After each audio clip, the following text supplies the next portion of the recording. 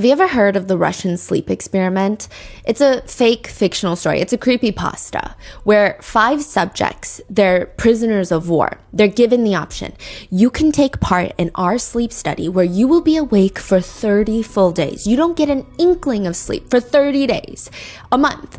And if you survive, if you make it to the end, you can be free. We're not going to hold you prisoner anymore. You can walk out of here and nobody is going to hurt you. It's a singular month in exchange for the rest of your life. Why would you not take it? The experimenters, the researchers, they developed this special gas that's going to prevent the subjects from falling asleep. And the first 5 days, everything goes well. They hardly complain. They're like, this is the best thing ever. We're going to be free in 25 days. After the first 5 days, the subjects start exhibiting severe paranoia. They stop talking to each other. They're only companions in the entire study. They turn on each other. They start whispering into the microphones for the researchers. They believe if they turn on their fellow subjects, they can win the trust of the experimenters that are testing on them and guarantee their freedom. 9 days in, one of the subjects does not stop screaming for 3 hours straight. He is screaming until he tears his vocal cords. And long story short, by the halfway mark, all of the windows that the experimenters are looking into, they're covered in feces. They tell the subjects on the intercom, "We are opening the chamber to test the microphone. Step away from the door and lie flat on the floor or you will be shot. Compliance will earn one of you your immediate freedom." They just hear a singular voice call back out to them. "We no longer want to be freed."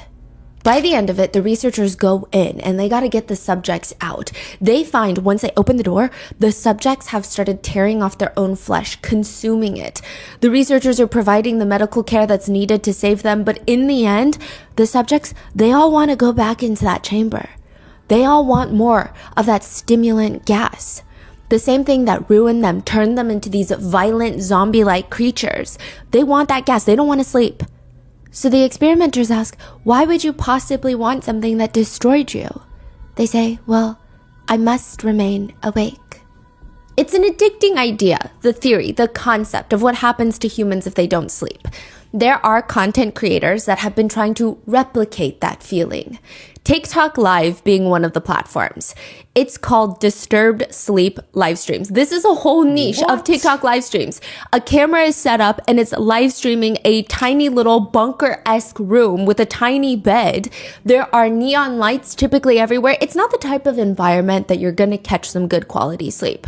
You have the live streamer on the bed, and then there's this board behind them. And this live streamer, their eyes are closed, they're acting like nobody else is in the room with them. It feels oddly voyeuristic and illegal. The board usually says, for this donation, this will happen. So for example, for a Galaxy donation, a giant air balloon puppet, the ones you see in front of the car dealerships, will blow up, fill up the room, and start singing Baby Shark loudly at full volume. The concept is very simple. You donate money to watch the live streamer get woken up over and over and over again, not being allowed to fall asleep, never getting the sleep that they desperately claim that they want. Are they sleeping or are they sitting there? They're sleeping. They're laying down, eyes closed. So how did that balloon pop up? Once you donate, it's all automated. What? Yeah, I don't know if someone is there helping. Huh. Okay. Yeah, and they make money. You get your own little Russian sleep experiment. You get to torture these live streamers, and humanity becomes less appealing for aliens to save. This is the TikTok live streaming world. It is like an internet's no man's land. Sometimes it's fine. Like sometimes you get those packaging videos or like the crystal scoops or the live harvesting pearls from oysters. I don't know how good that is, but you get those.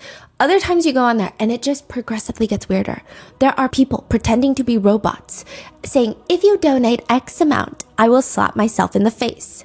There's this one guy who's on live. He makes these card houses, you stack the cards, and he just starts crying, begging viewers not to donate, which is confusing. And of course, reverse psychologies everyone into donating because they want to know what's going to happen if they donate. And he's just sobbing like someone is holding him at gunpoint. Some people sit there and they tell you the fate of the rest of your life for a small Galaxy donation of $9. It is the place to breed insanity. And as of recently, a woman named Ash Trevino becomes one of the more perverse additions to TikTok Live. Ash Trevino is a 36-year-old woman from Texas who is very clearly doing well for herself on these TikTok live streams. She claims that the most that she's ever made in a single live stream, one sitting there for 2.5 hours, she received $12,000 in donations. $12,000. And her content is not even that stimulating. Like if you're swiping through TikTok Live, you see a man sleeping next to a giant air balloon puppet. You see a man crying on live. These are going to capture your attention. She just sits there at her makeup desk on the phone talking to her boyfriend. And you're just listening to them talk. You listen to their conversation like a little fly on the wall. I mean, one of her many boyfriends. One of them is named Francisco, and the live stream is set up to face her. She's got him on speakerphone on a separate phone, and she's all giggly. She's like a little girl in love. She's 36 though, so I guess a woman in love. She puts the phone up to the live stream. 2.3K people watching you right now. Francisco, you just hear his voice. He says, I'm just saying, I'm not going to share advice. Like, if you want to take the time of your day to actually get to know me. You want to take the time of your day to actually get to know me. No, I don't need them to like you. I don't need them to like you, sir. Oh my God. Guys, he's innocent. And I don't care what y'all say, what y'all think. He's innocent. And y'all are going to see that. And when he becomes... What they're commenting? And yeah, they were like, oh, he's not innocent. He's dumb, this and that. Oh, they said he's innocent, but he's in jail. Oh my God. They said, honestly, rip to those who lost their lives. And her viewers, Ash Trevino's viewers, they start turning on her, asking her, why would any of this be funny? Why is this funny to you? Why are you laughing? And she responds angrily, why is it funny? Because you guys are sitting there posting it on my stuff. That's why it's funny. Because y'all are making it seem like some men is guilty of that when he has nothing to do with that. So that's why it's so funny, because y'all are blaming somebody that's innocent. Like, y'all don't even know the whole freaking story, bro. Y'all see what y'all hear and what y'all read, and it's not even the truth. Like, I don't care. I don't care. Which has people begging the question, what did he do? What is he innocent of? March 28th, 2018, 9:30 p.m. The King County sheriffs are called to this apartment complex. It's a big apartment complex. It's one of those where you have multiple different units, multiple different buildings and facilities.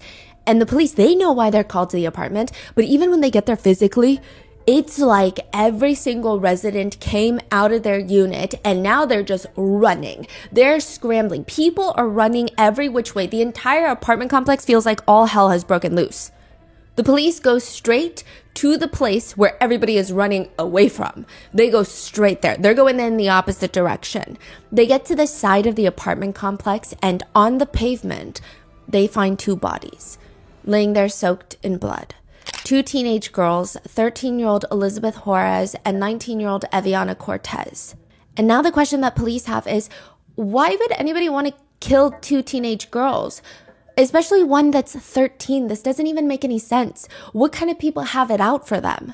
In 13-year-old Elizabeth's bag, they find a black can of spray paint.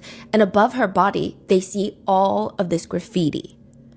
They're called like gang tags. You mark your territory, essentially, street gangs will, by graffitiing their symbols, their names, their street names, their gang names, their acronyms. And it has been reported that Elizabeth, 13-year-old Elizabeth, was part of the South Side Locos. It's a street gang. And I say was a part of very loosely because she's 13. I barely knew what I was doing at 13. The last thing that I had the mental capacity to do is pledge my loyalty and life to a gang.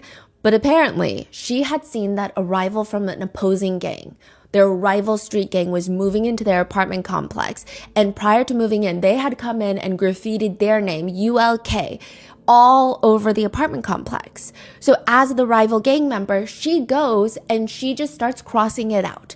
She crosses out their acronyms, crosses out their names, and that is perceived to be a direct threat. Somebody sees her doing this. Now you're gonna think, if you see a little 13-year-old girl graffitiing on the side of the wall, even if you're a part of the opposing gang, I don't know, aren't there codes of conduct? Don't harm children. Would you not just think to yourself, what has this 13-year-old gotten into joining a gang? But no, she is shot and killed.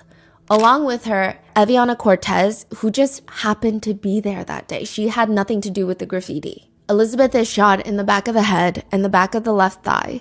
Eviana is shot 4 times to her stomach, leg, and left ear. They are both pronounced dead at the hospital. So he lives there and he just walked out and opened fire? In a car. Yeah. Wow. That is Francisco, and that is what he is in jail for. This is the person that TikToker, if you can even call her that, viral train wreck, Ash Trevino, is dating and is live streaming, talking to on the phone while he's in prison for these crimes. She said, they said RIP to the people who lost their lives, and she's cackling. She claims that he's innocent, but is he really? 19 shell casings were found at the crime scene, and Francisco's DNA was found on those shell casings. In Francisco's apartment, they find a revolver, a 9mm magazine matching the shell casings left at the crime scene. They find a laser sight for a handgun to help aim. They find loose ammo as well as writing that confirmed Francisco's gang affiliation. They find messages and photos referencing the double homicide on his phone. In one video that Francisco takes, he is at the memorial for both of his victims. This is days after the murder, allegedly saying, "Man, shows you the repercussions when you with a G-man. You already know what it is. ULK," his gang name. It is believed that he sent this video to fellow gang members on Snapchat. They also found messages from another gang member to Francisco, sending a picture of Elizabeth with the words RIP little one, to which Francisco's account responds, "That bitch." 13-year-old. But another aspect to this case that makes people feel like, yeah, sure, but he's definitely guilty. He's got quite a list of crimes that he's been convicted for aside from the double homicide. Tampering with evidence. He tried to intimidate a minor to take the fall for a gun that was found in his car. He has 2 convictions for assault, one of which took place in the jail. The reason that he assaulted a fellow inmate is apparently a guy walks into the unit. Turns out he's part of the rival gang, and without any provocation, Francisco takes off his jail slippers and just starts jumping on this man, punching, kicking him, throwing him onto the ground out of nowhere. Aside from that, the 4 assault cases, the witness tampering case, Francisco is already in prison for another murder that he has been convicted of another rival gang member. So he murdered 3 people? Yes. He is connected to 3 separate murders, 4 assault cases, 1 case of tampering with a witness. The prosecutors wrote this about him. Given the defendant's brutal course of conduct and disregard for human life, the defendant clearly presents a substantial likelihood of danger to the entire community. He is in prison, but somehow that is exactly what TikToker Ash Trevino wants in a romantic partner. She likes to date men in prison that are accused of doing heinous things and documents all of this on her TikTok live streams. Netizens are getting involved in real time to try and call the authorities to get her children taken away from her and her prison boyfriends. They want to save her kids from her. Her being Ash Trevino, the now infamous inmate hopper. We would like to thank today's sponsors who have made it possible for Rotten Mango to support the Palestine Children's Relief Fund. They are a volunteer-based and provide free medical care and humanitarian aid to thousands of injured, abused, and abandoned children. This episode's partnerships have also made it possible to support Rotten Mango's growing team. We'd also like to thank you guys for your continued support as we work on our mission to be worthy advocates. As always, full show notes are available at rottenmangopodcast.com. A few disclaimers for today's case. There are heavy mentions of DV, SA, potential CA, or potential neglect. I also want to make it very clear that the 2 minor daughters involved have already been through a lot publicly. We are going to be doing everything in our power to keep them anonymous and, of course, use just initials regardless of if their info is already all the way out there. It's also important to note that all the allegations regarding the Trevino family, especially Ash Trevino, are claims that Ashley herself has publicly admitted to or done on camera. Though at the time of filming, no charges have been made or pressed against Ash Trevino. The only quote-unquote guilty parties would be the people mentioned who are previously incarcerated. Any and all opinions, commentary, and theories are netizen-based and not personal. We're just trying to report on all online sentiment and aspects surrounding this case. I will have to say that I embarked on this brain-rotting journey that is Ash Trevino's lore, believing that it was going to be an episode for my other podcast, Moral of the Story, which I'm going to link below. A lot of you guys have been messaging me that it's the perfect cleanser, if you will, almost for mental health after some of these recent RM cases. But the more that I started jumping into the rabbit holes of court documents of her boyfriends, 2 things occurred. I believe that she is a danger to her children and perhaps even society. And 2, I feel like she has laid eggs in my brain. I feel like my IQ has dropped at least 10 points after listening to her live streams. So with that being said, let's get started. In the past few weeks, the internet has collectively band together to get a CPS case opened on a TikToker named Ash Trevino. Ash Trevino is, I want to say she is constantly live streaming. It's like being a CCTV camera on her phone, just a wall camera, a fly on the wall. How old are her kids? She is 36. She has 2 daughters that are 16 and 13. And she believes that the internet is unjustly trying to get them taken away from her. Ashley addresses this in a live stream saying, y'all are really trying to get my kids taken from me, and it's not going to happen. Do you know how many CPS cases I've had on me in the last 4 months, and I still have custody of my kids? Like, you do understand when you call CPS, you have to have actual proof that they're in an unfit condition, right? You do understand that, right? For those of y'all that love to call CPS on me, y'all do understand. You have to have proof that my kids are in harm's way, my kids are this, my kids are that, y'all really have to have proof. So here is the list of proof that netizens have gathered against Ash Trevino. Did she just brag about she had 20 cases Yes. on her? And nothing has happened. That's her biggest flex, biggest accomplishment, is evading CPS, falling through the cracks of CPS. In the state of Texas, one of the main things CPS workers are looking for is kitchen and food availability. The guidelines are along the lines of kitchen should have healthy, readily available food. CPS looks for balanced food options like fruits, vegetables, dairy, and proteins to ensure proper child nutrition, which some netizens are pointing out that it seems like the entirety of the food consumption that Ash eats. I mean, there are fitness gurus who have done 40-minute videos on Ash Trevino's diet, just critiquing the way she eats. Her main consumption is hot Cheeto and bean dip. Bean dip, because I'm the bean dip queen. Ashley does these massive grocery hauls that netizens have been dubbing the Red 40 haul. Red 40 after the chemical coloring. Because she will spend nearly $800 at the grocery store and just come home with different variations of hot Cheetos and sour candies. Which I will say, not having access to healthy produce or fresh food is a big problem, especially in the state of this economy. And I don't think that netizens should dictate what other people eat or don't eat. But a few things. Ashley is a mother, and it's typically a natural want for parents to want to feed their kids fresh, healthy meals that are nutritious. But if she does not have the financial resources, that's one thing. But she is spending $700, $800 on chips and snacks during these grocery hauls. There is not a fresh leaf in sight. $700? Like, and she lets 100 bags of chips? Yeah, she'll read you the whole receipt. She'll show you the receipt. She loves showing people how much money she spends. $738. Which naturally angers a lot of netizens. A lot of netizens feel like if I had $800 to blow on groceries in a single trip, I would get my kids everything fresh and nutritious. I would get them so many eggs. In another live stream, her kids are talking about how they want Ashley to make food for them tomorrow. And she's shocked. She's genuinely shocked on the live stream. Oh, y'all want me to cook tomorrow? Both of y'all.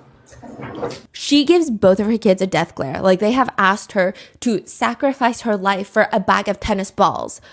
Netizens point out they have never seen her daughters eat a home-cooked meal. Ever. And they suspect that her 2 kids are probably suffering from a lack of nutrition. She also eats chips in a very interesting way, or at least a few times she has. She gets the chips in her hand and she throws it back like she's taking a shot. And one comment reads, she's eating chips like she's taking a damn vitamin and it's taking me out. Yeah. But I guess one could argue, I mean, at least her kids are being fed, right? I guess.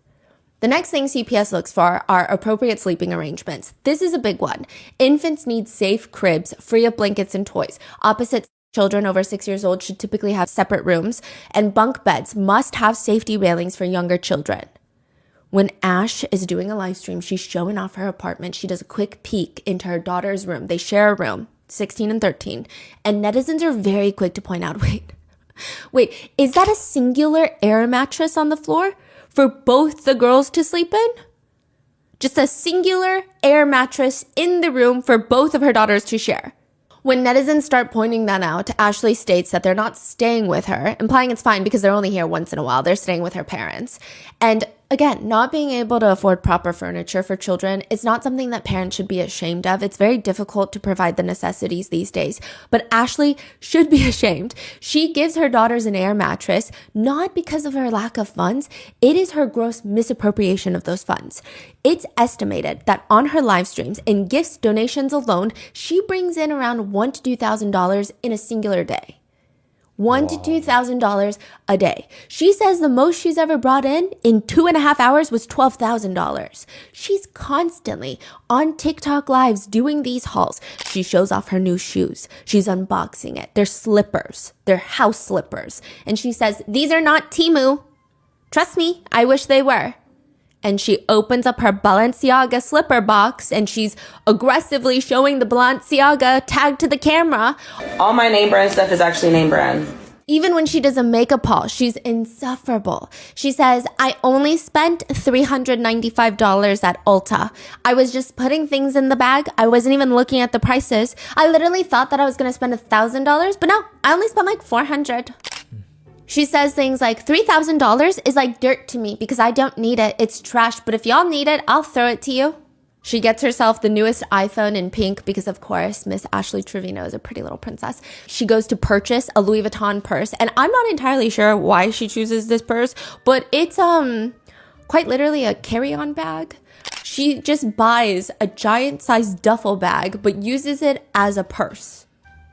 She just always has it like on the crook of her elbow. And she just starts carrying around a Louis Vuitton travel bag to the point where it has sparked a trend on TikTok where people say, I'm Ash Trevino and I'm showing you my outfit for the day. And they're hooking on literal suitcases to the crook of their elbows because it's just the most... Is it like a tote bag or... No, it's a duffel with the two short handles. Yeah, the Louis Vuitton duffels. Actual duffel bag. Yes, an actual duffel bag. It's like the size of her.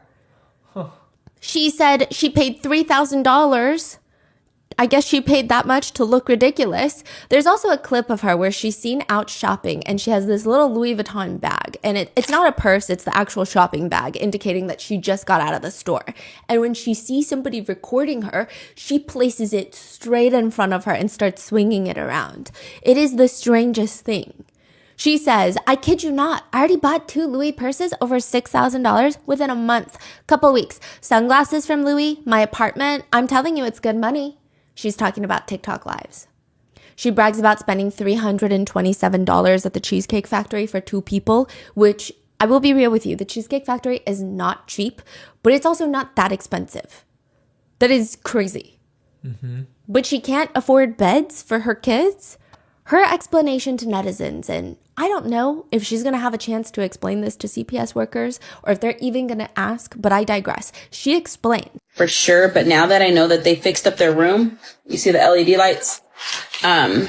They fixed up their room. They brought their cajones back from my mom's house because they had their vanity stuff over there. They brought everything back. So now I'm going to buy them a bed for Christmas. But I'm going to get it before Christmas. But I don't know if I should get them bunk beds because they're older or if I should get them one bed to share. That's crazy. Yeah.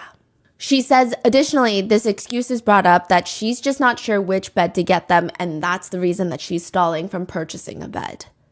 But she continues to spend so much money. She spends, I would assume, thousands of dollars every single week on DoorDash, Ubers, and Airbnbs, as well as alcohol. Like she's living at different Airbnbs? Yes, she just loves to go to different Airbnbs and just party with 19-year-olds that she meets on TikTok. This is a 36-year-old woman. This is oddly infuriating, but it's not just material goods that she's purchasing. At one point, Ashley leaves her kids at home to go to Disneyland. She lives in Texas, so she flies to Disney, which Disney adults, great, do your thing. But also, if you have children and you love Disney, I can't imagine not wanting to experience it with them. When netizens call her out on this, like, this is so weird. You've got 2 girls and you go to Disney by yourself? I didn't take them to Disney. I've said this before. If you were not on that live, I'm sorry you weren't there. But I did not take them to Disney because my kids do not fly. What do you mean when she said that they don't fly? They don't like to get on an airplane, which is not true. Her kids have TikTok accounts, and one of them debunked her, literally saying, I don't know why she said that. Like, I fly. Like, I'm not scared of airplanes. This is so weird. And also, if the reason that she doesn't take them is because of school, why doesn't she just take them when they're on break? It's not like she has to go Monday through Wednesday. She could go on the weekend or during spring break. But the bragging never ends. Ashley Trevino even casually brags about getting a BMW. She just is in a BMW one day. She's sitting there eating In-N-Out live streaming and she's showing her face. So she's sitting in the driver's seat eating In-N-Out and she goes, y'all, I'm eating In-N-Out. And then she takes time to reverse the camera to show the steering wheel and she said, okay, I got a BMW and it suits me. Sunroof and it's nice. Like it has an LED light over here and over here on the dash as well.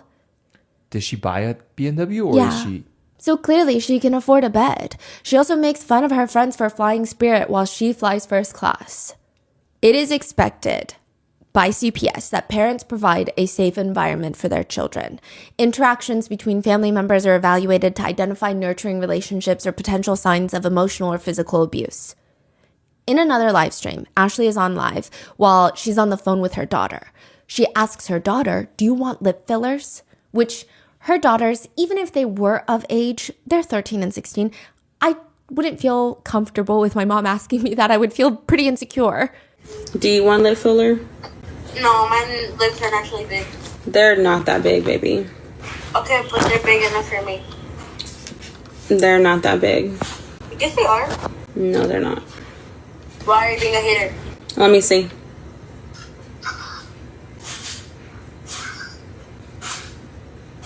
They look like the same size as yours. No, they don't. Mom, yes, they do. And no, they don't. She's FaceTiming her daughter and smirking on the camera at her own daughter's lips, and she's scoffing. In a separate live stream, she's on FaceTime again with her daughter, and her daughter says, my nose is so perfect. This is a little taken out of context, and I'll explain, but it has gone viral. Yeah, my nose is so perfect. No, your nose is not perfect.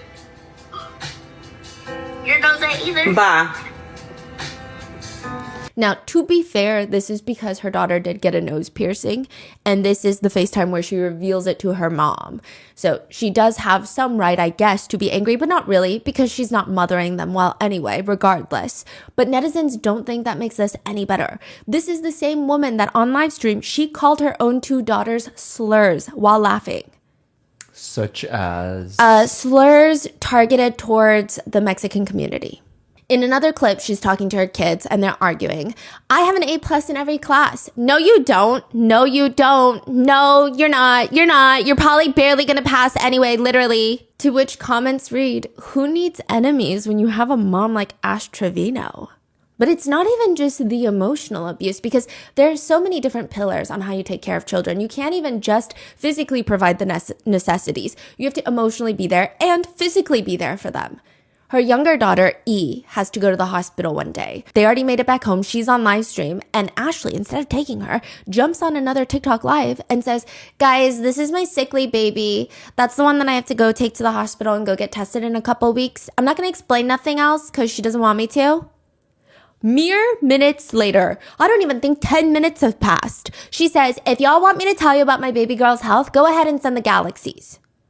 Galaxies being $15 donations on TikTok, because there's tiers to the donations. If y'all want me to tell y'all about my baby girl's health, go ahead and send the galaxies. She's willing to sell her daughter's medical history for the highest bidder. In another moment that might end up in a CPS file somewhere, Ashley's live streaming. She's walking into her room dancing to her song called Nunu. We're going to get into that. One of her daughters is throwing up in the hallway. She tells her mom, I just threw up. Mom, I just threw up. You just threw up? Why? I just threw up. You're lying. Let me throw. She turns around and keeps dancing. Mom, I threw up. Why are you dancing? You dancing? Yes. Alexa, stop. Bro, I was jamming to Nunu. Netizens are commenting, the fact that her first instinct is to accuse her of lying? She treats her daughters like they're just roommates in their own home, like there's no relationship between them. For Thanksgiving, for example, Ashley drives her kids. These are the netizens are compiling on Reddit all the things that they want to send to CPS. They're like mass reporting her to CPS. For Thanksgiving, Ashley drives her kids 8 hours to El Paso, Texas, where she's going to stay with who she calls her tia. Tia meaning auntie in Spanish. But this is not Ashley's auntie. This is not the kids' tia. This is a random person that Ashley has met on the internet that she calls auntie. She's not been invited to her own parents' Thanksgiving, so she's going to a random person that she met online to her home, bringing her kids all the way to El Paso, Texas on Thanksgiving, leaving them sick and alone in the Airbnb. She's like, go order DoorDash for Thanksgiving. I'm going to go get drunk at the bars. And she's live streaming all of this. Wait, I'm so sorry. It's Thanksgiving. Yeah. You're going to this stranger's house. Yeah, and then so she rented an Airbnb in El Paso, Texas, and she goes to El Paso to meet up with her auntie that is a stranger that she meets online. She brings her kids, throws them into the Airbnb, and is like, here, order DoorDash because I'm about to go out with the auntie that I met on TikTok and a bunch of her friends. Oh. On Thanksgiving, she's like, just order whatever you want. But it's already not a good look, but it gets worse. While she's posting in El Paso, because she does not understand that live streaming does not mean that you have to stream the entirety of your life, she starts posting about being in El Paso. Another creator on TikTok sees this and posts a TikTok where she is tying her hair up into a messy bun, and she says, when you find out Ashley Trevino is in El Paso, indicating she's trying to fight Ashley Trevino. Ash, a full mother of 2, starts mocking the creator on her live stream. She's like, when you find out Ash Trevino's in El Paso, I'm in El Paso and I'm gonna your baby daddy. What are you gonna do? She proceeds to tell the girl, then pull up then, and gives out the very specific bar that she will be visiting later that night. She begs the creator to pull up because the creator is Ghetto and they're in the rich neighborhood and the cops are going to take care of her. Ashley is live streaming at the bar, and I'm not entirely sure why she looks so surprised when the creator that she has been taunting the entire night does indeed show up to the bar. Since she's pretty much given out her GPS coordinates and everything, she's just sitting there while the other creator is saying, you asked me to pull up, and now you don't want to say anything, you asked me to pull up. The situation escalates to some mediocre hair pulling before everybody is kicked out of the establishment. The other creator goes on live to talk about what happened, and she says, this is me. I was like, so you tell me to pull up? You tell me to pull up? And Ash starts getting up. So I went and I grabbed her hair. I snatched that. Bro, tell me why her hair feels like grass, bro. I grabbed it and it ripped off. Ash is later live streaming, brushing her hair with her fingers, saying, I don't even have my bobby pin anymore. I think she took it. I really do think she took it like for an autograph or something because I don't have it anymore. You would have thought like a that didn't like me was gonna swing. She would have swung at the okay? This pulls my hair like it's the first reaction this does. And I'm like, she pulled my hair. And this is fat as this is really fat. She's saying all of this in the car while the stranger that she met on TikTok, the auntie, is driving. But now, to some extent, this auntie is intoxicated. They were live streaming in the bar where viewers clearly see her drinking. So now the drinking and driving is being live documented. When they get back to the auntie's house, the kids end up coming there, and the younger daughter, is not feeling well. She feels sick. She wants to throw up. On top of that, she's likely stressed and freaking out, or at least anxious about the bar fight that Ashley got into, because she tells Ashley, I saw the video of what happened at the bar. Like I was watching the live. And if you're wondering, how do I know all of this? It's because Ashley is still live streaming right now at the auntie's house. And when they're at the Tia's house, when the night is over, the Tia's ex-boyfriend and his new girlfriend come over and a whole fight breaks out. Ashley is live streaming. You can't see too much. The cameraman is not doing their job because they're in the middle of the fight. Eventually, Ashley decides to call the police, but she's still live streaming. She does not turn it off. She does not mute her phone. She goes on to tell the police that they need to hurry and come, and here is the address. She says her auntie's full residential home address on the live stream. She doxes this auntie's place of residence, but also the place that she brought her children to. The police leave, and the auntie and all of them go back to Ashley's rented Airbnb because they don't feel safe there anymore. Which, side note, this is actually where a viral TikTok clip is formed. Ash Trevino calls her private parts her nunu. And she has this whole song about it. And people have this running joke that her nunu, her private spots, are quite smelly. They don't smell good. And there's this one clip that's been taken out of context. Why does she call it nunu? I have no clue. Okay. Yeah. And she's asking her auntie, does it smell? Yeah, does it smell? Does it smell? Does it smell in there? Does it smell? Does it smell? Does it smell? Did it smell? Did it smell? And she's asking her like 10 times while she's on live stream. Did it smell? Did it smell? The context of this is she was vaping in the bathroom and she didn't want her kids to know that she was vaping in the bathroom. But that doesn't even make sense because they're in a different live. She was caught giving her kids her vape to use. What? So I don't know why she's asking if it smelled, if she was insinuating something else and then was trying to cover it up with this whole vape story. But it's become this whole internet meme with a life of its own of, did it smell? Did it smell? Did it smell? No, but did it smell? So the group of them, they're now back at Ashley's Airbnb and the daughters are there. Ashley is live streaming and she's standing there chowing down on fries. And you just hear the auntie talking to her because a physical fight broke out to, I don't know the extent, but it seems like to some extent there was domestic violence. This is the auntie's ex-boyfriend that came and a physical altercation took place between him and the auntie. And the auntie, she's dry heaving because it's pretty clear that from the perspective of the live stream, she was harmed physically to some level. She tells Ashley, I don't know how much abuse I told you about, but I never told my daughter about it. It is so ridiculous because Ashley continues chowing down on the fries that someone even comments, and back to the food we go. The El Paso incident, it becomes dubbed that in the Ash Trevino lore, is just this incredibly idiotic and unsafe situation. The drinking and driving, obviously, but also the fact that Ashley is egging a stranger to come and fight her, even though her kids are in town. She doxes her auntie. She confronts the stranger at the bar. I mean, there's so much going on and it's just flat out dumb. But the most mind-numbing thing, the most mind-numbing part of all of this is this isn't even the first time that somebody pulls up to fight Ashley. She has been through this whole rodeo before.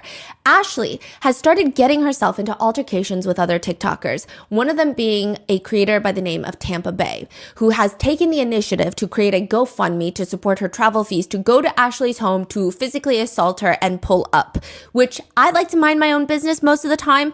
I don't know the first thing about Tampa Bay, but I do know that Ashley should understand that whatever she is doing online is going to come back to her kids. There are creators out there that are wanting to find Ashley's home and confront her home where her kids often stay. It's a dangerous situation overall. Ashley would even tell Tampa Bay, pull up to my house then, pull up. Tampa Bay said she was going to come in 5 weeks. I'll be waiting. Tampa Bay does in fact pull up. Thankfully, the kids are fine. Well, fine in that situation, but Ashley has repeatedly doxed her home address with no regard for her kids' safety. There have been incidents where the children, have noticed strange cars driving around, scoping out their house, and naturally they get very concerned, they get very anxious, very worried. They call the police. The two daughters and Ashley are home. Ashley is home. The guardian is home. The police arrive. They have to take a report. Ashley lets her two girls talk to the police officer while she stands there, pointing her finger in the air, holding up her phone. She's in the midst of a very intense, cutthroat TikTok battle. This is how she signals donate, donate. So, you know, TikTok battles, you see the lifeline go up and you're trying to get donations to beat the other creator. You have to keep doing some tapping motion to indicate like, donate, donate, donate. This is her favorite thing, to tap in the air. And that means donate to me, donate to me. And she's tapping. I mean, nothing, not even her safety, her children's safety is going to get in the way of her getting those freaking galaxies. She goes out to the front to get a view of the cop car. She's showing this in the back, the officer, and she's whispering, double it, double it, double it, double it, double it, double it. Come on, double it, double it, double it. Is she whispering or? Yeah, but I'm sure the officer can hear her. What the fuck? Yeah. In another clip, she tells the live that her daughter has a burn, and she asks, what can I put on their burn? She's on the phone with her friend who says, I really think you should take your daughter to urgent care if it's bad. Can you send me a picture of it? Ugh, then I'm going to have to get a freaking Uber. Okay, just because you have to get an Uber doesn't mean you shouldn't take her to the freaking urgent care. I know, but I have to get up early tomorrow. So now she is physically neglecting her children as well. But it does get worse. When one is watching an Ash Trevino live stream, there's always one thing that gets brought up, used, seen, just peeking from the side somewhere like a little stalker, and it's her adult device, specifically one that is shaped like a rose. I'm just going to call it the rose, the haunted rose. And when she is confronted with the fact that she just has him laying it around, in a home where she has a 13 and 16-year-old daughter. I mean, why? Why not put it in a drawer like a normal person? She's asked on live, why do people support you when you have toys in front of your minor kids? And she screams, do they use them? They still touch them, asking, what should we name these? So to give you some context, there was an incident that this creator is referring to from a separate live stream. She's charging the haunted rose. And I guess one of her kids spots it and is like, what is this that's charging? Ew, why is that thing charging? Can you leave my rose alone? Bro, leave my rose alone. She needs me in a little bit. And the daughter asks, what's her name? Who? The rose? What's her name? Oh, I haven't named her yet. What should we name her? We should name her H. She says her name. Her own name. The daughter says her own name. Because she's 16. She doesn't know what's going on. And the mom says, ew, I don't want to name her that.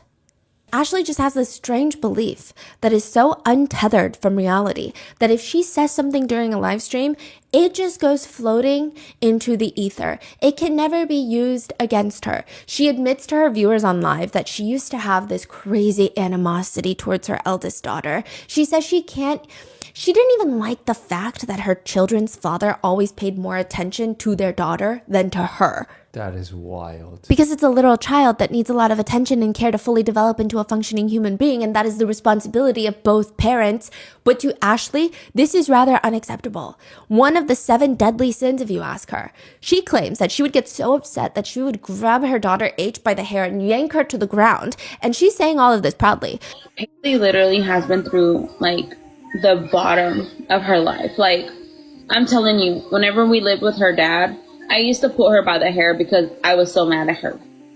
Like, I feel like he loved her more than he loved me. And so, like, I took my anger out on her. And she doesn't even, like, hate me for that. Like, she doesn't even remember that. Netizens are threatening, if not already dialing CPS on Ashley for that clip alone. They're commenting about how crazy this is that she's jealous of her own child. Ashley decides to then further address the situation on a separate live stream, clarifying. By the way, she's doing her makeup while clarifying this very serious allegation, and the beauty blender she is using is the biggest makeup sponge I've ever seen with my own 2 eyes. It's the size of a dish sponge. But that's neither here nor there. She continues, she states, was I hit as a kid? Yes. I was always hit as a kid. That's why I wouldn't hit my kids. I never abused my daughter, you guys. What I said was I would get mad at her. Yes, I would. I pulled her hair. Yeah, but I never abused her. I never hit my kids, you guys. That's one thing y'all need to understand. The only reason that I pulled her hair was because she ran from me and I tried to grab her, and instead I grabbed her hair. I never abused my kids. I never hit my kids. If you ask my kids if I hit them, I don't hit them. That's why they don't listen to me. And this was when she was little. This was a long time ago. I don't care. Y'all can sit there and call me an abuser, call me what you want, but at the end of the day, my kids know I never abuse them. They never have bruises on them. If anything, I bribe my kids with money. But then on a separate live stream, she'll also admit that she almost went to jail. She says, how did the glass break? So I'm implying, I'm deducing that there was some broken glass and everybody was asking her about it. She said, I threw the glass. I broke my phone too. My phone's broke right now. 2 days ago, me and my daughter got into it and she threw a chair at me and my leg is bruised. She put her hands on me and I already told her, stop putting your hands on me, bro. This is not the first time she's done that. We can somewhat decipher that she threw her phone and some sort of glass object. And she does even more alarming stuff. These are all the things that people are trying to report to CPS. Ashley is on the phone with a romantic interest of hers. He's on speakerphone and Ashley has her daughter right next to her. The guy asks her, hey, can I ask you a question? Can I take it to my crib? Sure, go ahead. Just don't fucking take advantage of my daughter. Wait, what you said? Just don't make me a grandma. What? yeah, exactly. Okay. It just reminds me very much of Jennifer Soto. Yeah. Why are you even saying that? Why are you bringing up Woody Allen right now? Yeah. Later on a live stream, she says, it's like one of my kids. She meets a guy. She likes him. Hypothetically, this is what she's saying hypothetically. She wants to do something. The guy asks her, how old are you? She says, I'm 18. I'm 17. She's 15 at this point. Guy believes it. And then I find out, honestly, if I find out my daughter's doing something, I'm not going to sit there and call the cops. I was her age once. I was doing it, so. But the alarming stuff comes in by the types of people that she decides to surround herself and indirectly put in her daughter's paths. She goes on a live stream to talk about writing to Chris Watts, the infamous killer who killed his wife and his 2 kids. Her friend tells her that he's evil, that he killed his wife and kids. And Ashley responds, well, maybe he killed his wife because he's not happy. Here we go. And said that the episode on Chris Watts on some sort of crime show made her fall asleep. What does that imply? Like, It is just rude. What do you mean? 3 people lost their lives and you're falling asleep on the couch? Just turn it off. Why are you saying this? What's happening right now? Do you know what an inmate hopper is? It's someone who likes to date inmates and will jump from one inmate to another. Typically, I would imagine they themselves are not an inmate, so they're, instead of on Hinge, they're exclusively finding romantic partners on writeaprisoner.com. And Ashley Trevino gets known on TikTok for being an inmate hopper. But it really all starts with this very awkward moment when she live streams herself picking up her boyfriend of 9 months from jail while he's being released. wait, is this the one that happened? No, that was a separate person who likes to sleep with inmates when they get out, or she slept with one inmate and it was connected to Wade Wilson because she was like, Wade Wilson, hi, and then we covered. Yeah. Yeah, it's like a thing. It's a thing, yes.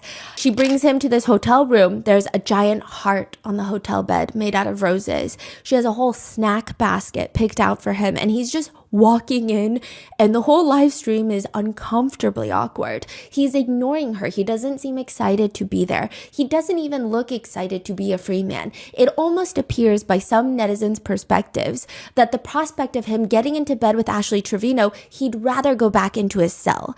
And the energy, the visuals are just off, and people are commenting. I remember when my ex came out of jail, he literally could not stop touching me nonstop. He would not stop holding me. He would not stop paying attention to me. Jesse showed no interest in her. This is so sad. It is pretty clear that Jesse was likely using her for commissary funds when he was in prison. Even when they live stream together, he looks like he wants to keep a safe 6 feet social distancing space between them. But before you even feel a tiny, modest sympathy for Ashley, she also gets upset when Jesse wants to see his own children because she doesn't want his child's mother in his life. Within 3 days of Jesse being out, she's calling him her husband. People are confronting her about the fact that he has his child's mother's face tattooed on him, and they tell her, hey, are you not upset? They're just trying to start drama. Okay, they're egging her on, the netizens. They're like, are you not upset? You don't want your face tattooed on, Jesse? And she gets very defensive. I'm good. I don't need a tattoo to symbolize what I am to my husband. As long as I know where I stand with my husband, we're fine. But she gets his TikTok handle tattooed on her. Not even his name, the TikTok handle. Like, at Rotten Mango, imagine you tattooing that. Wait, she tattooed it on her body? Yes, his TikTok handle. What? The relationship lasts somewhere in the ballpark of 8 business days before Ashley is on live stream ranting, clapping her hands as if we are the ones to blame for this. She says, and that's what irritates me. Y'all think you know him? Y'all don't, bro. I was with him for 9 months, holding him down, and he's talked so much crap about me. The tears that I have to hold back when I see him. Look, he's requesting again to be in my live stream. He's requesting again. Jesse is not a nice person. Jesse is a really mean, ugly person. Y'all don't know what I've had to endure the last 2 weeks, okay? I'm not wanting to bash him. He's not a nice person. Jesse let all these females make him feel like he was just the luckiest man out there. He was just using me for clout because without Ashley, Jesse is not nothing. Without Ashley, there is no Jesse. I made Jesse. She's 36. Later in a video, she responds, why did you guys break up? So she's like reading the comments. Why did you guys break up? Because of social media. A lot of females were in his inbox. I just didn't have the trust. I would tell him I wish he was back in prison because I trusted him in prison because nobody knew who he was. Nobody was writing to him. He wasn't calling them. You know, when he came out, I let him have social media. I gave him a little cheap phone. I told him, make a TikTok. I said, make a TikTok, babe. And that was my biggest mistake, was to let him get involved in the social media life. How many followers does she have? It's hard to say because she keeps getting her accounts deleted. Really? Yeah, I think she's like on her 6th account. Because of like... Yeah. I mean, because she'll People just report her and yeah, and then she'll just completely flash her entire bare chest on a live stream on TikTok. There are also some very strange moments in this whole relationship saga with Jessie. Ashley goes on live where her daughters are her moderators. I don't know if they were her moderators for every single live, but the fact that they are her moderators and they have frequently said like, Mom, don't do this. Mom, don't say this. They'll come into the room sometimes while she's live streaming to say, stop doing this. So it's pretty clear that they know what she's doing on live. They're watching. She states, to be honest, you guys, it's just going to give Jessie more clout. Just kidding. He has an 8-inch.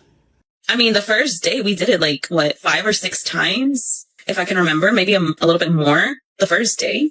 The first weekend was pretty wild. I literally could feel him like up here. And I would tell him like, it hurts. Like, She goes into graphic detail describing the width, I guess. In a separate live, she's asked, was there passion? To be honest, yeah. It's crazy though, because for like 2 weeks, it was still good after the second week. The first day, we did it like 5 or 6 times. I can't even remember. Maybe a little more. The first day, the first weekend was pretty wild. I would tell him like, it hurts everywhere, everything. And then she would just nod, licking her lips. And every single time, we didn't use protection. And he never pulled out. Meanwhile, Jessie is on a separate live stream where he claims that he had to put a blanket to cover Ashley Trevino's entire body and face because he could not get excited for activities without that. you're kidding me. Yeah, no, I'm not. That's crazy. Did you like put like a bag over her head when you guys, Okay, so I put the blanket all over her. I just wanted to see that. If I seen anything else, it wasn't gonna work out. You know what I'm saying? The top comments are, mind you, this is my phone. Mind you, I just woke up. Soon after their breakup, Ashley starts hinting at the fact that she might be pregnant. And hinting is a severe understatement. She might as well have tattooed it on her. Potentially pregnant. She tells her viewers, I was ovulating the day after the day he came home. We can all be your baby daddy. You want to be my baby daddy? No, I already told Jesse that if I'm pregnant, I told him on the way to Irving. I said, on the way to Irving, I told him, I said, look, if I'm pregnant, because I told him, I said, I start my period in 3 days. And he's like, what are you telling me? I said, I'm just saying, I start my period in 3 days. And he's like, what are you telling me, Ashley? And I was like, no, I'm just saying, like, just in case, something happens and I'm pregnant, I don't need you to be there for me. I said, I can raise this baby on my own. I've raised 2 of them on my own. I don't need you to be here to raise my baby. people were so confused by this. People start putting the dates together, and Ashley's digital footprint has likely accelerated climate change by at least 24 months. She is live streaming every single waking moment of her day, which is not a great thing to do if you don't want to get caught in your own lies. People are running through the timelines to point out, wait, if she was pregnant, then she had her period on this date, then she would have known that she was pregnant if she missed her period. But those days that she would have known that she was pregnant or potentially pregnant, she was just drinking and live streaming all the time. When she's confronted with this, netizens are very upset because that's a very serious thing to do, is drink while potentially pregnant. And she says she's drinking because she's not 1,000% confident that she's pregnant, when you can just take a pregnancy test. She says that she merely has a suspicion that she's pregnant, but she didn't take a test yet.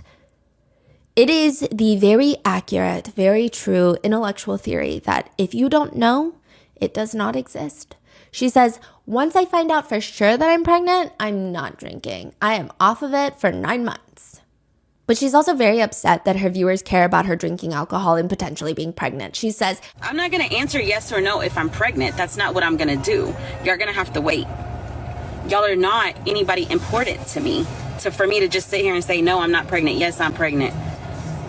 Y'all are not important to me. I don't even know you. Very quickly, the newfound pregnancy becomes Ashley's entire personality. She streams, y'all, I have never been so scared to bring a baby into this world.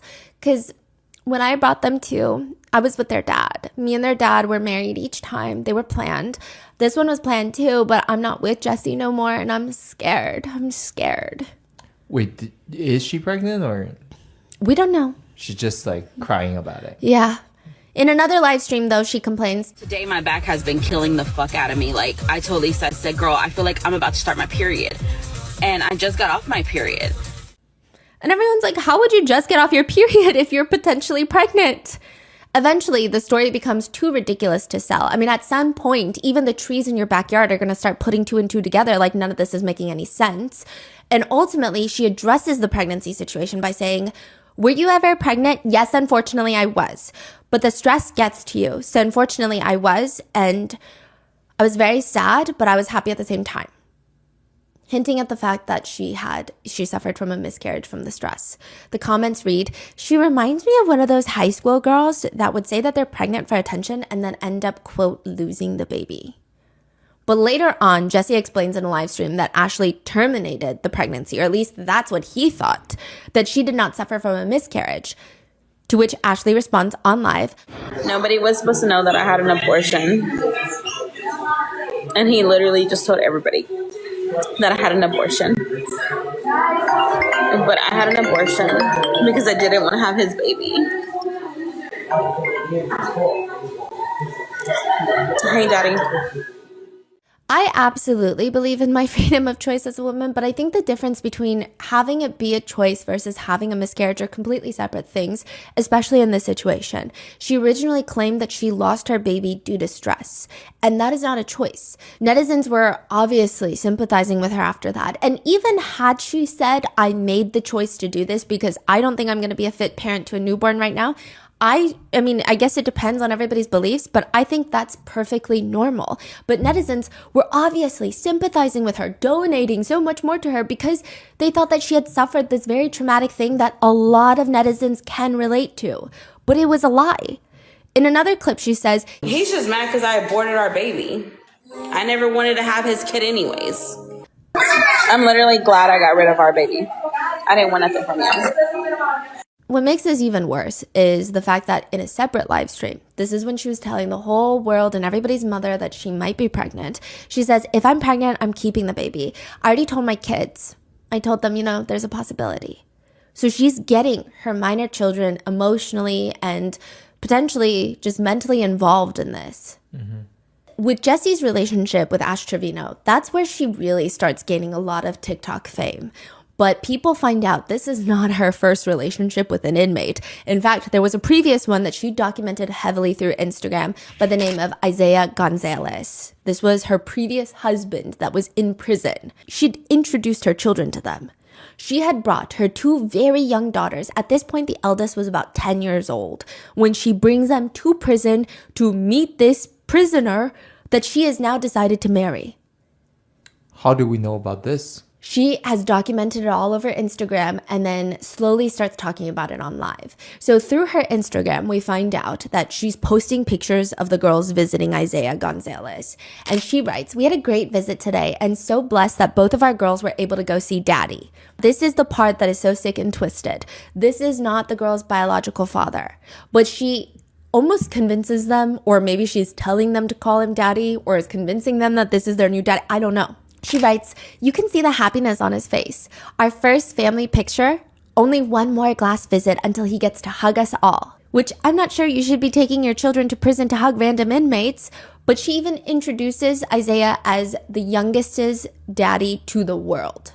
She keeps doing this.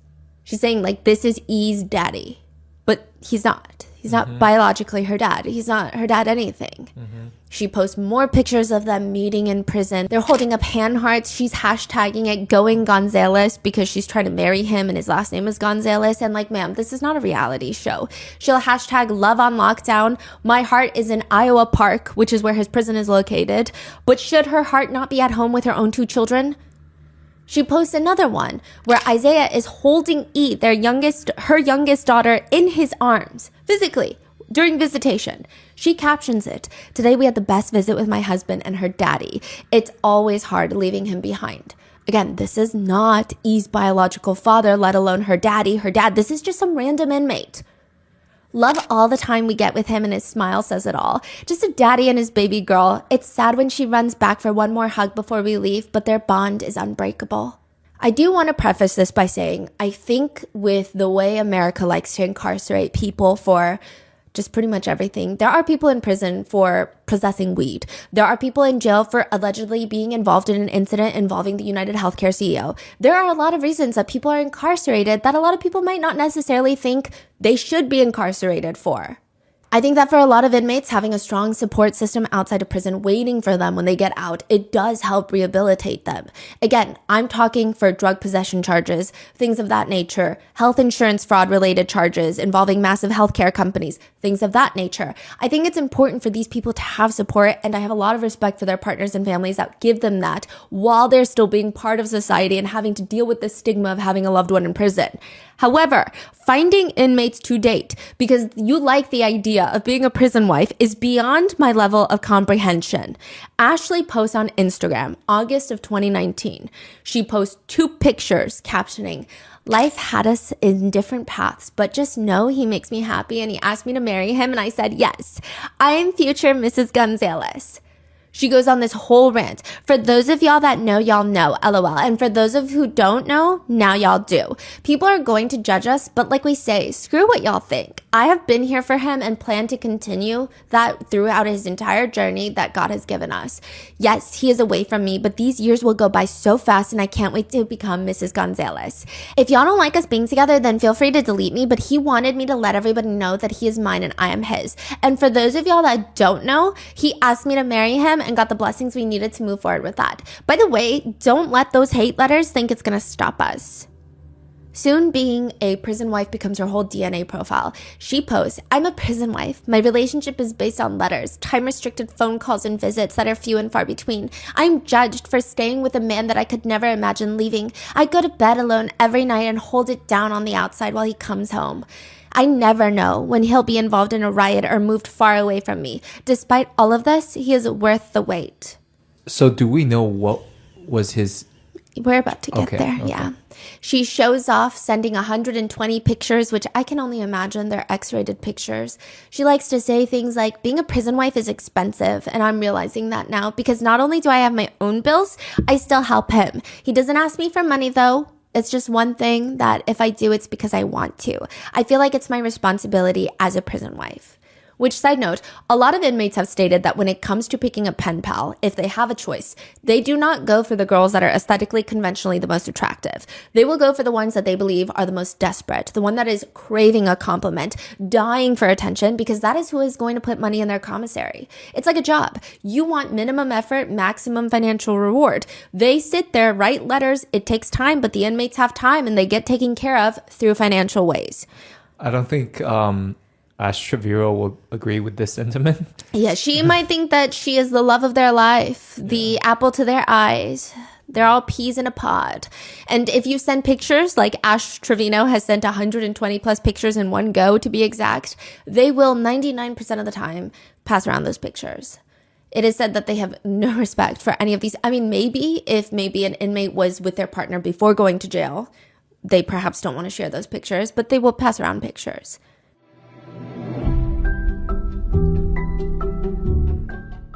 Having an amazing product or service is a massive part about owning a business. I stalk some of your Instagrams and you guys have such artistic abilities. And I know that a lot of you guys write about starting your own shop, but it's often the business behind the business that makes all the difference.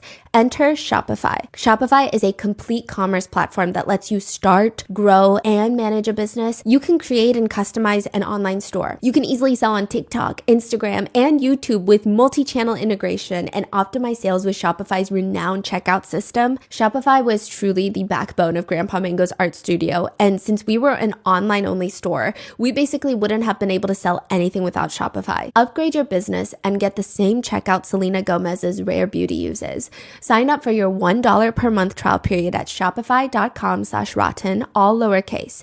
Go to shopify.com/rotten to upgrade your selling today. Shopify.com/rotten.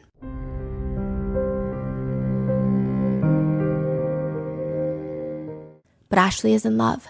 She posts wedding pictures with Isaiah Gonzalez, which are just pictures by herself, holding his picture because he's incarcerated. They're not going to let him out and take furlough to take wedding pics. So it's just her in the middle of the road, a literal road, wearing a black dress and a white flower crown, writing, "There is going to be a long road ahead of us in this journey, but with God, we will get through it. Right here in these pics, I'm walking that road alone." Hence why she's on the road. And to give her some credit, the road is empty. I'm walking that road alone, but even though he wasn't there physically, he's still here with me in this pic. This life isn't for everyone, but it is for me. Hashtag Mrs. Gonzalez. Hashtag my life is behind those walls. This is where things start to escalate.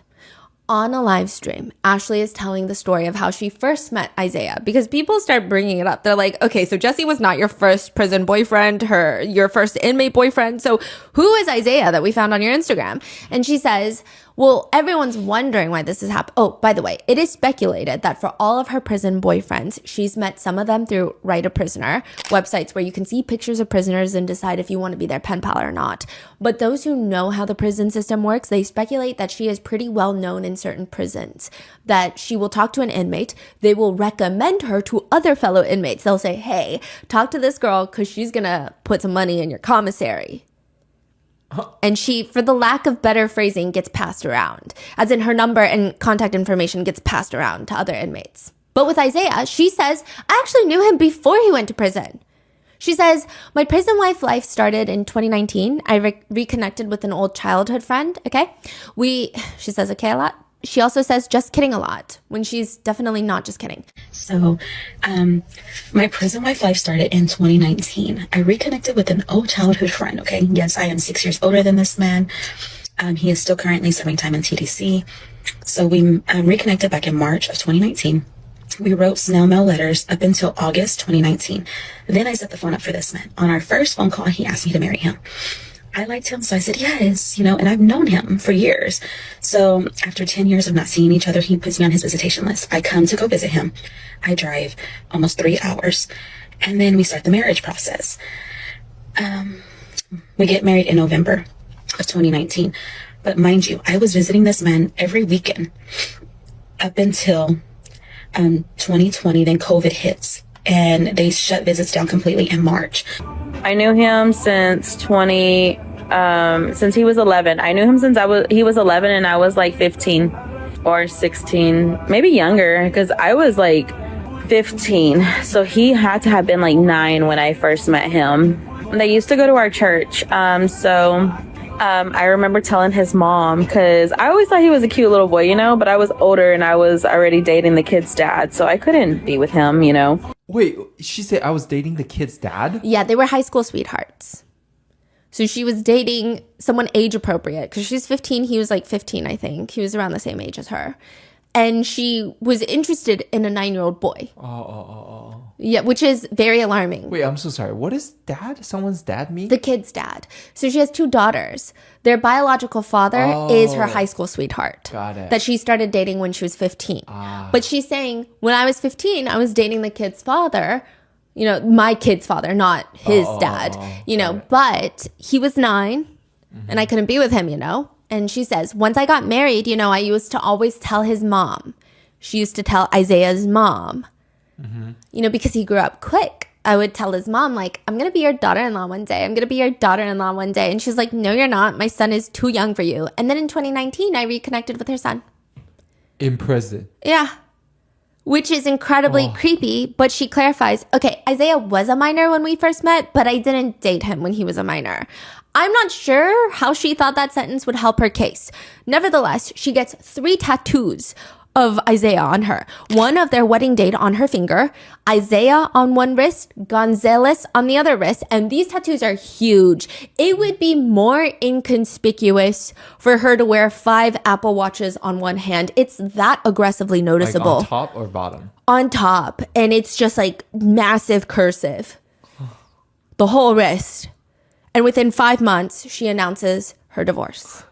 But one thing that has always gotten to people is that Ashley explains that Isaiah went into prison at 15 and he won't be eligible for parole until 2032. And if he doesn't get parole, he's not going to be released until 2055.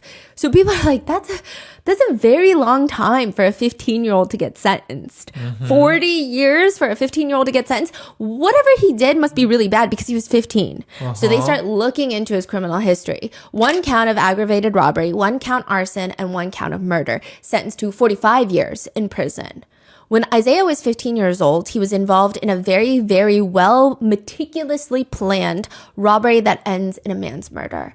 His friend Ruben was working at an Exxon gas station when Muhammad, his boss, decides he's going to go make a night bank deposit. He's going to take cash from the gas station and deposit it at the bank. Ruben texts his friends, 2 other people and Isaiah, so 3 people. They're in a car waiting for Muhammad. They catch him on the road and they stop him. They rob him of all his cash. They know exactly which route he takes, which bank he was going to, how much he has. This is all a very well thought out plan, meticulously done. They pull up to stop him and one of the friends ends up shooting him. They kill him. They drag his body into the woods. They set Muhammad's car on fire and they leave. Eric is the one who fired the shots. He takes $4,000. Isaiah takes home $1,000 from this robbery. And they promptly spend it on whilst bragging to everybody about killing Muhammad. Muhammad has a wife and 7 kids. He has 6 daughters and a son. But sure, I guess that's hilarious. How is that hilarious? Why would it be hilarious? They're laughing to everyone they know. They just think it's so funny. He was sentenced to 45 years in prison in 2011. Sure, he was 15. But, I mean, we all knew better at 15. This is not a situation where I don't think anyone can confidently say he was so young, he didn't know what he was doing, unless you're Ashley Trevino. But Ashley is posting on Instagram a word vomit collage. Second look Saturday. Meet Isaiah. He was given a 45-year sentence at 16 years old. Over the past 10 years, he earned his GED, OSHA, Electrical Level 1, Construction Craft Skills, Construction Site Safety Corps, all level certifications. In that period, he has also gotten married and become a wonderful stepdad to 2 beautiful daughters. He loves spending every weekend with his family during visitation at the All Red unit. He is involved in working as a supply clerk. Isaiah is also a talented artist who wants to continue his craft by opening up his own business once he returns to the free world. Isaiah plans on pursuing additional collegiate degrees. Isaiah believes that God will bring him home sooner than his release date. Isaiah is ready for the day when he can be given a second look. She posts, "So blessed my husband was chosen to be the second look person today. Let's pray we can bring him home soon. I will continue to do what's needed for him as a wife and will always be his voice. Love my husband so much. Hashtag let's bring him home. Hashtag proud prison wife. Hashtag my husband's biggest supporter." He's a killer. The worst part is Ashley is very proud of all of this. She TikTok live battles with someone talking about her inmate hopping ways, and the other creator says, "That is a lot. How many inmates have you been with? Like 26, you said?" It's like 30 now. Probably 26 in the last 5 years. That is a lot. And she's nodding and smiling like it's something that everyone should do. And they ask her, let me ask you a question. Why do you prefer inmates? I prefer inmates because I feel like if you're gonna get hurt, it's better to get hurt while they're incarcerated than out here in the free world. Because like I just said earlier, my ex Jesse, when he actually left and we broke up, that one hurt. I still feel hurt to this day. She likes the fact that they have no options. Yeah. In another creator battle, she straight up asks the other creator, "You haven't heard Ashley the inmate hopper?" I actually married someone who was incarcerated in 2019. We actually knew each other from out here though, and he's actually younger than me. So we reconnected. I became his prison wife, and that's where I met a lot of people that I talk to still. And it just went from there. When we separated, I went with another one and it just went on. Okay, let me ask you, have you ever been with somebody that's not incarcerated? Besides the father to your children, which they're broken up, clearly. And she's shaking her head no. It just doesn't pan out for you? Or you just don't want it if they're not inmates. So my actual last relationship out here in the free world was in 2018, and we lived together and everything. And then I started getting inmates, and I've had like guys here and there in between, but I don't know. To say my last relationship out here in the free world is already such a wild sentence to utter. She will be on the phone with inmates during her live streams, just spewing words out of her mouth. "You're my 30th inmate. Did I not tell you that? You really are. I swear, I've been with 30 inmates. Now I'm in like a prison sister wife relationship." You're my 30th inmate. Did I not tell you that? I'm not with no one, just with you, but I've already married 2. You're stupid. I mean, now I'm in a prison sister wife relationship. Because I guess the other prisoner she's talking to has a wife. What? she will call them. The conversation is like brief, I'm assuming. 'Cause No, they can't talk all day long, right? No, but sometimes it's not brief. It's not like 5 minutes. It's like 10, 15, sometimes more. And this is highly not allowed by most prison facility standards. You cannot be live streaming a prisoner's calls like that. You have to get proper permission. Right. And But she's just doing streaming. it. Oh. Yeah. She's saying this while her daughters are in the house, the doors are wide open, and their friends are over, and likely they're watching her on her live stream. Wow. Sometimes if the prisoners don't do as she says, she'll get very aggressive with them. It's okay because I got other options. I'm going to tell Lexi to send me somebody else anyways. You were the wrong option. You ain't nothing. Remember, you're incarcerated. That's crazy. Who's Lexi? It's a friend that knows a lot of inmates. She says that she will be open and fine with dating an inmate that has charges of SA on a child. That's fine for her. She says she will date a PEDO. Yeah, a PDF file, I guess is how everyone is referencing it. Wow. She has this moment where she talks about how murder charges and SA charges are not that crazy because every single person she's been with has had those charges.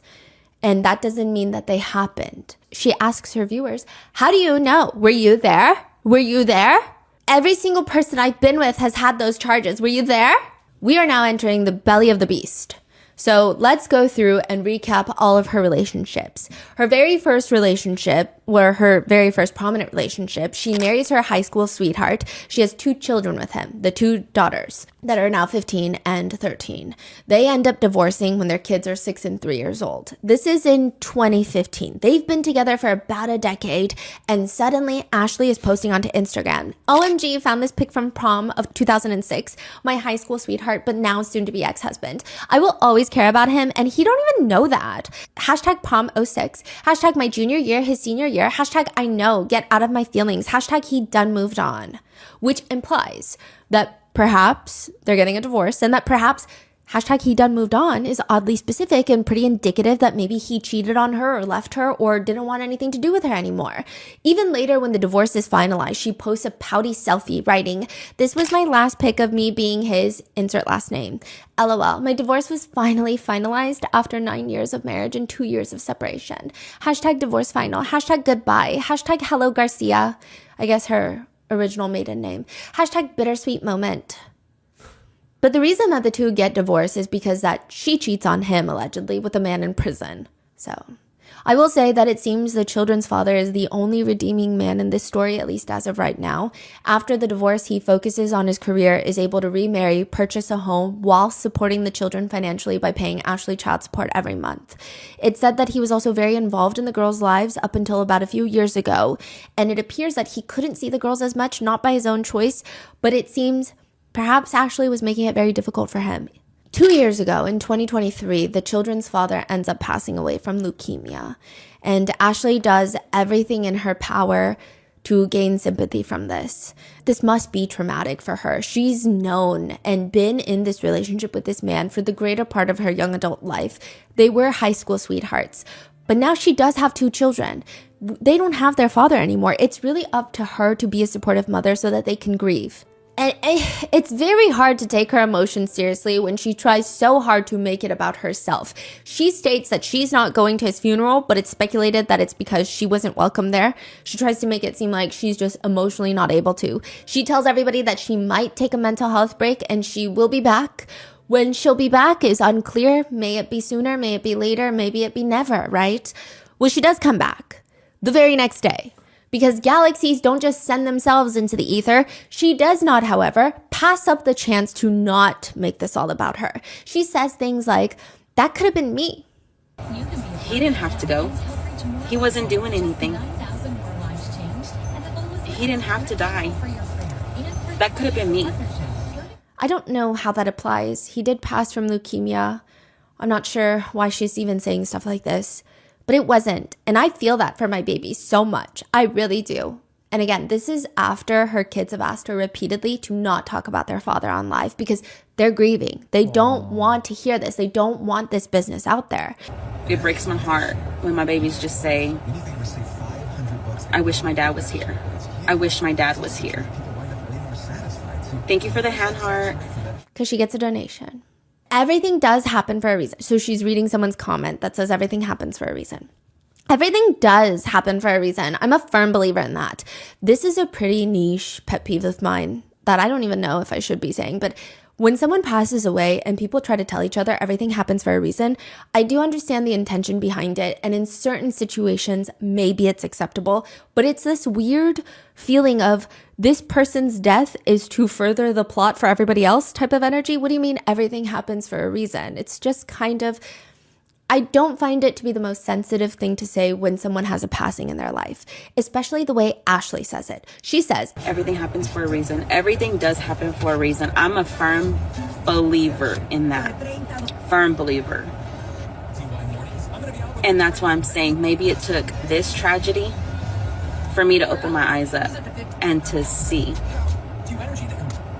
what the pain my babies would feel, not only with one parent gone, but with two. No, someone did not pass away from leukemia for your character development. That's not even a coherent sentence, Ashley. But she tries further to make this about her, and I genuinely think that she thinks that this man's death is just part of her character development, character arc, and she has no character arc. It is just a perpetual decline.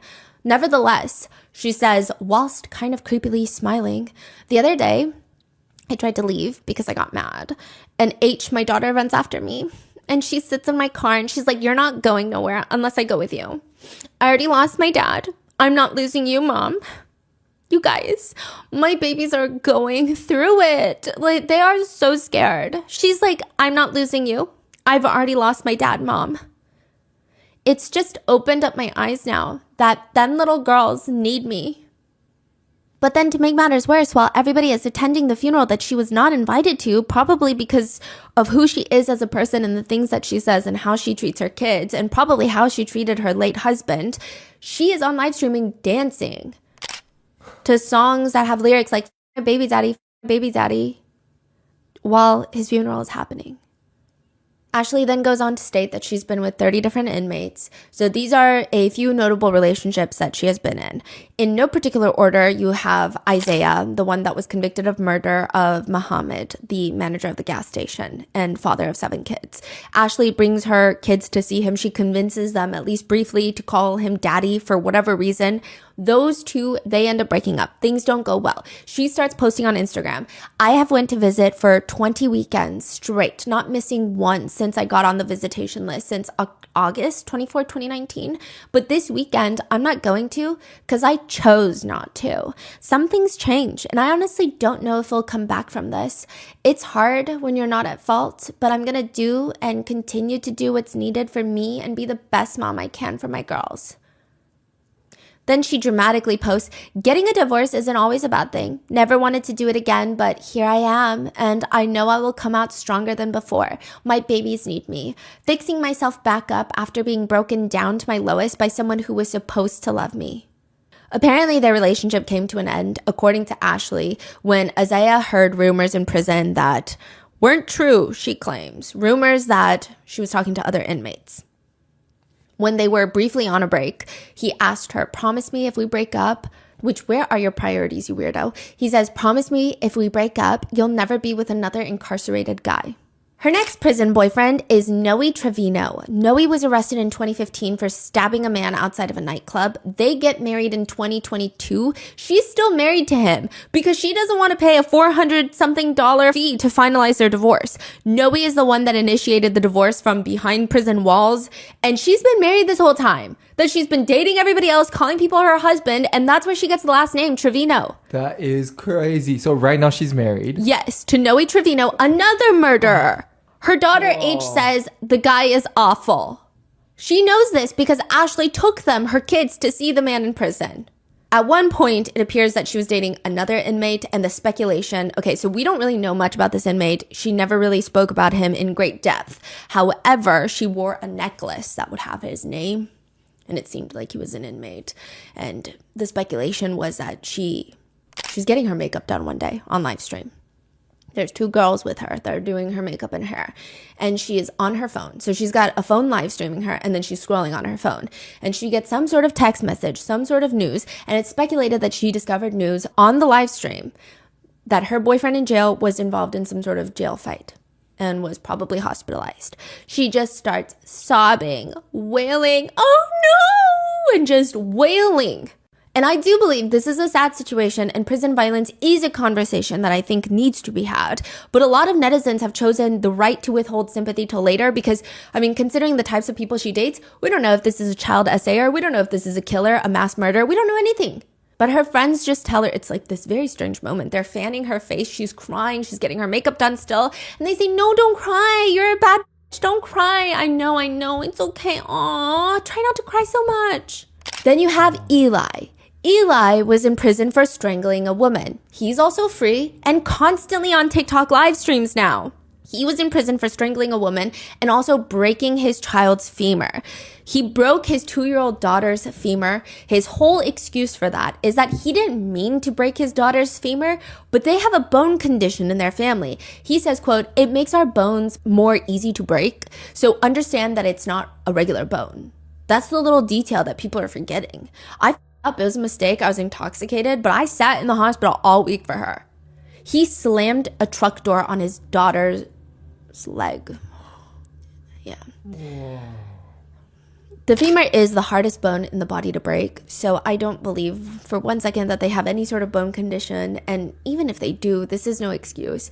It is the longest, strongest, and heaviest bone that supports and can support up to 30 times the body weight of the person. It typically requires significant force, such as a severe trauma from a car accident, to break the femur. And Ashley exposes that while they were in a flirtatious relationship, because they're constantly live stream battling, they're flirting on camera.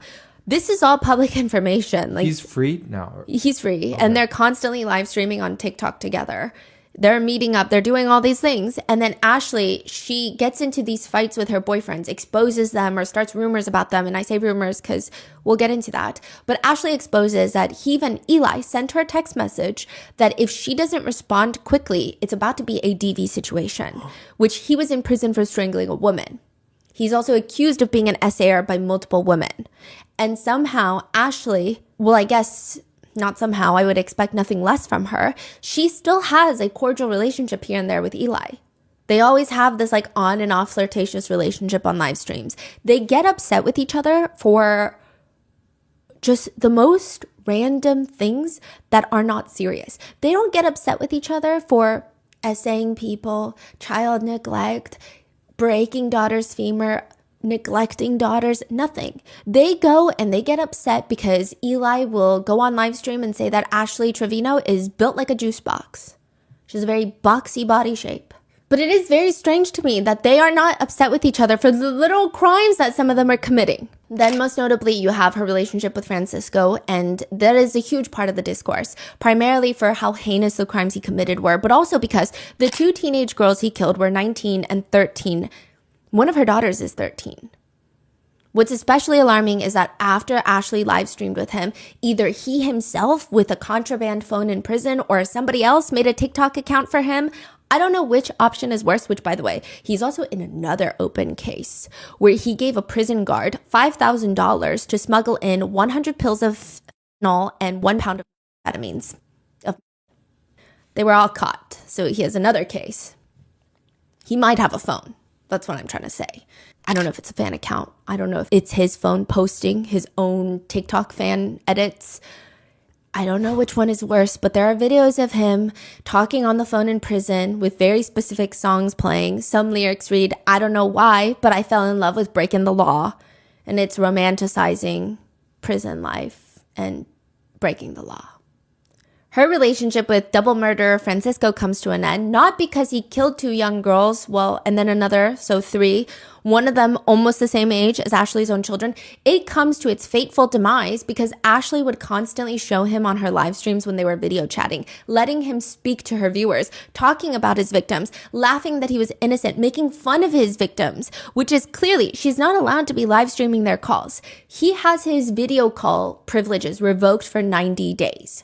And that appears to be the extent of Ashley's undying love for criminals. Triple homicide? debatable. 90 days without video chats is an unspeakable break in their relationship. That is a deal breaker. It cannot be. Then you have Ash Trevino's more recent relationship with someone that she jokes is going to be her daughter's new stepdad. This guy, his name is Santos. He's out in the free world, if you will. The allegation is that Ashley's oldest daughter, who was 15 when this took place, had shown her mom this guy's account of this random small TikToker and was like, I kind of have a crush on this guy. Look at him. He's kind of cute, isn't he, mom? Which would be a normal, healthy thing for a girl her age to do. Just show her mom her internet crush. That is what it is, just that, an internet crush. But Ashley instantly goes and starts flirting with Santos. She will go on lives with Santos, this random man that she's never met prior to this, didn't even know existed until allegedly her daughter was like, hey, isn't this guy kind of cute? I kind of have a crush on him. So he's not an inmate. He's just a TikToker. Yes, but he has been accused of some heinous things as well. Okay. Yeah, so double whammy. Just talking about how she's going to breastfeed Santos, telling him she's going to breastfeed him on live stream while she grabs her chest and is like jiggling her chest around. Her daughter walks into the room seeing this whole interaction and asks another person on the live stream, some random creator, Ashley is asking, are you jealous because Santos is going to have all of this? And she proceeds to get up and bend over. She tells Santos, you have to put body oil all over my body. Santos even asks Ashley's daughter, how do you feel that your mom stole your crush? To which her daughter claps back, Santos, how do you feel about being bald? Being bald? Yeah, he's balding. Oh. And Ashley just sits there. Why would you ask her that? Why would you ask her that? But does that stop her from publicly doing this and humiliating herself and indirectly her daughter? Although I don't think that her daughter should feel humiliated, I think that everyone on the internet is very well aware that she is her own person and her mom does not reflect her own personality. But Ashley tells her viewers, I've seen his pee-pee and he's already seen my noo-noo, okay? I've already seen his pee-pee and he's already seen my noo-noo, okay? This is where the word noo-noo is born, her private parts. She also releases a song where she's like, If you want to know how it smells, as Santos, he know it smell well. Yeah. Are they still talking right now? On and off, not really. Yeah, she goes on to apologize briefly for her actions on the live stream. She said, first and foremost, I want to apologize for my actions the other day. I know I shouldn't have done the things that I did. Out of alcohol, I did. There's no excuse, but yeah, so I'm just going through that right now. It really opened up my eyes, so I apologize to anyone that followed me, liked me, and then stopped liking me after that. I run to alcohol for everything, so I really apologize from the bottom of my heart. But what did she do? Just flirting with this guy so weirdly in front of her kids and saying all these things. But she's not sorry because she continues, quote unquote, dating this guy afterwards. When Santos calls, she'll smile, show the live stream, Santos on the caller ID, pick up the phone. Hey, daddy. Ma'am, you look old enough to be his mother. What do you mean, hey, daddy? How old is he? We'll get into that. Okay. He looks in his young 20s. Okay. Yeah. The whole thing is bizarre, and her relationship with her daughters is very alarming because the fact that this is her daughter's alleged crush and she feels comfortable doing this, and she's almost rubbing it, taunting it in her daughter's own face. And people have pointed out that anytime they do TikTok battles, because sometimes her eldest daughter will do a TikTok battle with her own mother, anytime her daughter wins the TikTok battle, Ashley looks genuinely upset. Genuinely upset. So now, with this going on, Ashley and Santos finally make arrangements to meet each other. Originally, the plan was for Ashley to fly to LA to see Santos. That ends up falling through. The new plan is Santos will come see Ashley in Texas. For 3 days, Ashley is eagerly waiting for Santos, who is just not showing up. For 3 days, he stands her up. He just keeps standing her up. And this is a boy that she has never met in person before. She has no established romantic connection with him, but she is publicly wiping her tears with a crumpled up tissue because he's not showing up to see her. And she made him a whole brisket. Bro, I fucking hate him. She never cooks for her kids, but she cooked him a brisket. And he didn't show up for her brisket. And she tells her viewers, I'm still human at the end of the day, you guys. It doesn't matter what happens in my life. I'm still freaking human. Inevitably, because fate is sick and twisted, Santos does end up making his way over to Texas to stay with Ashley. Her daughters are home. This is her daughter that initially showed her the crush, right? And now her mom is glued to him like a piece of gum. Ashley is latching onto him like a koala. It is the strangest sight to see. Her behavior reminds me of like a middle school relationship where someone is so deeply insecure and must show you that they're in a relationship and they have the emotional maturity of a Brussels sprout. So they just think that if they're physically touching someone, the world will believe that they're in love. This is live stream? Yeah. How does that make me feel? Just kidding. Like the ocean. Are y'all jealous because I'm in the same room as him or what? Moreover, throughout the entire live, she just keeps calling Santos her husband whilst biting her lip and staring deeply into the camera. She also has this flirting look. Anytime she's flirting with someone, this is her signature look. She bites her lip, squints her eyes, and then flares her nostrils. It's like her mating call.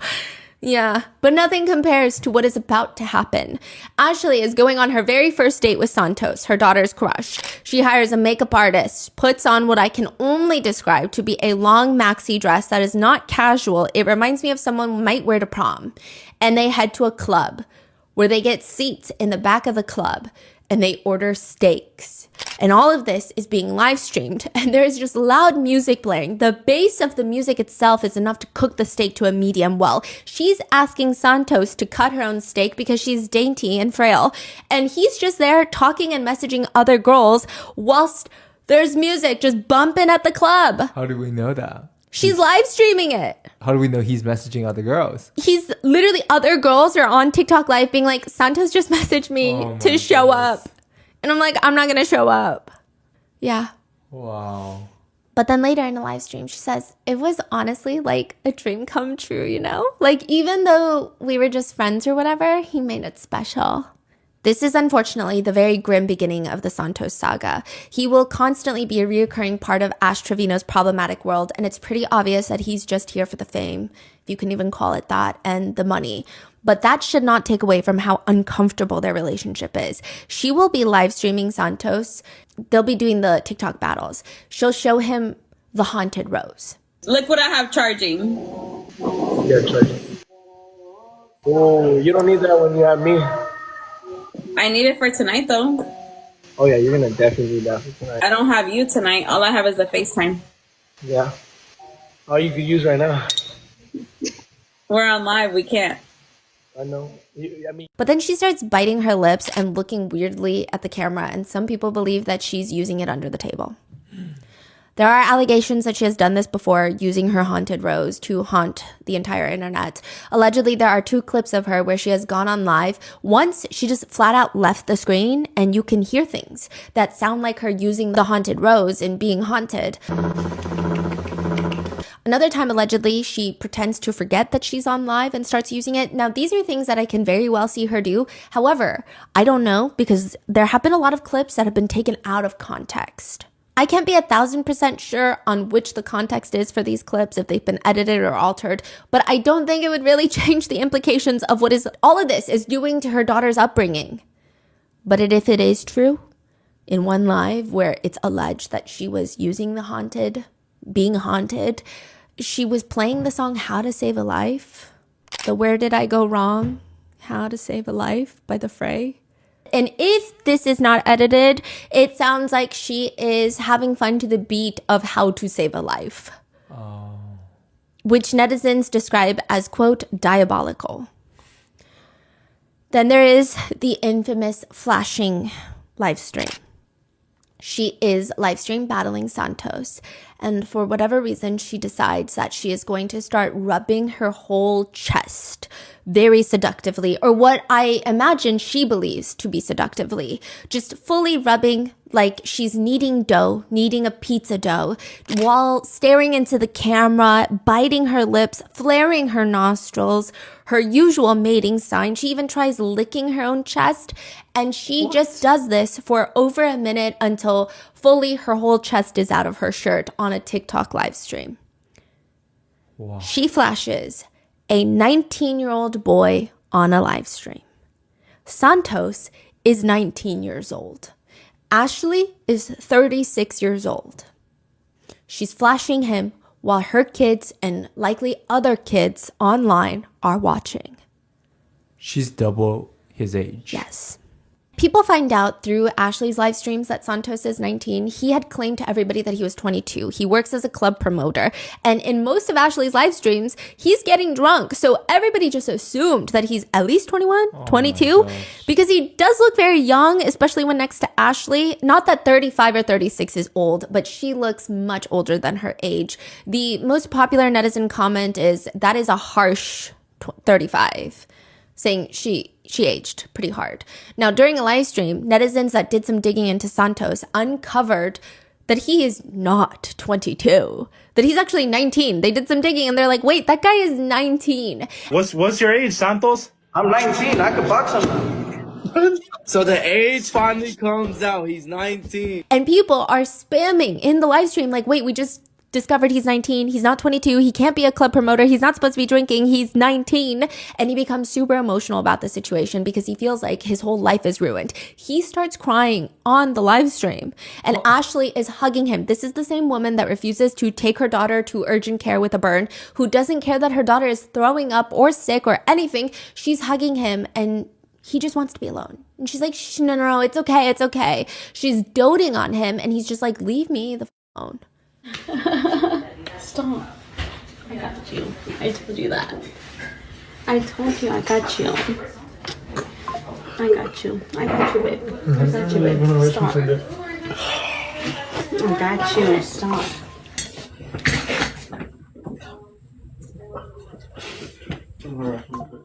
She says in a live stream, I don't even want to talk about it because right now I don't even have my kids. Y'all can hear it's quiet. You know, coming home and like seeing this empty house, it's sad. You know, it brings me back to when I didn't have them. They were not taken from me because I know there's going to be rumors circulating. No, my kids are not taken from me. But she says that with all the backlash of everybody finding out and she finding out, she says she didn't know Santos was 19. She is just in a bad place. And now everybody wants her kids taken away from her because Santos was provided alcohol because she assumed he was over 21. Mm-hmm. And all this drama is unfolding. And she's just very upset about it. The thing with Santos is he has allegations against him for SA. I don't know if any criminal charges were filed. It does not appear to be. But that doesn't really mean anything because a lot of the times they don't want to file criminal charges for SA. And I say they as in the police. But there are a lot of people who have said there are a lot of allegations out there. I just don't think anyone that is connected to Ashley, aside from her own children and maybe extended family members, are that good of people. I don't think you can be to some degree. Because a lot of people that knew her in the beginning, they just knew her as like a TikTok troll, like inmate hopper, hee hee ha ha. But once a lot of these allegations and the connections with these killers have come forward, a lot of TikTok creators have cut their ties with Ashley. So I think once you find out what she's done and to still be friendly with her is alarming. Mm-hmm. There's a video of Ashley live streaming and they're in an Uber heading somewhere.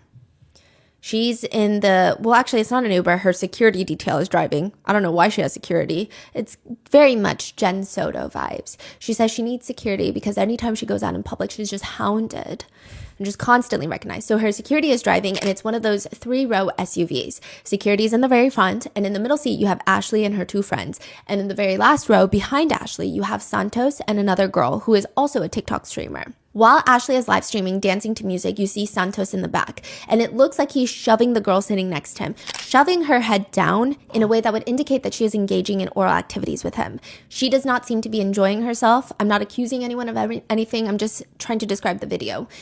It's not exactly certain what's happening there briefly. What? Some netizens thought that initially she was doing a line of drugs. But Santos, being the upstanding character that he is shoving her head down to make it appear like it's something that it's not. Regardless, Ashley notices and her whole energy shifts because she looks very upset when she starts putting 2 and 2 together. Again, a lot of netizens were freaking out because they didn't know what was taking place, but it's definitely not a great look. Netizens are very split on how to feel about this. Now, I end up finding clips, and I'm sure a lot of people have if you're really deep into the Ash Trevino lore like I am right now, and in that case, I'm sending you some luck. But I did find this one clip where it appears the girl in the back seat addresses the situation. As in, she did engage in intimate relations in a car full of people. Yeah, I'm gonna be real, I did do that. He deserved it. He was working hard. He was taking care of us. He was very nice to me. He was doing a lot of stuff for me. So I sure did. What about it? Y'all haven't? What? Yeah. What? I looked at the camera after the fact. Honestly, I didn't even know she was like live. She basically blasted me. Yeah, she's doing it on purpose. So she blames Ashley for putting this on live stream, but she does claim that this did take place. I will say that she is also a very questionable character. She was caught on her child's father's Ring camera, so her baby daddy's Ring camera, if you will, driving to his house with her newborn baby in the middle of the night, leaving the newborn baby in the car seat on the front porch, ringing the doorbell, and then booking it back to her car while giggling. She's like, hee hee, and then leaving.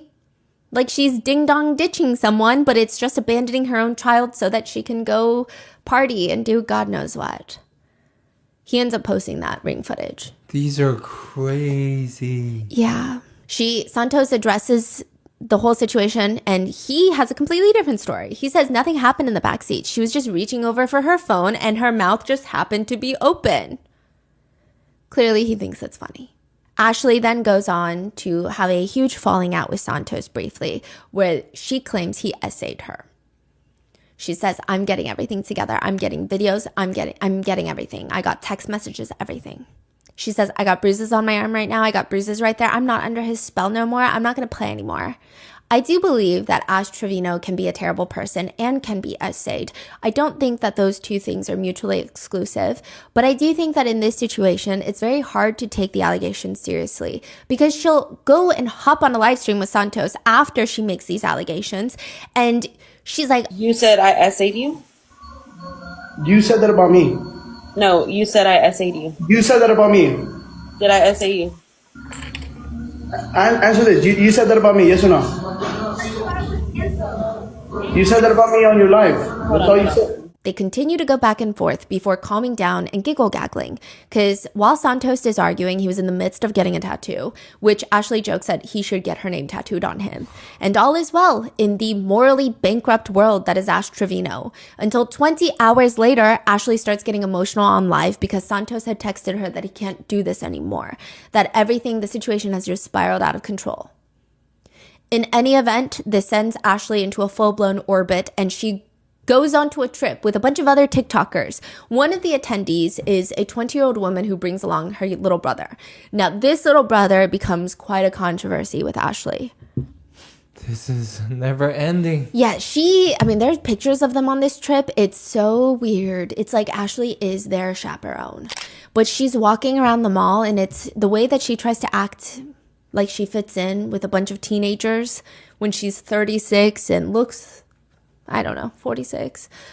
No offense. And they're all young. They're TikTokers. all young. In one moment on the live, she keeps trying to kiss him on the side of the face, which is very alarming. And even his older sister, Bree, is telling her, like, don't do this. Like, don't kiss my little baby brother. Like, you're too old for him. And then there's other parts of the night where she says that she wants to wear a dress for easy access, indicating that she wants Bree's little brother to have easy access to her. That's the problem, right? Some rumors were going around that he was 16, which would be alarming, right? But he does go on live to further state that he's actually 18. I am inclined to believe that he's 18. It does appear that he's 18, but it's still crazy. Yeah. During the night, Ashley is live streaming alone with this guy. She's cuddling him. She's sitting right next to him. He's sitting there facing the camera looking incredibly uncomfortable, and she's just resting her head on his shoulder. It's just so much is happening. So with her talking about being interested in a 9-year-old when she was 15, her talking about being interested in Santos, who is 19, when she's 36, and then this situation, it's just starting to get weird. Even when she talks about her daughter, if she were to see an older man and lies about her age, she wouldn't call the police. All of this is starting to get very, very strange. I mean, she is, in my personal opinion, a predator, just like the ones that she's dated. So while all of this is going on, the netizens are reporting Ashley and her whole family to CPS, trying to get her children in a safe place away from Ashley. And she even admits it. Yes, I've had like 20 CPS cases. They dismissed them all. Because you know why? My kids are in good hands. My kids are taken care of. And she says, and the other day I was laughing because whenever I was on live, well, before I went on live, I actually saw someone else on live. I'm not going to say who, but she was doing the same thing that I do. She was literally feeding her kids, and it's like what I do. And literally people in her comments were like, oh my God, she's such a good mom. You're such a good mom. You're like the best mom and this and that. And I'm like, bro, I do that same stuff with my kids. Y'all literally bash me. Oh, you're a bad mom. Oh, why are you doing this? Why are you doing it like this? Why are you doing it that way? Why are you feeding them like that? My kids were older than hers. And y'all are like praising this female. It's because y'all don't like me, but y'all like her. And that's what it is. That is what it is. In Ash Trevino's world, it is always the viewer's fault, all of this. In another live stream clip, she says, I don't even have my kids right now. So her kids are constantly wanting to stay with her parents, going to their grandparents' home. So they're either with their grandparents, it seems like they're there most of the time, and then Ashley will have them sometimes. And she says, I don't even have my kids right now, and it sucks. And it's because of y'all. I don't have my kids because of y'all. So yeah, they can come back anytime they want, but I just choose not to have them because of y'all. She also cries on live stream because one of her top gifters went over to her ex-best friend Heffa's live stream and donated money. And she's sobbing. She's genuinely sobbing. I'm sorry, guys. I had to end that live. She stole one of my biggest gifters, bro, and I don't think that's right. As a friend, you should never steal your friend's gifters. Not when her kid needs to go to the hospital or is throwing up or has a burn. She's crying. She's crying more than when she cried about her late husband, her ex-husband dying. Who are these donors? Like, who's donating? Who's her top donor? A lot of people have questions about that. Who are these people? We don't know. And I feel like there are a lot of causes out there that they could be donating to that don't include Ashley Trevino. Yeah, she's crying that her top gifter, she says, my friend Heffa, because she's the one that got the money. She has money. Her husband has a trucking company. I have nothing but this. If I don't make money on TikTok, I make nothing for my kids and they can't eat. Okay? She's wiping tears from her eyes. She stole one of my biggest gifters, bro. And I don't think that's right. This is how I support my kids. I don't have their dad's child support no more. He passed away. Do you think that I asked God to take their dad from them? No, I didn't. Do you think I said, God, please take their dad? No, but he died. Her daughter then comes into the room to tell her, I love you, but you need to quit saying stuff about my dad, okay? She also states that she just started her partying life. She says that everyone is accusing her of being a partier. And she says, no, before this, she was a mom and a wife. She just started partying like just 5 years ago. 5 years ago. Just 5 years ago. All of this comes to a tumultuous boil when Ashley Trevino decides to take her kids onto her very first podcast appearance. She is going to the Bop House, which is a content house for OF creators based in Miami, I believe. And Camille is going to interview them. She's a famous OF creator who also has her own controversies. She's the one that was viral for having her brother on the podcast and asking him about what it's like to have a sister who's on OF. Christian, tell him that it's not that bad having a sister that does. Oh, it's horrible. No, I couldn't even go on a field trip. Like, I got bullied so much, I couldn't even go on a field trip. Isn't that insane? And it was just a very, a lot of netizens felt bad for the brother, I guess. I don't know too much about Camille's lore, but Camille does not ease up on Ashley. She asks them, do you think TikTok changed y'all's life for the better or for the worse? Ashley responds, I can honestly say I've been blessed by TikTok because not only do I get paid with the battles, I get paid with the views. But if I could go back to my life before where nobody knew who I was, I liked it. Mm-hmm. I only had like 50 to like 100 views in my lives. Mm-hmm. And now there's like thousands of people that watch me. So keep the money, take away the fame. Literally. Yo, just unfollow Ash Trevino. Literally. Make her not popular at all. Literally. She hates it. Cancel me. Y'all want to cancel me. Ashley's daughter responds, I feel like I would rather go back to my old life. Yeah, like we have money, but I don't like being online publicly. I'm growing up. That's why I'm homeschooled too. In the beginning at school, people noticed my mom and I got a lot of stares in the cafeteria. So if I could, I honestly would go back to my old life because being a nobody to people, because that's when I was more confident. I didn't care how I looked. And now since I'm public, I care more about how I look and how I go out and stuff. In Camille's podcast, she says, so I always try to tell everybody that I'm always going to be the villain in their book. This is Ashley. She's saying, I'm always going to be the villain in everybody's book. She says, they've already got this persona that they have of me, and that's just who I am to them. I've raised my kids since they were born. This is a lie. She said in other live streams that her parents mainly watched her kids. She says, I've never left their side. Still to this day, I have never left their side.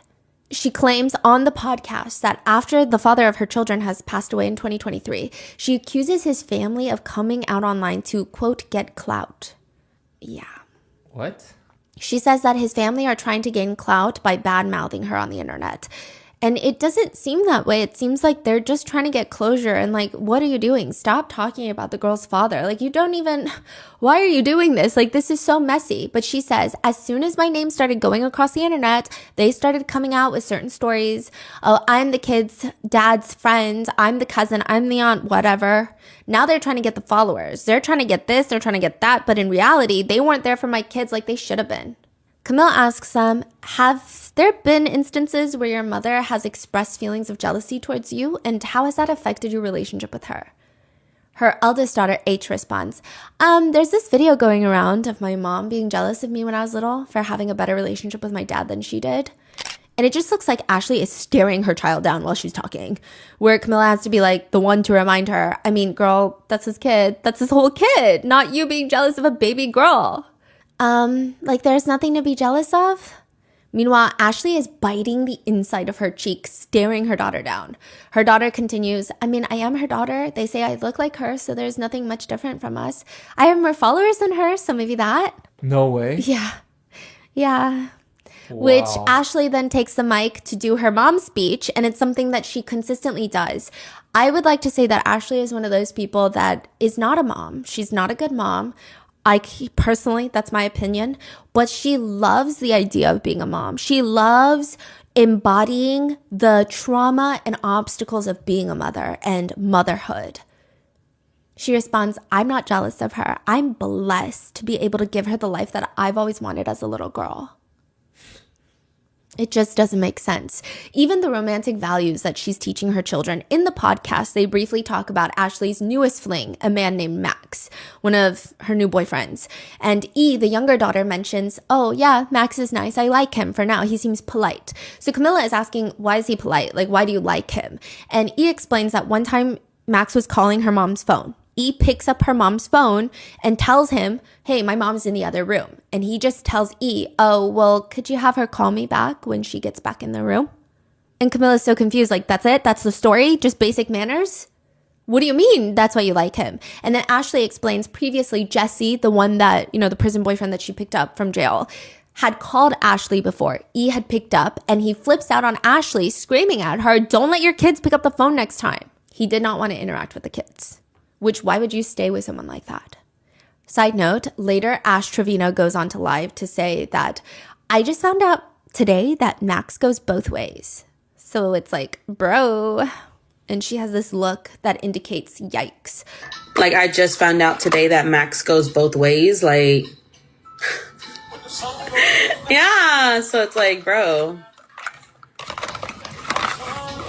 First of all, I don't know how true that information is considering the source is Ash Trevino, but even if it is true, why is she grossed out? Being bisexual is normal. Being a heinous, neglectful mother is despicable. What kind of sick, twisted values are these? But Ashley states that she and Max are going to get married, because I guess this is before she let her homophobia run through, and that he has not, in fact, smelt her nunu, because he is a Christian who is saving himself till marriage. Which all netizens and Camilla are questioning. This is not that that's abnormal or not okay, but it just sounds like an excuse. And perhaps he's using her for money and clout. Because if he is a devout Christian, devout enough to abstain from premarital relations, why would he be interested in Ashley? Oh, he's in prison too, or? No. Oh.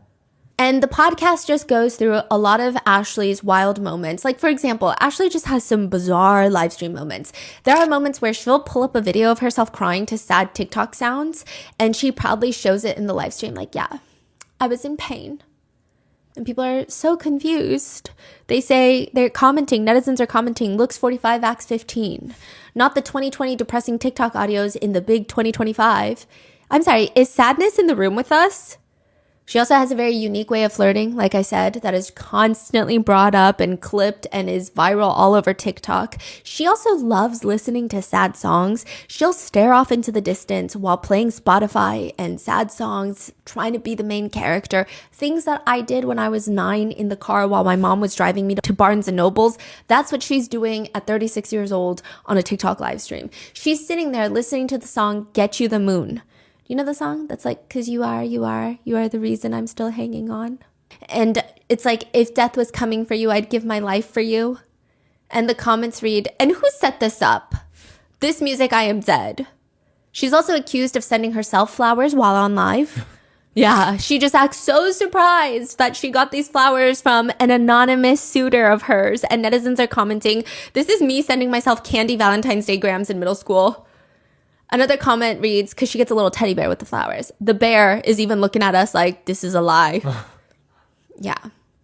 Ashley also used to work at a dentist's office up until December of 2024. People didn't know that. People thought that she was a full-time TikToker for the longest time because she was talking about how she worked at a dentist's office. The practice was sold to new management that was going to come in, and some of the new managers were Indian American. He gave us an option to stay with the new owners or leave. And I chose to leave because they were Indians. And I'm not working under no Indians. I'm sorry, I'm just not. Yeah, she's racist. She literally, on one live stream, she was teaching her daughter slurs for all the races and ethnicities. It was really bad. Yeah. Wow, you can't really find one good thing about this person. No. But it's not true. She did not quit. Not that it makes her statement less racist, more acceptable, less deplorable, nothing. She actually continued working at the dentist's office until December of 2024. She was fired because netizens pulled clips of her doing, I don't know, any one of her heinous things and sent it to her bosses. She was let go. There are allegations that she has bed bugs. She's in bed live streaming one day and a bug just crawls around her on the pillow, inside the pillowcase. Now, it's unclear if it's a roach or a bed bug, but it is clear that Ashley notices and she tries to get up. She acts super nonchalant about it instead of freaking out or even addressing it. Later, she's asked if she has bed bugs, and she says on the podcast, no, it was like a beetle or something. Again, what these people need to realize is I do live in a duplex. I have neighbors. So with that, whatever they have, it does transfer over. But I don't have like roaches or anything. No. She's asked, could there be potential bed bugs? No, I haven't found any. That was a beetle. But of course, people take one little thing, let it be a flea on your leg, and they're going to say it's something else. And again, that's why I'm moving. Because my landlord, I feel like for what I pay for there, I can literally find a place, a house somewhere. I want a 4-bedroom and 2.5 bath. I already have my mindset on what I want. Netizens disagree. They argue it does not look like a beetle, not even remotely, and it's just odd that instead of screaming or freaking out, because if you have the occasional bug, you start screaming and freaking out, but the fact that she just hides the bug from the camera and tries to play it off is very strange. In the interview with Camilla, as a joke, asks her if she's ever had a fake bag because there were rumors that her LV bags were fake. Ashley seems genuinely irked and she says, they literally think my Louis are fake. I can pull up the receipt right now if you want to see it.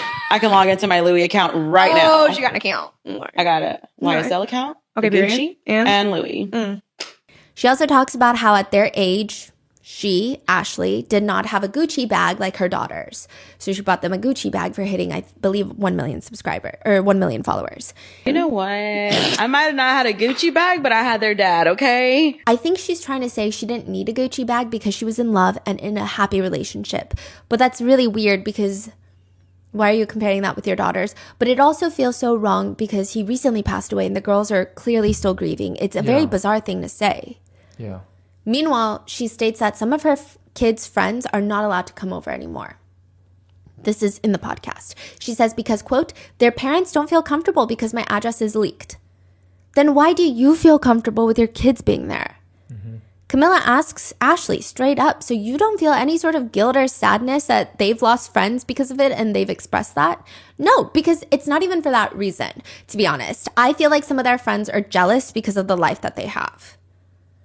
Camilla asks Ashley's children, do you think that maybe sometimes she can exploit situations to get views?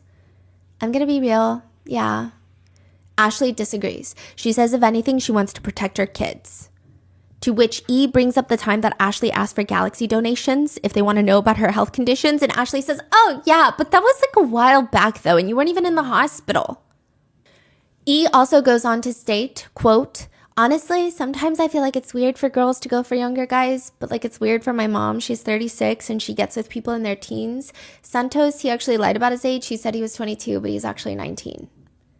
Eventually, Camille sends the kids out of the room so that she can talk to Ashley alone. And she says, Santos was caught licking your haunted rose on live. What the f*** are you doing with that? And he licked your rose toy. Why did he do that? Because Santos is a freak. Santos sleeps with everybody. Did he sleep with you? Am I supposed to answer that truthfully? Yes. Truthfully? Yes. Did Santos sleep with you? Did you sleep with Santos, actually? So, yes, we have done stuff. Okay. Twice. Twice? Twice. 2 separate occasions. With a 19-year-old boy? I didn't know he was 19 at the time. So this is before you knew? Yes. Claimed before you knew? Literally. Like, we did it twice, and it was literally before Christmas, so...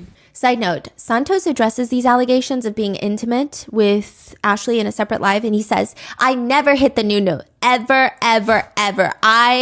We said, I want Nunu. We made that word up joking around. I never did that. Like, you have to understand. I walked into her room one time, and the bean dip was right next to the rose toy, so I'm assuming she eats while she plays, and I don't like that. That's nasty. Like, bro. Like, every time I had to Febreze everywhere, I had to shove toilet paper in my nose. I would never, ever, ever get near that Nunu, ever. And that's on arrogant. He says that. That is crazy. That's his whole spiel. So Camille starts firing off the tough questions. If TikTok banned you tomorrow, how would you make money? What's your plan B? I have other socials that I'm working on right now, and I have other collabs coming up. Okay, care to leak the collab that you have coming up? A good one. It's a YouTube video, so just know that there's going to be like 20 guys. No other crazy revelations happen in the podcast. It's just a mess. At one point, Camille, after H, talks about how she doesn't like her mom's newest prison husband that she's actually divorcing, Noe Trevino. Camille says, y'all, to the girls, y'all just come live with us.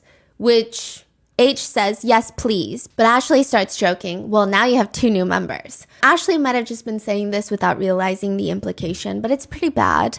Camille is part of the Bop House, which, like I said, is a group of OF models that live in a house together to film content, 18+ content. So Camille saying, come live with us, sounds very much like, I think we can take care of you better than your mom can. Just live with us, because that sounds miserable.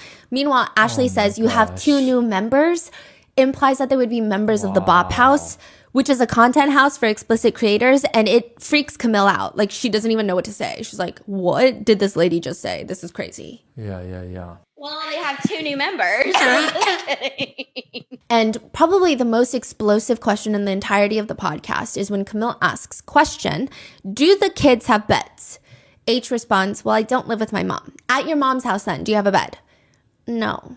I'm going to zail you. I'm going to give you money. I want a bed, 2 mattresses, 2 of them. I want a headboard and 2 nightstands. I'm going to order that before you leave this house today. And I'm going to insert the clip of the receipt here. And Ashley is explaining there's a whole story behind that. She's trying to explain that her mom was going to go get the bed, but they didn't know the style of the bed, and she couldn't go out in public. And Camilla's like, oh, because you're just that bitch. And she's like, literally, no, like, I really don't. Like, if I go out, I'm going to get noticed. And if I don't have my security guard, I'm not going anywhere. Later in the episode, Ashley still brags about how much money she makes, and she starts giggling. And Camilla says, and her kids still don't have a bed. So what's so funny, Ashley?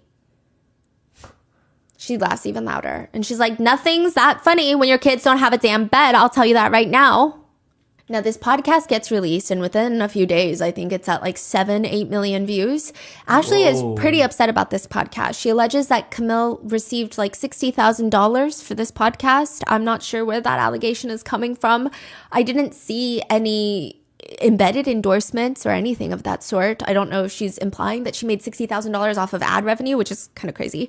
But she said that she had known If she had known that Camille was going to name the podcast the worst mom on TikTok, she would have never sat down for the podcast. She says, because I'm not the world's worst mom. And I'm telling you, like, there were times during that podcast that I wanted to quit doing it because it got so hard on me, and I didn't. I just said, you know what? You got to swallow it. You got to say what you got to say. So I did.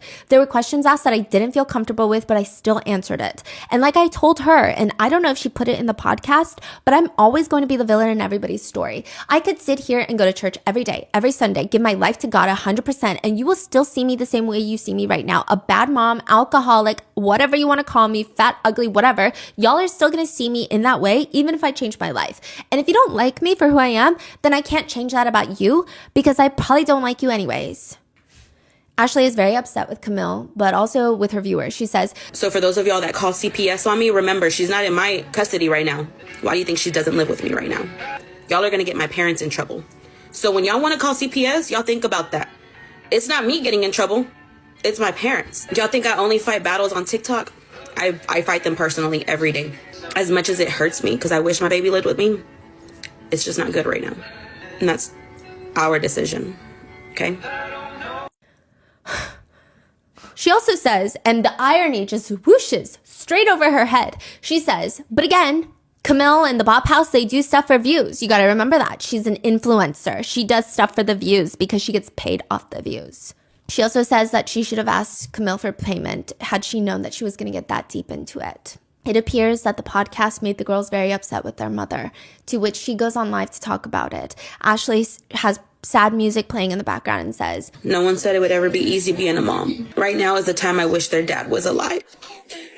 And I know she acts out because he's not here no more and she hasn't coped with her dad gone. So I know it still hurts her because she cried for him last night. My mom told me. She didn't get to tell him bye. He passed away when she wasn't there. She's trying to imply that her kids acting out against her and blocking her on TikTok is because they're upset that their father passed away, so they're acting out in general. And it has nothing to do with her being a mom. There is some back and forth between Ashley and Camille, which I don't think is significant compared to all of the types of people that Ashley has been dating. And I think the Ashley lore could go on for 4 more episodes, but I won't subject you to that. But there has been back and forth of Camille not purchasing beds for the kids yet. Ashley claims Camille is a liar. She's not purchasing the beds. Camille is claiming, I told you to send me the beds and you haven't sent me the ones that they wanted. So like, what do you want me to do? Camille also states that Ashley requested to stay a night longer and charged over $1,000 at the Ritz-Carlton to Camille's credit card. Ashley says, no, I have the credit card statements. It charged my card. And then Camille is saying, because I told you I would pay you back. Like, I'm not going to give you my credit card, so I'm reimbursing you. It's the whole thing. Most netizens are supporting Camille. Others think that Camille should not have invited Ashley's daughters to the infamous Bop House, a house known to be a place where OF creators collaborate and make content.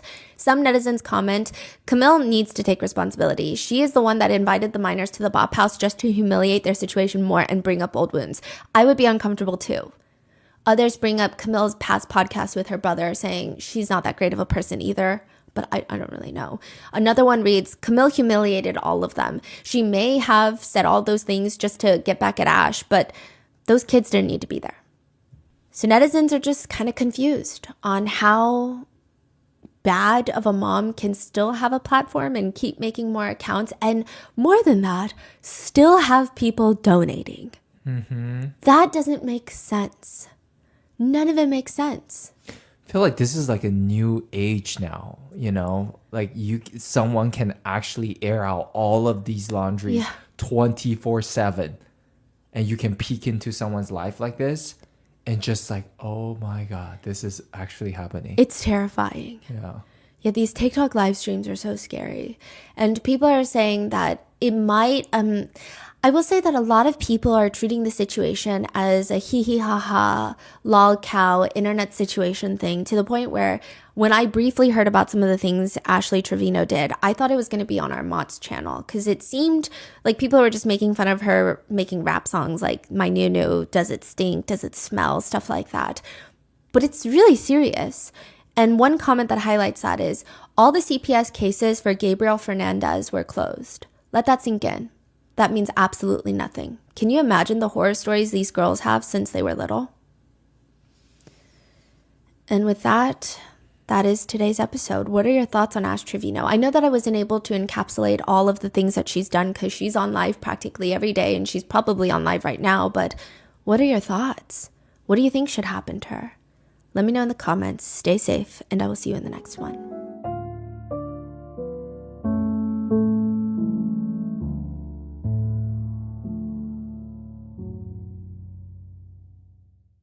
They're calling it whiteout conditions. That means you get in your car, you put the windshield wipers to the max speed, and you start driving. But you still cannot see what is in front of you. A giant pickup truck could be 30 feet in front of you, and you can't see it because the snow is coming down so heavy, and the wind is so fast, these snow flurries are just shooting straight at your car. But this is the Boston, Massachusetts area. They get an average of 45 inches of snow every single year. That's like more than half of my height. They should be used to it. But January 29th, 2022, it's getting pretty bad. There have been more than 100,000 power outages reported in the area. Some areas are experiencing wind gusts of 90 miles per hour. I mean, thankfully, that's only a few spots, but just to give you an idea, an average person can be knocked over, moved over by 67 mile per hour winds. 90 miles per hour, I mean, you're fighting against the wind as you're walking. Thankfully, most areas are 35 mile per hour winds, but it's still not great. This is a proper blizzard. One weather forecaster warns the residents. The storm emergency has been declared. Boston residents need to be prepared for this one. This is likely going to be an intense, dangerous storm with heavy snow, high winds, and whiteout conditions. This has the potential to be a historic storm, a huge one. This is likely to be an intense, dangerous storm with heavy snow, high winds, and whiteout conditions. Temperatures will be dropping into the single digit and below zero numbers. We are talking about treacherous conditions, dangerous, sometimes life-threatening conditions. Here in Boston, the best thing you can do is stay inside. That is why a group of friends decide they're going to have a blizzard party. They're going to hit up all the local bars, then come back to this guy named Brian's house, Brian the Blizzard guy, and they're going to celebrate a little bit more. So they all end up at Brian the Blizzard guy's house at around midnight. And people from midnight to about 2:30 a.m., one by one, these party goers, they start heading back to their own house, driving in the middle of the blizzard to get back to their beds. By 2:30 in the morning, only the residents of the house are still there. All the party goers, all the guests have left and gone, except for one. On the front lawn, about 6 to 8 feet from the curb, from the street, is the dead body of John O'Keefe, one of the guests that were invited to the blizzard party. He will be found at 6 a.m. in the snow. Police arrive at the house where the blizzard party just took place. They find John, this man, unresponsive in the snow. He's bleeding from the back of his head. He's missing a shoe. There's scratch marks on his arm. He's not even wearing a jacket. There's injuries to his face. He's just laying in the snow in the front lawn of this house. There are 3 women standing around his unresponsive body, and all of them, they know this man. They know John O'Keefe. One of them went to high school prom with him. Her name is Carrie Roberts. Another one has been friends with him for almost a decade, Jen McCabe. And the other one has been dating John O'Keefe for the past 2 years. Her name is Karen Reed. Karen Reed, the girlfriend, she's inconsolable. I mean, she's running around this blizzard screaming. She's throwing herself on John O'Keefe's body, lifting up her shirt, lifting up his shirt, trying to warm him up via body heat. She has blood on her face from trying mouth-to-mouth CPR. The woman that went to high school prom with him, Carrie Roberts, she's screaming at John's girlfriend, Karen. She's like, shut the fuck up. We need to be able to we need to get the blankets. She's like, Karen, you're doing too much. You need to sit down. She's freaking out, and it seems like the calmest one at the scene is Jen McCabe. John O'Keefe is ultimately rushed to the hospital and is pronounced dead. Now, the officers want to find out what the hell happened here. Karen Reed, John's girlfriend, tells the officers, she dropped him off at the blizzard party, drove back to John's house to go to sleep. She woke up and he still wasn't home, so she got really worried. She wanted to naturally come to the place where she last saw him, where she dropped him off, which is the blizzard party, and that's when she found him dead in the snow in the front lawn. Jen McCabe says, I was at the blizzard party last night. I was inside the house. She said she saw Karen Reed's car pull up at around 12:30. John O'Keefe's in the passenger seat, but neither of them ever came in. So one of them is for sure lying. Yeah, Carrie, You'll see. Okay. Carrie Roberts, childhood best friend of John's and former prom date, she says she wasn't there at the party last night. In fact, she doesn't even really know these people. She only met Jen McCabe once, like 7 years ago. Karen Reed, I mean, she's been meeting her a few more times, but only through John. Like, she's besties with John O'Keefe. The only reason she's here is because Karen, John's girlfriend, called her an hour ago in the middle of the night at 5 a.m. screaming that John is dead. Carrie says, Karen, the girlfriend, she also mentioned a few odd things. Something about a cracked taillight. Karen also allegedly said something along the lines of, did I hit him? Did I hit him? Everyone involved in this incident has a very different story. So what happened between 12 and 6 in the morning? It seems like the people that would have the most clear answers are the people that were inside the house. But their stories just don't make sense. And they're starting to get very upset that people are accusing them of having anything to do with John O'Keefe being dead in the front lawn. They say whatever they've done to us is they've dehumanized us to the sense where we're not even real people anymore. We're almost like caricatures. We're just pawns. In an interview, they're asked, have each of you been called murderers, like actual murderers?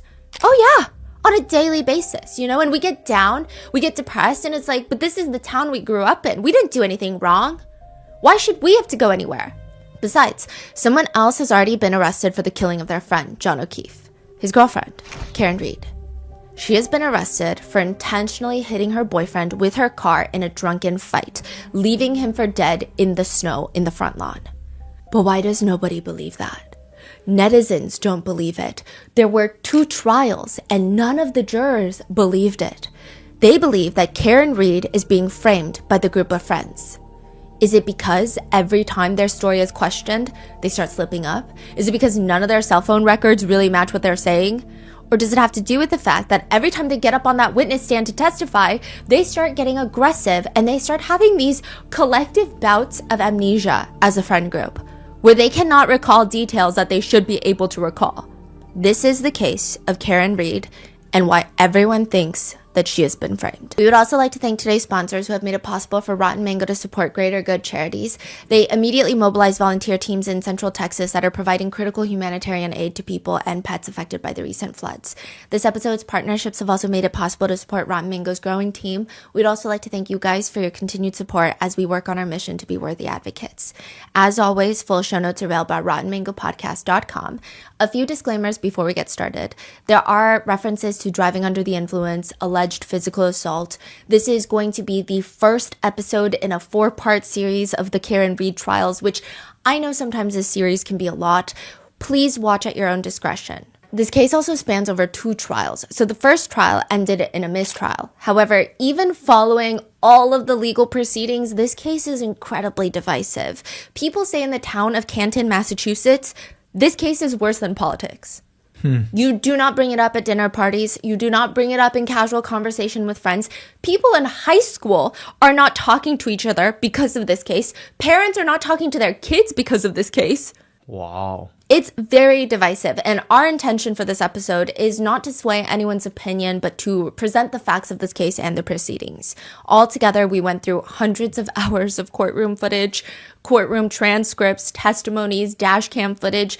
I did my best to include both trials throughout this series, but of course, for the sake of time and clarity, many quotes and statements from testimony and or opening closing statements have been shortened, condensed, or combined. Any and all speculations, accusations, and allegations discussed are unproven and are representative of theories that you can publicly find online from numerous netizens. These are not like things that I came up with in my basement. These are discourse that's floating around in the internet. We maintain that all individuals are innocent until proven guilty in a court of law. Most importantly, I want to be very clear that John O'Keefe ultimately lost his life. Our team in no way, shape, or form are purposely trying to shift importance off of his death.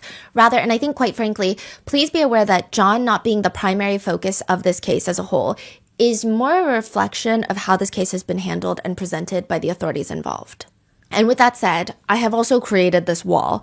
I was trying to explain to my husband a few of the people involved initially because as I'm researching, I do get a little like confused and I want to talk to someone about it. And I'm explaining to him, okay, this is kind of the bare bones of the story. I explained like 2 seconds and already he's like, I don't know who is who. So you're going to need some pictures or something. So this is the wall of people, because I think with this case, the deeper you dig, the more everyone is connected. It's not even just there's a lot of people. It's the fact that they're all somehow connected. That's crazy. And so with that, don't stress out about the people yet. We're going to get to each of them. And now I see like different colors and different color lines. Yes, the colors do mean something eventually. Wow. Okay. So with that, let's get started. There is one case in Massachusetts that was so heinous that residents decided they want to bring the government to bring back the death penalty. They said, we don't care, we want them dead. There had been attempts before, but this one, it was practically a citizen-run campaign to get legislators to vote for the reinstatement of capital punishment by the state. That case is the murder of 10-year-old boy Jeffrey Curley. 10-year-old Jeffrey was trying to buy a bike. He doesn't have the money, but these two older men, they're like, we're going to promise you a bike and we're going to give you $50. Instead, they kill him, essay him, and dump his body in a Tupperware container in the river. This was the biggest case in Massachusetts at the time. This was, I mean, especially because the two killers, they don't want to go down without fighting. One of them specifically is trying to argue, yeah, I was there, but I wasn't the one that physically kidnapped, nor was I the one that physically killed the little boy. It was the other guy. The lead prosecutor on this case, David Yannetti, he comes in swinging. He's telling the jurors in the closing statement, when you boil it down, this case comes down to the fact that 10-year-old Jeffrey Curley left Cambridge one afternoon and never came home because two men killed him. And they purchased 2 cigars for the ride to Jane's apartment to smoke along the way while the lifeless body of Jeffrey Curley lies in their trunk. I ask you to find Mr. Sakari guilty of murder in the first degree and nothing less. David Yannetti's closing arguments for this case was said to have been one of the most emotional closing arguments to take place in a Massachusetts courthouse. He is known in the state of Massachusetts for this case. But that case was decades ago. In 2022, David Yannetti no longer works for the DA's office. He's no longer a prosecutor. He actually owns his own criminal defense law firm, and he just took on a new client, Karen Reed. Probably not the biggest case on his desk. Woman potentially drunk driving in a blizzard, maybe hit her boyfriend with her car by accident. I mean, it's bad. It's really bad. Her boyfriend, John O'Keefe, was found dead in the snow in someone else's front lawn, but it's not a murder case. It's just a little tricky. David says at first glance, the whole thing seemed like perhaps a tragic accident until David Yannetti gets an anonymous phone call. Hello? David says the anonymous caller's voice is very gravelly. It sounds very scratchy and low. He's very vague. The man claims to have background as a Boston law enforcement officer, but he says something along the lines of, your client is innocent. Look inside 34 Fairview. Look at the people inside the house. John O'Keefe was beaten up by Brian Albert, Blizzard Brian, the homeowner, and his nephew. When John doesn't come to, Brian and a federal agent that happened to be at this party dumped John's body on the front lawn. So the house is Brian's house? Yes, Blizzard Brian. This is Brian Albert's home and his wife Nicole Albert's home. This is where things get very strange. David Yannetti eventually calls this anonymous tipster back for this very mysterious tip. He wants more information for a longer interview, but the man starts backtracking. He's saying, well, no, I don't know for sure. I was just speculating based off the pictures that were released of John O'Keefe's body because it just didn't look like injuries from a car accident. But at the time that the anonymous tipster had called in for the tip, those autopsy pictures had not been released. No pictures of John O'Keefe's body after the fact had been released to the public. So what does he mean he was speculating based off of those pictures? He hasn't been able to see those pictures yet. It feels like the anonymous caller gets spooked and starts backtracking. Eventually, he flat out denies that he ever said that to David Yannetti, and he recants this entire tip altogether. But David Yannetti and his client, Karen Reed, they decide we are going to take a look inside of 34 Fairview. Did we find out who the caller is? It seems like there is a strong lead of who it is. Now, I really hate saying this about cases, but it does feel like an Agatha Christie novel, only in the sense, not in the sense of like, it's a murder mystery, but in the sense of like every single person inside has the potential motive to want John O'Keefe dead. And he is found dead on the lawn. And everybody is sus. January 29th, 2022, there is a birthday party inside of 34 Fairview Road. It's not just a blizzard party. And John O'Keefe is invited to that party. By 6 a.m., he's found dead in the snow outside. And every single person, they're weird. First of all, people keep forgetting and omitting who was inside the house the night of the party. It actually takes months for people to find out exactly who was inside the house that night. People keep conveniently forgetting other people. One woman that was at the house that night starts Googling at 2 a.m. how long to die in the cold before anybody was even found in the cold. And everyone leaves this so-called party and goes back to their homes, and there's a series of suspicious phone calls between the partygoers. They're calling each other up all night. Suspicious phone calls that conveniently nobody recalls. In fact, they say, you know what, that is strange. And I don't recall those because it must have been a butt dial. You are talking about over a dozen butt dials in one night between the partygoers. Like from 2:30 to 6 a.m.? Some of them are a little bit sooner than 2:30, but it's very weird. Now, the night you're talking about over a dozen butt dials the night that John O'Keefe was killed, what are the chances of that? Then there's the other small things, but I mean, they feel small at first, but it starts getting weirder. It's believed that John O'Keefe's body was laying out in the snow since 12:45 a.m. And yet every single person that leaves the party, leaves this house, drives past his body in the snow and does not see him in the front lawn. Where did that 12:30 come from? That body was in the snow at 12:30. We're going to get there. Okay. Yeah. And it's debated if he was out there in the snow at 12:30, but it's just weird that nobody sees him in the snow because all the partygoers are saying, yeah, he was probably out there since Karen left because she hit him with the car. She left around 12:30, so he must have been laying out there since then. And yet none of them see him in the snow when they drive past. Then his girlfriend, Karen, she wakes up at 4 a.m. to realize that he hasn't come home. Now, one of the first places that she checks is 34 Fairview Road. She sees him lying in the snow, bleeding from the face. He looks like he's been in a fight. She starts hysterically screaming while a fire truck, ambulance, and multiple police cruisers arrive at the scene. And the homeowners, they never come outside. This is all happening. Brian Albert, Nicole Albert, they never come outside. They sleep through the whole thing, is what they say. Is it like a really big house or no? So it's like a regular neighborhood. Yeah, I mean it's a nice house, but it's a regular residential house. That's crazy. It's not a mansion where the driveway is like 25 feet long and you're like, oh, well, that's a different zip code up there. No, it's your front lawn.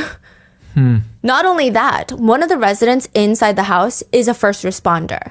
When they find John's body outside, unresponsive, nobody goes and knocks on the door to wake up the homeowners. I mean, they're all very close friends, especially Jen McCabe. She was at the party last night. She doesn't go and knock on the door to wake up Nicole and Brian Albert to come help before the police arrive.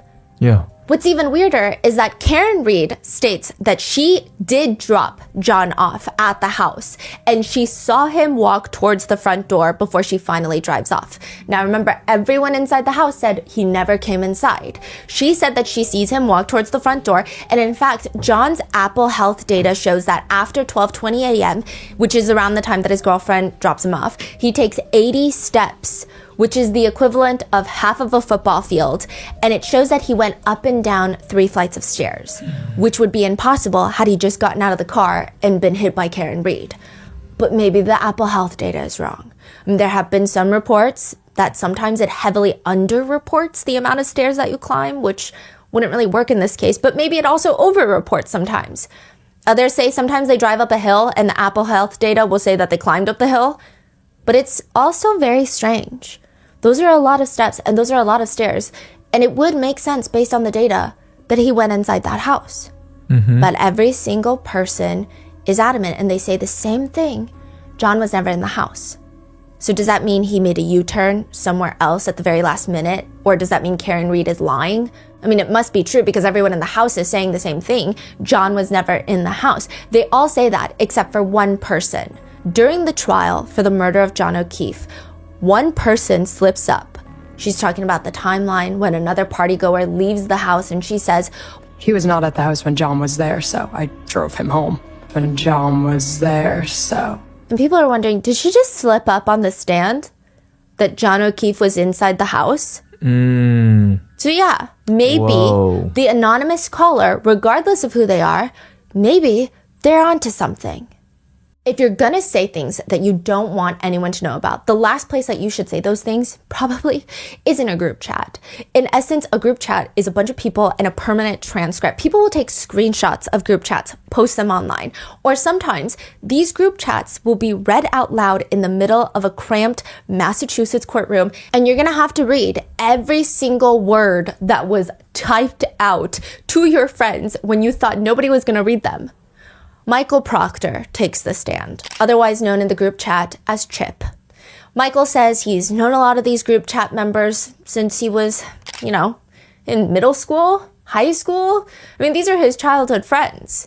So from October 18th, 2021 to August 31st, 2022, about a year, there are 38,707 messages in this one group chat.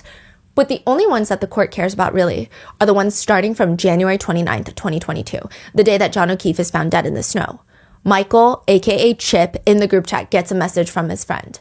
It's just a link to John O'Keefe's Facebook page. There's a quick conversation about John O'Keefe and his girlfriend Karen Reed, and he's texting in the group chat, she's a babe, like she's hot. Wait, I'm so sorry. Timeline-wise, this was after John O'Keefe was found dead? Yeah. Someone sent a link.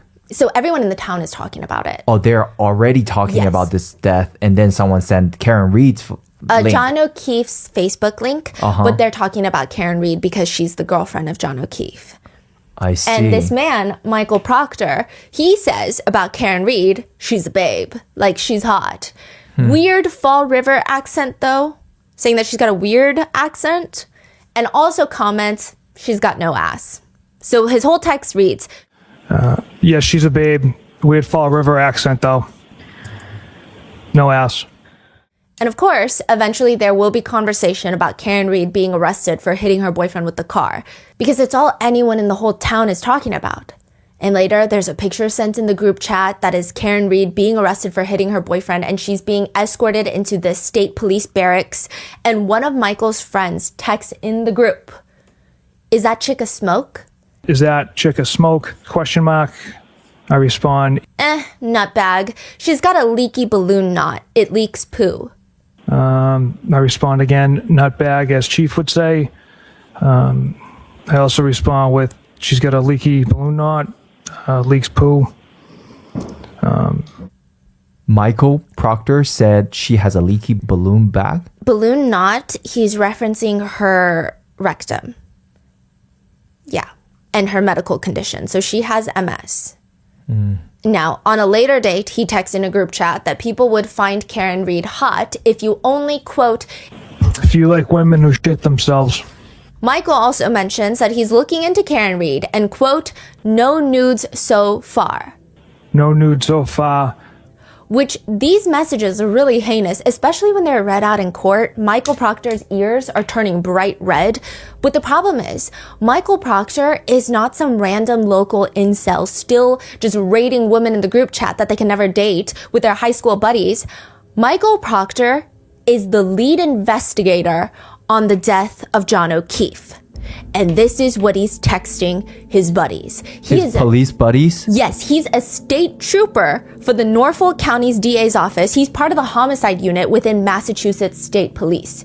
He's taking the lead on the investigation onto the death of John O'Keefe. And his main suspect is Karen Reed, where he is going through her phone after her arrest looking for nudes. He texts his buddies, quote, no nudes so far. That is fucking crazy. Which means they do that all day long. Yeah. On every single case. He's also texted his supervisors that. And they don't reprimand him. They don't admonish him in the group chat. Yeah, so it's because the supervisor probably does that too then. In other messages, Michael Proctor calls his main suspect in this case. Yep, so these came from me. From all accounts, he didn't do anything wrong. She's a whack job, CUNT. Objection. So don't spell it. You have to. So these are your words. Yes, Your Honor. Go ahead and say them.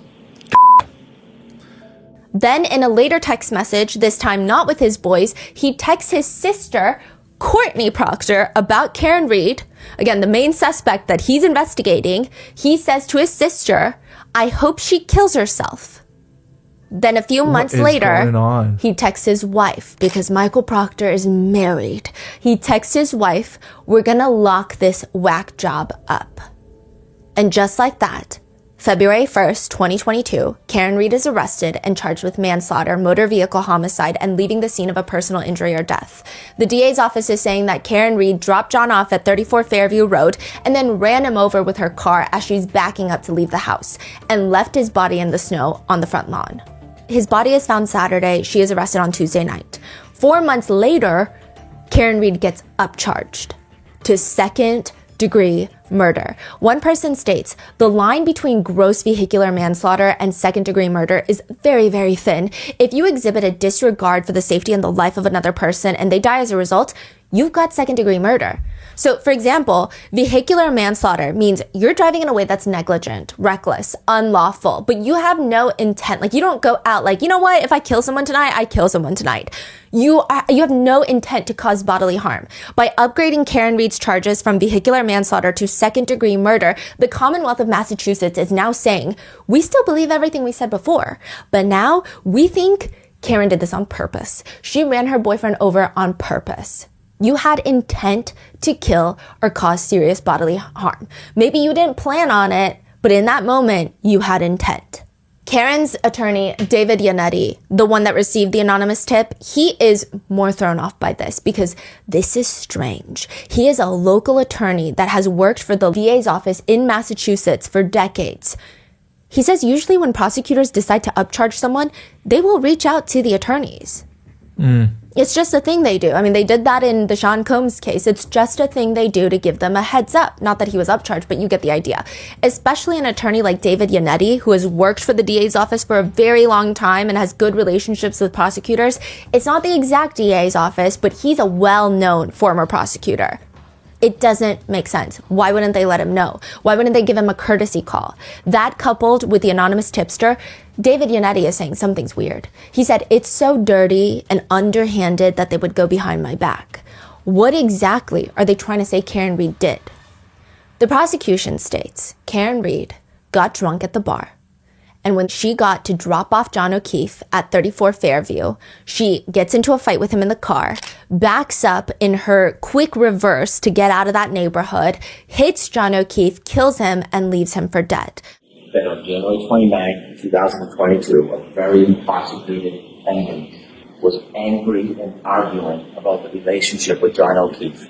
And after the fight was over, she left, but she brought the fight back to him in the form of her SUV. She clipped him, he fell backwards, he broke his head. The prosecution say they've got all the evidence to back it up, including every single person that was at 34 Fairview Road will tell you what happened, and you will conclude that Karen Reed killed her boyfriend. That's a really dumb way to do it if that's what she wanted to do. Yeah. Now, they're saying everyone at the party is going to let you know that Karen Reed did this. So let's start with the residents at 34 Fairview, the homeowners, Brian and Nicole Albert. These are the Alberts. The Alberts are very important. They're a very powerful, well-known, well-connected family in the town of Canton, Massachusetts, which is about a 30-minute drive to Boston. But it kind of operates like a small town. They've got a select board. So this is a very small town hallmark. You get a group of people that are voted in to directly oversee the town operations. So instead of a mayor, like most major mid-range to big cities have a mayor, you get a select board. 3 to 5 members, and they control everything. This all becomes important later, but in this small town of Canton, about population 24,000, the Alberts are a well-known, very big family. You've got Brian Albert, the dad. You've got Nicole Albert, the mom. You've got their son, Brian Albert Jr. Caitlin is also their daughter. She's important later, but Brian Albert Jr., we're going to call him Birthday Brian because it was his 23rd birthday that night. Wow, he's young. He's young. Now, Brian, Big Brian, he invites a ton of his friends over, including John O'Keefe, to the house. Birthday Brian already had a few friends over because it was his birthday. They have other kids, but they're not really important right now. And you have their dog, Chloe, a German Shepherd mix. Chloe is very important later. So birthday Brian decides he's going to invite friends over. Oh, I see. The red ones are the Alberts family. Well, the red ones are familial and or normal connections. Oh, I'm talking about the background. The red background. Yes. The red background I are one part of the Albert family. One part. Okay. One part. Okay. Birthday Brian is like, hey dad, mom, I'm gonna have people over for my little birthday party. So like, could you skedaddle for a few hours and maybe come back later? So the parents, they decide that they're gonna go to a local bar called The Waterfall.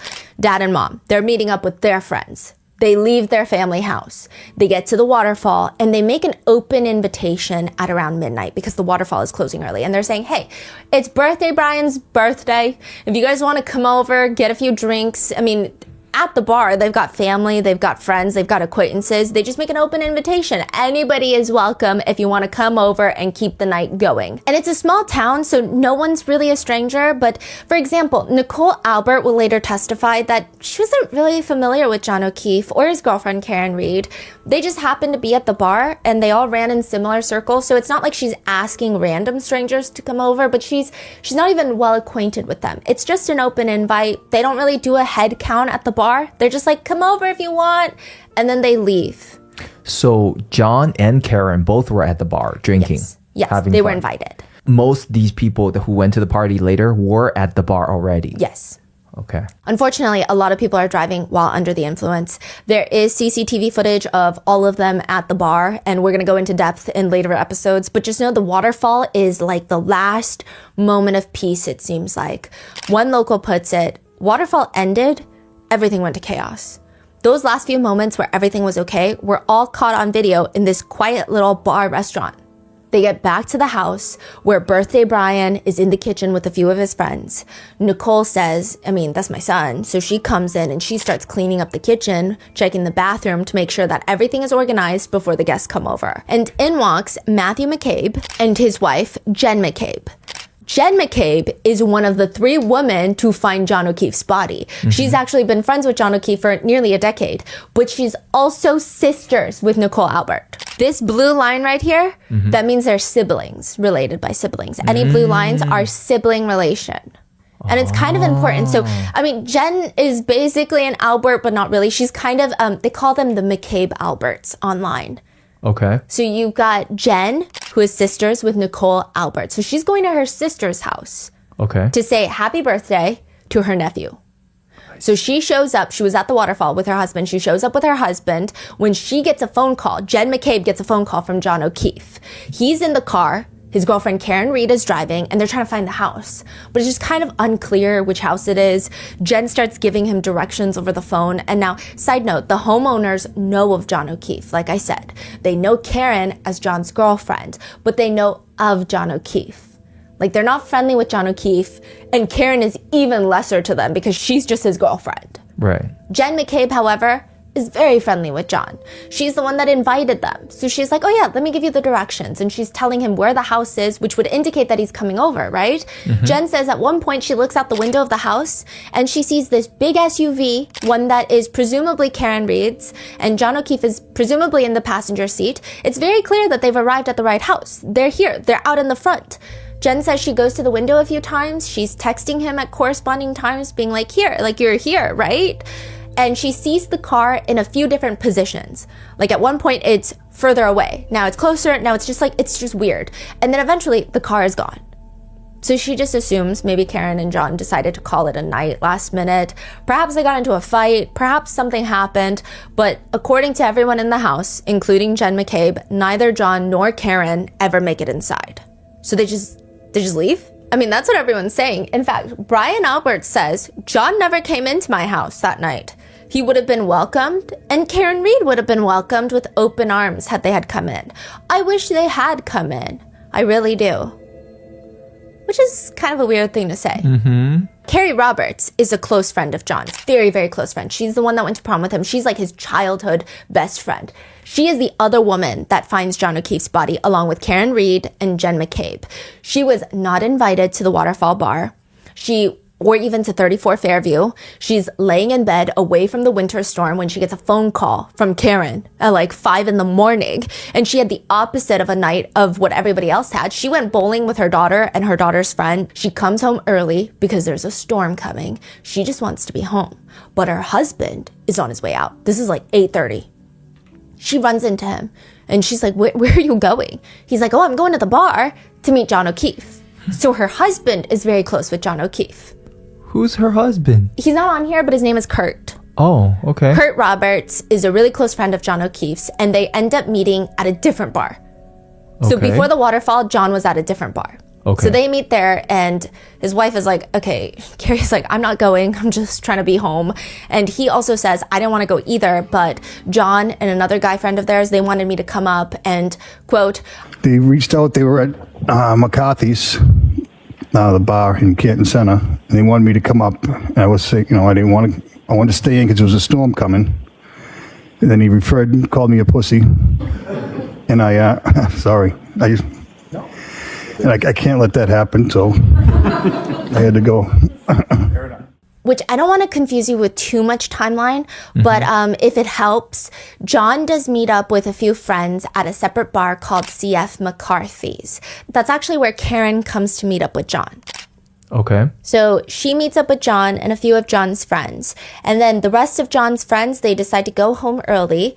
John and Karen, they get invited to go to the Waterfall Bar. And that's where they meet up with all the Fairview people, the McAlberts. Yeah. Now, did Karen say why she didn't want to go in after dropping off John? Yes, she will explain later. Okay. Now, in both instances of both bars, Karen is mainly there for John.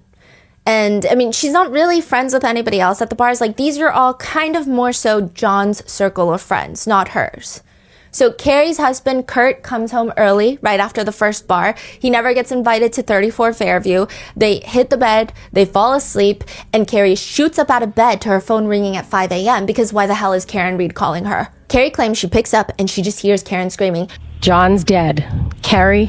And then she hung up. Carrie says she didn't even have the chance to have a conversation. Like, what do you mean he's dead? I mean, did you catch the timeline? Because nobody found John's body until 6 a.m. Carrie is saying Karen called her at 5 a.m. screaming John's dead. Weird.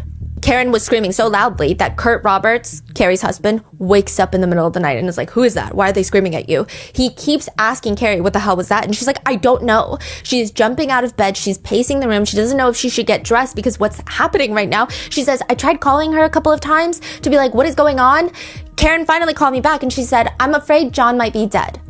So now it's, I'm afraid John might be dead. He might have gotten hit by a snowplow. Like, you know, those big giant trucks that plow the snow. And this is still before 6 o'clock, right? Like Yes. 5 something? Yes. Okay. He did not come home last night. I think something happened. Carrie's trying to understand, well, where are you right now? I'm driving. Can I come to your house? Will you drive my car? I don't remember anything from last night. We drank so much. I don't remember anything. You're gonna get a DUI if you were drinking all night last night and you don't remember anything. You shouldn't be driving. I'm gonna come to your house. Will you drive my car?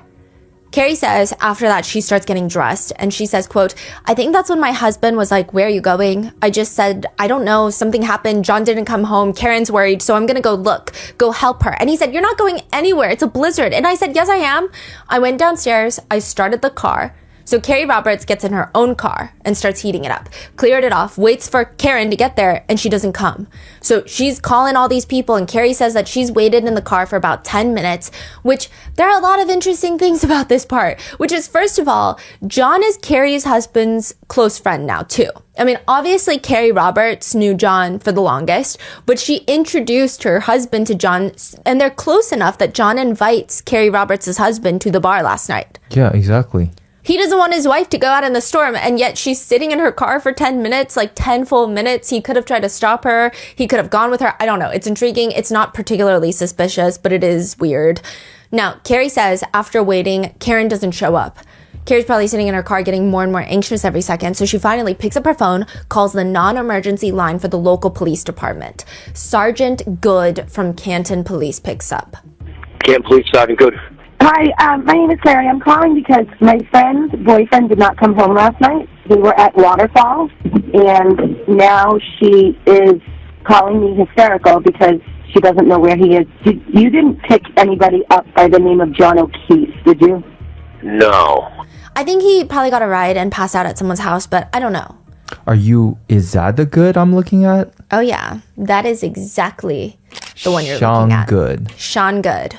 Now, the operator tells her that he hasn't heard any news or anything of that sort. Carrie says at that point, I wasn't super worried. I mean, he didn't come home, but they were out drinking, so I assumed he's probably on someone's couch. Finally, Karen calls Carrie back, and Carrie Roberts testifies later. I said, where are you, Karen? I'm in the car. And Karen said, I'm at Jen's house. And I said, Jen who? She said, Jen McCabe. She's gonna drive my car. And I said, okay, stay there. I'll come. We'll follow and we'll drop your car off.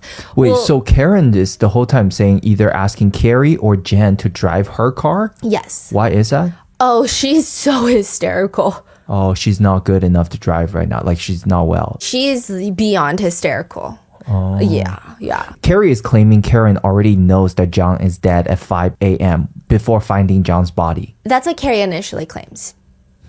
There's lots of changing claims as well. Okay. And there's a lot of like, well, I didn't necessarily mean it like that. Okay.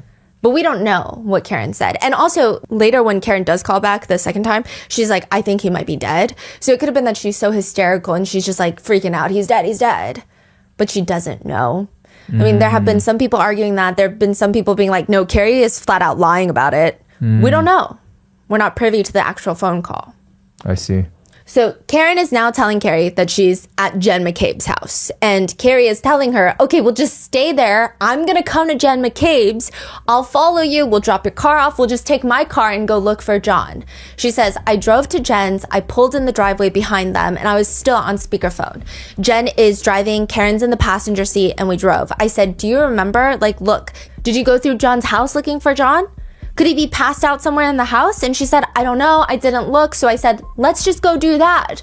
Let's get into cars and we're going to go back to Meadows and we're going to go look inside of John's house first. He could be passed out on the couch or on the floor. Who knows? So we went back to his house.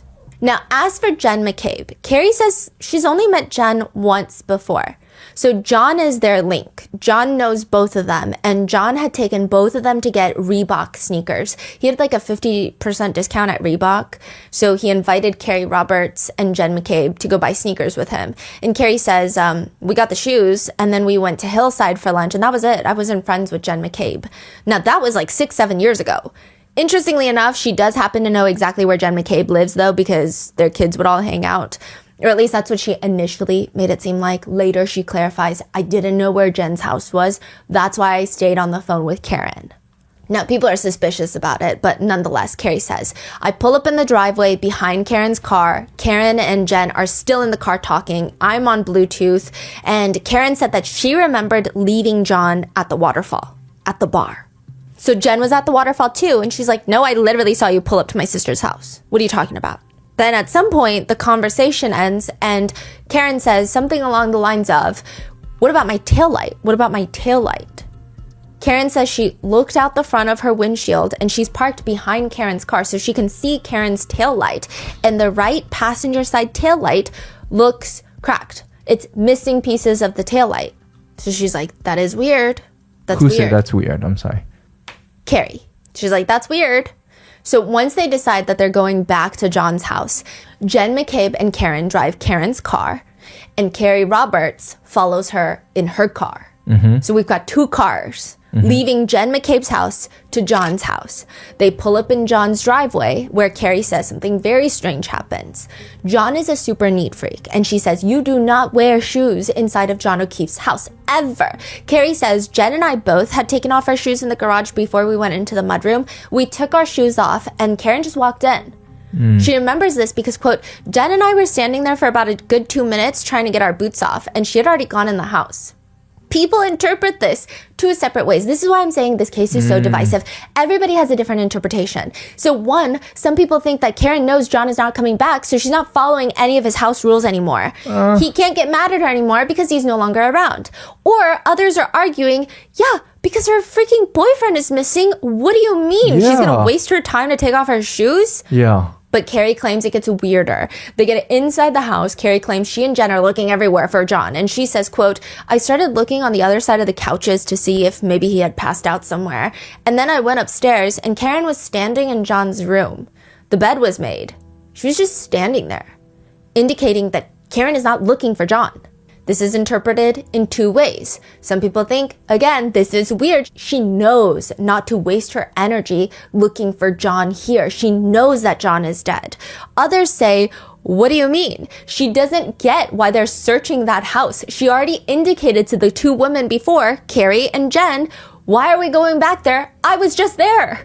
I woke up from John's house. It's not like I never went to John's house. Sure, I didn't search it, but I would have known if he came home. So Karen had fallen asleep on the couch waiting for John to come home. Yeah.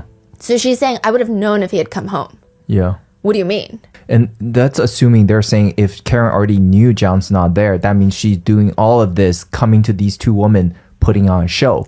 Then she would have put on a better show if she's acting like... She would have searched. Yeah, she will search, she will act, she will do all of that, but no. But she's just like standing, and we don't even know if this actually happened. Maybe she was searching, maybe not. Right.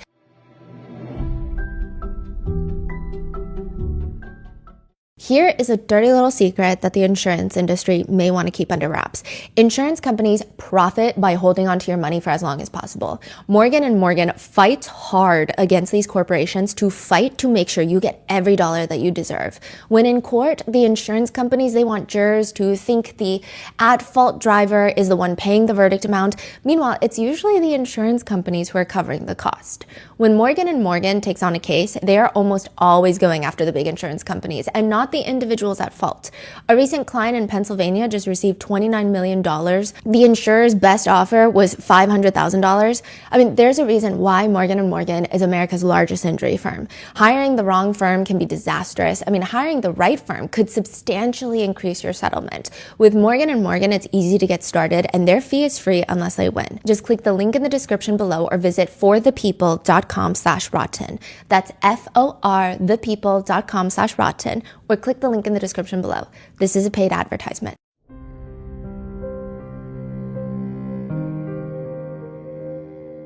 It was supposed to be a vacation of a lifetime, a Caribbean cruise with family, a chance to relax and reset. But for 23-year-old Amy Lynn Bradley, it turned into something far darker. One morning, she vanished without a trace from a cruise ship bound for paradise, and in the 25 years since, not a single definitive answer has surfaced. Was it an accident, a cover-up, or something even more sinister? On March 23rd, 1998, 23-year-old Amy Lynn Bradley disappeared without a trace. 25 years later, the case is as much of a mystery as ever, with numerous tips, alleged sightings, and leads that point in all different directions. With renewed attention and investigative efforts, Amy's family hopes that the momentum will lead us to whatever sinister underbelly Amy has fallen into and bring her home. Could it have been the cruise employee that she was seen talking to? What about all the reported sightings? Could the Navy man in a brothel know the truth? Amy Bradley is Missing is now playing only on Netflix.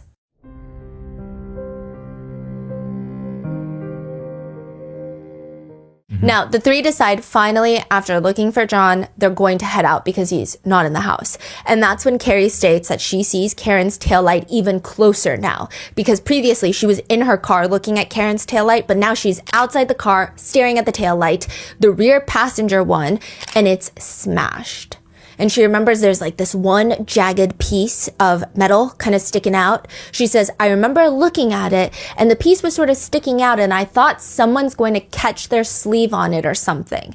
This is very important later because John has mysterious claw marks on his arm that nobody can really pinpoint where it came from. Some people think it looks like an animal mark. Some people are arguing it's the tail light that scratched him up. And Carrie's saying there was a jagged piece. I thought someone was going to catch their coat on it. But the plan from here is the three of them are now going to get into Carrie's car and drive back to 34 Fairview Road, where the party was last night. Carrie says Jen and Karen wanted to go back there. So they get into Carrie Roberts' car.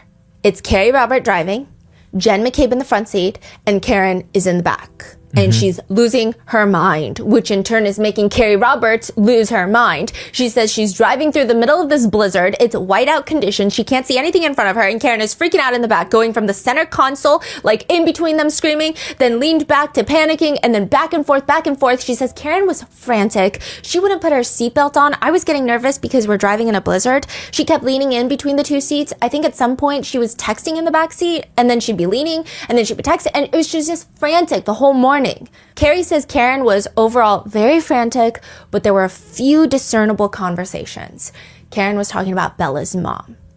Carrie says there was some conversation about a woman I didn't know that was Bella's mom, and she said Bella's mom never liked me. I think Bella lived near Jen's sister. So Bella's mom allegedly lives on the same street as Brian and Nicole Albert, Fairview Road. Okay. And Bella is not on the map, right? No. Okay. And this is important later just because she lives on that road. Okay. Karen is saying Bella's mom never liked her. It's weird, Carrie thinks, but she's just trying to focus on driving through the literal blizzard. Carrie says that she and Jen are looking out the window, looking for anything that could indicate where John is. And she says, Jen's giving directions, and it was really bad driving. I was white knuckling because it was getting slippery.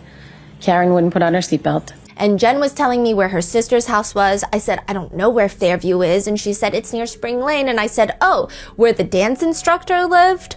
John had once dated a dance instructor. And then Karen said, do you think he could have gone there? Do you think that's where he could have been? No, I was saying I was just using it as a reference point. She said it's near Spring Lane. And I knew that the dance instructor lived on Spring Lane. That's it. So Carrie's trying to... Carrie is kind of inferring to the jurors that Karen is a very jealous woman. But what we're getting from this is that on Fairview Road, there are two people that are interesting. Bella's mom, who John allegedly dated before, and the dance instructor. Oh, Bella's mom also dated John O'Keefe. Yes. And also a dance instructor. Yeah. Okay. And Carrie is like, well, he dated the dance instructor like 10 years ago. She thought it was so strange that Karen was like hung up on this, but she keeps driving. And she says, we're looking for John walking or wherever he may be. So I'm driving, I'm looking at both sides. And I think Jen was looking at both sides and Karen was. She had been in the back seat. And sometimes she was in between us and then backseat again. I told her to shut up several times because I was trying to drive. I couldn't concentrate. I told her to sit back and buckle up because it was bad driving. I didn't want to get into an accident and her not have a seatbelt on. It was like you couldn't control her, and I was trying to drive in a blizzard. They start pulling down the hill on Fairview Road. Carrie says, quote, Jen said, my sister's house is right up there. And all of a sudden, Karen said, there he is! There he is! Let me the fuck out of this car! And started kicking the door. She's apparently kicking the door. I mean, she wanted to get out of the car, but it was locked because once you start driving, the back doors are locked. So I pulled over, I looked over, and I didn't see anything. I looked at Jen and I said, she's crazy. And then I turned around and watched, and she ran over to a mound of snow. Carrie says the minute Karen gets out of the car, she's booked it to this mound of snow. Carrie is just parked in the middle of the road watching. She says at some point she realizes that this mound of snow is in the shape of a body. Carrie says Karen lifts up her shirt, starts laying on John O'Keefe, or the body. When you say amount of snow, is he covered by the snow or is he just kind of hidden behind the snow? Okay, that is also heavily debated in this case. Carrie is indicating he is covered in like 4 to 6 inches of snow. Right. A lot of people have testified and put in anecdotal evidence online that there really wasn't that much snow that could have piled on top of John. And even if he had passed away sooner, a lot of your body retains body heat. So snow will actually melt quicker when it touches you. So it won't pile as quickly on top of your body. And so they're saying that she runs to this mound of snow that they didn't know because it was just snow. But I will say that John is a 200-pound man. It just seems unlikely that he would have been fully covered in snow. I feel like something must have been peeking out, and he was wearing darker colored clothing. But you could also argue against Karen that it's really dark outside, and you can't really see that well. So both sides have their arguments. Now, by this point, it is near blizzard conditions. It's cold. It's less than 32 degrees. There is about 3.9 inches of snow that should have accumulated in Boston. But that's, again, in Boston area. That it's different depending on where you are. It's different upon a lot of things. And John's body would have been potentially warmer. Yeah. Carrie and Jen, they're in the car, and they both state that they have no idea how Karen saw John's body laying in the snow. No clue. They didn't see anything until Karen was like, let me out, and she jumped out the car. Now, the lawn of 34 Fairview is quite spacious, but I would hardly call it a mansion or like an estate. The driveway is a normal length, meaning the lawn is not that long, it's not that deep. The edge of the curb, in the house, it's not that far of a distance. This is not like a Jeff Bezos residence. It's a very nice family home, but the property is a little wide. And at the edge of the property line is this flagpole with the American flag and a fire extinguisher and like an electrical box. There's no light illuminating this area. There's no like street light right above this section of the lawn. There's no light on the flagpole. There's no star and moon shining to illuminate the whole space. It's just a frame of reference, and that is where John's body is found. But what's interesting for later, this is like later episodes, but if you like more information, the Albert's bedroom, the primary bedroom, faces that side of the house. That side of the front lawn. It's so on if they that look side. out the window, they could see the body. Yeah, it's not like their bedroom faces the front, but on the other side, it's like, no, it faces the front, and it's the very last bedroom on that side. And when there's all these people outside, how could they not hear anything? Exactly. Right? Now, Carrie says she's in the car. She says, when I realized it was John or someone, I ran over. I dug John's head out from the snow. Carrie says John was completely covered in snow. She's digging him out. She didn't even know it was John until she dug him out. I told Karen to get off him. We were going to start CPR. I yelled for Jen to get the blankets. I don't know what I thought I was doing with blankets, but I wrapped them around his head, just thinking we're trying to warm him up. He was covered in snow. He's wearing thin clothes. He's missing a shoe. Meanwhile, Karen is laying on top of John. Carrie's screaming at her to get off of him because, this is very important because neither of them have any clue what they're doing. Like, clearly, Karen is doing something that Carrie doesn't agree with. Karen wants to move him to get him warmer. Carrie doesn't because she's scared that he has a spinal injury. Like, they're at odds. They don't really know what to do. She is CPR certified, Carrie, but she's definitely not a first responder. Carrie says he had blood coming out of his nose and his mouth, and his right eye looked like a golf ball. His left eye was fine, but the right eye looked like a golf ball. He was bleeding in the back of his head, so when I was wrapping, I don't know why, I was wrapping the blanket around the back of his head. I didn't know he had a cut on the back of his head. Carrie doesn't recall where the cut was, but she remembers blood on the blanket that was on the back of his head. Carrie says, I was doing CPR and I said, Jen, you need to call 911. I started CPR, chest compressions, and then Karen was giving mouth to mouth. Carrie says that she does have previous training in CPR, and within minutes, maybe like under 10 minutes, the first officer arrives at the scene along with the firefighters and the paramedics. Now, Carrie says this is where things get weird. Karen is like running around the body while EMTs are trying to work on him, John, and she's just frantic, just saying things like, is he dead? Is he dead? Is he dead? Eventually, the paramedics place John on a stretcher, bring him in the ambulance, and Carrie looks down at where John's body was, and there's blood, there's droplets of blood in the snow, as well as his phone. Eventually, John is escorted to the hospital, and she says, at some point, Officer Good, he shows up. At some point, he shows up. Yes, after John's body is already in the ambulance, Sean Good, Officer Good, shows up, and he tells Karen to calm down because she was frantic. And at some point, Jen and Karen are placed in the back of a police cruiser to warm up. Carrie says, I was standing outside the car watching the ambulance. I could see through the ambulance that they're moving things and working on John's body. And Carrie turns and tells Karen, because maybe she doesn't want Karen to freak out and be more frantic, she says, I said, they're working on him, they're working on him. And at one point, she grabbed the front of my shirt and said, are they working on him? And I said, yes, they're working on him. I can see tubes moving. I can see them moving. If he was dead, they wouldn't be working on him. And then she said, let's hold hands and pray. Who said that? Carrie is saying that Karen is like, let's pray. And then at some point, she's got blood on her hands. Karen has blood on her hands. And Carrie is saying, Karen told us that it was her period blood. What? Carrie's like, I think she was just in a state of shock, maybe. So she's like, Jen McCabe looks at Karen and is like, no, that's not your blood. So this is, some people interpret this as something more sinister, but like Carrie said, I do think that if Karen did say that, she's probably in a state of shock. And even Carrie admits that she had John's blood in her hands as well. So it's not like the most weird thing ever. Eventually, the ambulance drives off to the hospital with John. Jen McCabe finally goes inside her sister's house. They had been in the front lawn this entire time. Nobody had come out. She goes inside. Carrie is in the car with Karen, and Carrie is calling out to John's parents because she's known him since they were kids. So she's the closest to his parents. She's calling Mr. and Mrs. O'Keefe, telling them that something happened to John. And at that point, Karen, the girlfriend, she starts calling her potential like sister-in-law. Okay, to make it a little more simple, John O'Keefe has a brother named Paul. Paul is married to a woman named Erin. So it's actually John O'Keefe's sister-in-law. Yeah. Karen is on the phone with Erin, and she is allegedly, according to Carrie Roberts, telling John's sister-in-law that John is dead.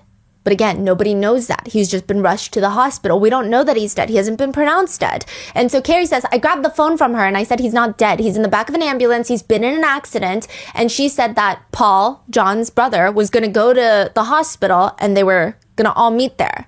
But she says, she keeps kind of inferring that Karen kept telling everybody that John is dead when he's not dead. Carrie's story is like almost casting suspicion on Karen, on everything Karen does. Her final version of events, because her first few version of events, a lot of stuff is not mentioned. And I'm going to go through it. But this is like her final version of events that she testifies to in trial 2. And she's finally like, yeah, this is what's happened. And everything is like, that's sus, that's weird. I don't know why Karen did that, said that, act that way. Yeah. Eventually, John is declared dead at the hospital, and they all start going through to discuss what happened the night before at the waterfall. All of them except for Karen. Karen is not invited to these conversations. So a few of the party goers, they all get together and they start talking about, wait, what happened last night? What happened last night? A few of the party goers remember they did recall seeing John and Karen walk into the waterfall bar with a cocktail glass from another bar. So they're just like, she was very drunk. They were being weird. Karen had showed them. She thought it was funny that she brought over a cocktail glass from the other bar because you're not supposed to do that. But Jen says, there was something else. Karen had shared a little bit of frustration because that morning, Karen is telling Jen, that morning, Karen and John had got into a fight. Jen recalls during the conversation with John, her last supposed conversation with John, while he's asking for directions to the house, to 34 Fairview, she said something along the lines of, go past Bella's house, her street, it's at the bottom of the hill. Kind of indicating, inferring, maybe he had put it on speakerphone. And she was like, go past Bella's house. And Karen just like flipped a switch and just blew up because it's on the same street as this woman you used to date. And maybe she flew into a rage and that's why they didn't come in for the party. And that is maybe why he's laying in the cold snow and he was dead. They also share very different stories about what Karen said to them when she called them to wake them up from their sleep. Remember, Carrie said that Karen was screaming that John is dead, and that she was hysterical, which Jen is like, well, no, she told me something else. She told me that she left John at the waterfall bar when she was on the phone with me. And I told her, no, you didn't, because I saw you pull up to my sister's house. But the alarming part of all these conversations is, well, the fact that they're having these conversations. Because technically they're all witnesses, they shouldn't be having these conversations. But the more alarming part is, as they're talking throughout the weeks, they start calling the investigators on this case, adding more to their versions of what happened that night. Now they're talking to each other through phone call, text message, meeting up.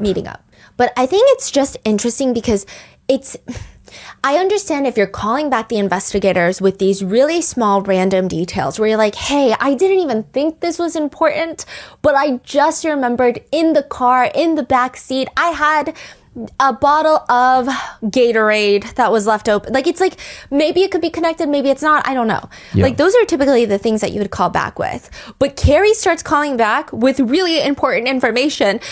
She does not initially tell the investigators that when Karen first called her at 5 a.m, she said, John is dead, John is dead. That's very important, right? You would think that's the most important thing. She doesn't tell them until later. And so Carrie, her explanation for that is, well, Jen and I were re-going through everything that happened. And Mrs. O'Keefe, John's mom, had advised us to make a timeline. She said this could be a while. You guys aren't going to remember something years from now. So sit down, write down what you remember. And I, at that point, you know, when she first called and we were going through it, Jen was like, oh yeah, remember? You said that Karen said that he was dead. I don't think you've told the investigators that. So Michael Proctor calls, or either Michael Proctor was already on the phone with Jen. She doesn't recall that. I don't even know. And I said, oh, could I speak to Michael Proctor? So then I told him so that somebody could document it. So it's just weird. How do you not remember to tell him that? That's the opening of how you even get involved. In fact, one of the interviews that both Jen McCabe and Carrie Roberts had was at Jen's house while they were together. So the investigators come to talk to both of them, two witnesses that should be interviewed separately, and they're both just at Jen's house, quote, making a timeline. I think I was at Jen's house. We were making a timeline together when 2 law enforcement showed up to question her. But I happened to be there, so they took us in separate rooms and questioned both of us. Does that not sound like an overly complicated way of saying we were getting our story straight? Because that's what a lot of people think online.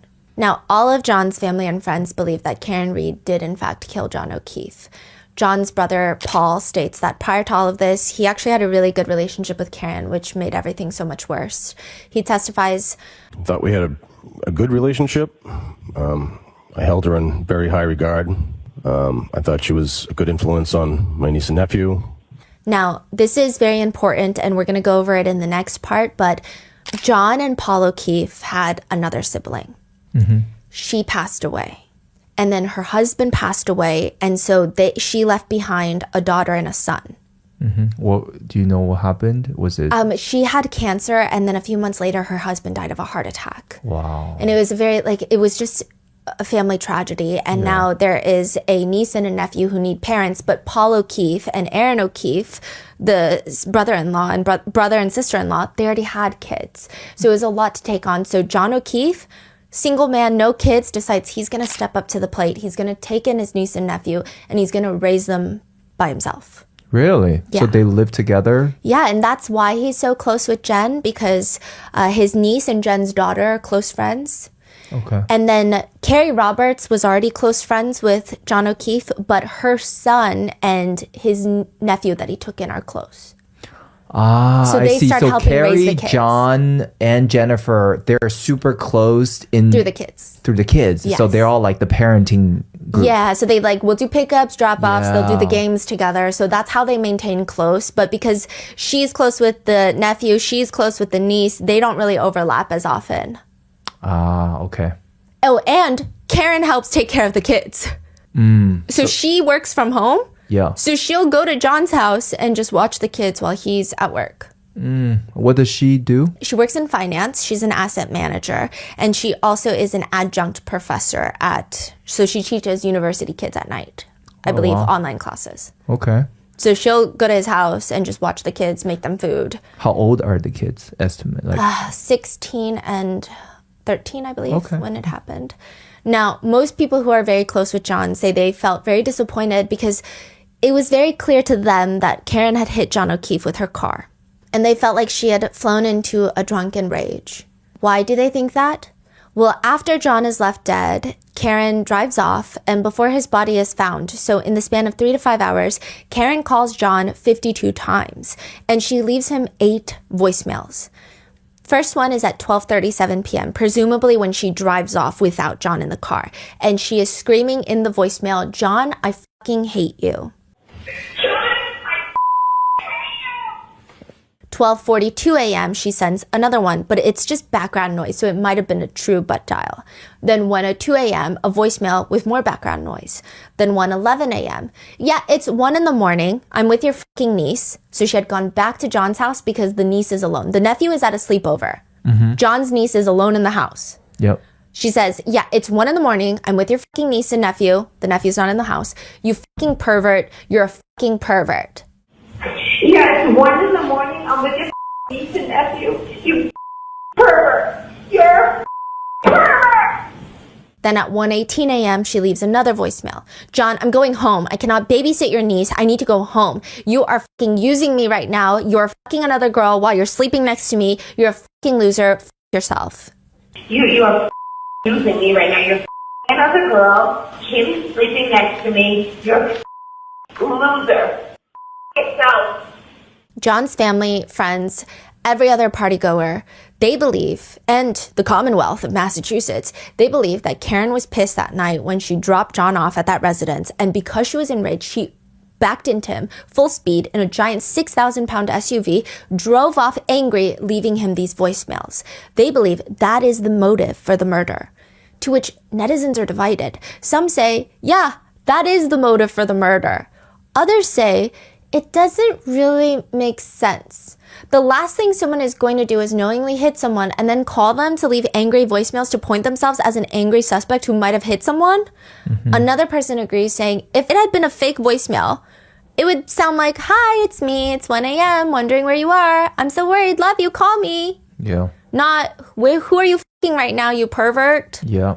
That's what netizens are saying. That almost definitely removes the planning part. Yeah, it just doesn't make sense that she would leave those voicemails afterwards. Yeah, no. And there are lots of theories of why she left those voicemails. I mean, surface theory is that she was mad because this is the same street that some of these women live on, but there's actually a weirder theory that we're going to go in part 2. Now, Karen's version of that night, she is adamant. She says, quote, I did not kill John O'Keefe. I've never harmed a hair on John O'Keefe's head. She says, the narrative became that I became enraged and decided to nail him in the snow. She says it's basically ridiculous. Karen says, we get to the house. It didn't look like it was busting at the seams with people. So she's saying after Waterfall Bar, they get to 34 Fairview. They've never been to this house. John's never been to this house. And it looks like it's dead inside. So she's like, hello, is this the right house? And are we welcome? Like, are you sure we were invited at the bar? Because maybe Karen's like, these two people didn't invite us. So are you sure we're welcome here? Like, I don't want to walk into, and like my stomach hurts. I don't really want to go. And so she says, I'm still on the street. She's parked on the street. She's like, John, can you just run in there? And like, can you just make sure we're welcome and make sure it's the right house? And like, this is somewhere we want to be. He said, yeah, I'll be right back. He got out of the car. I see him go to the door and start to cross the threshold.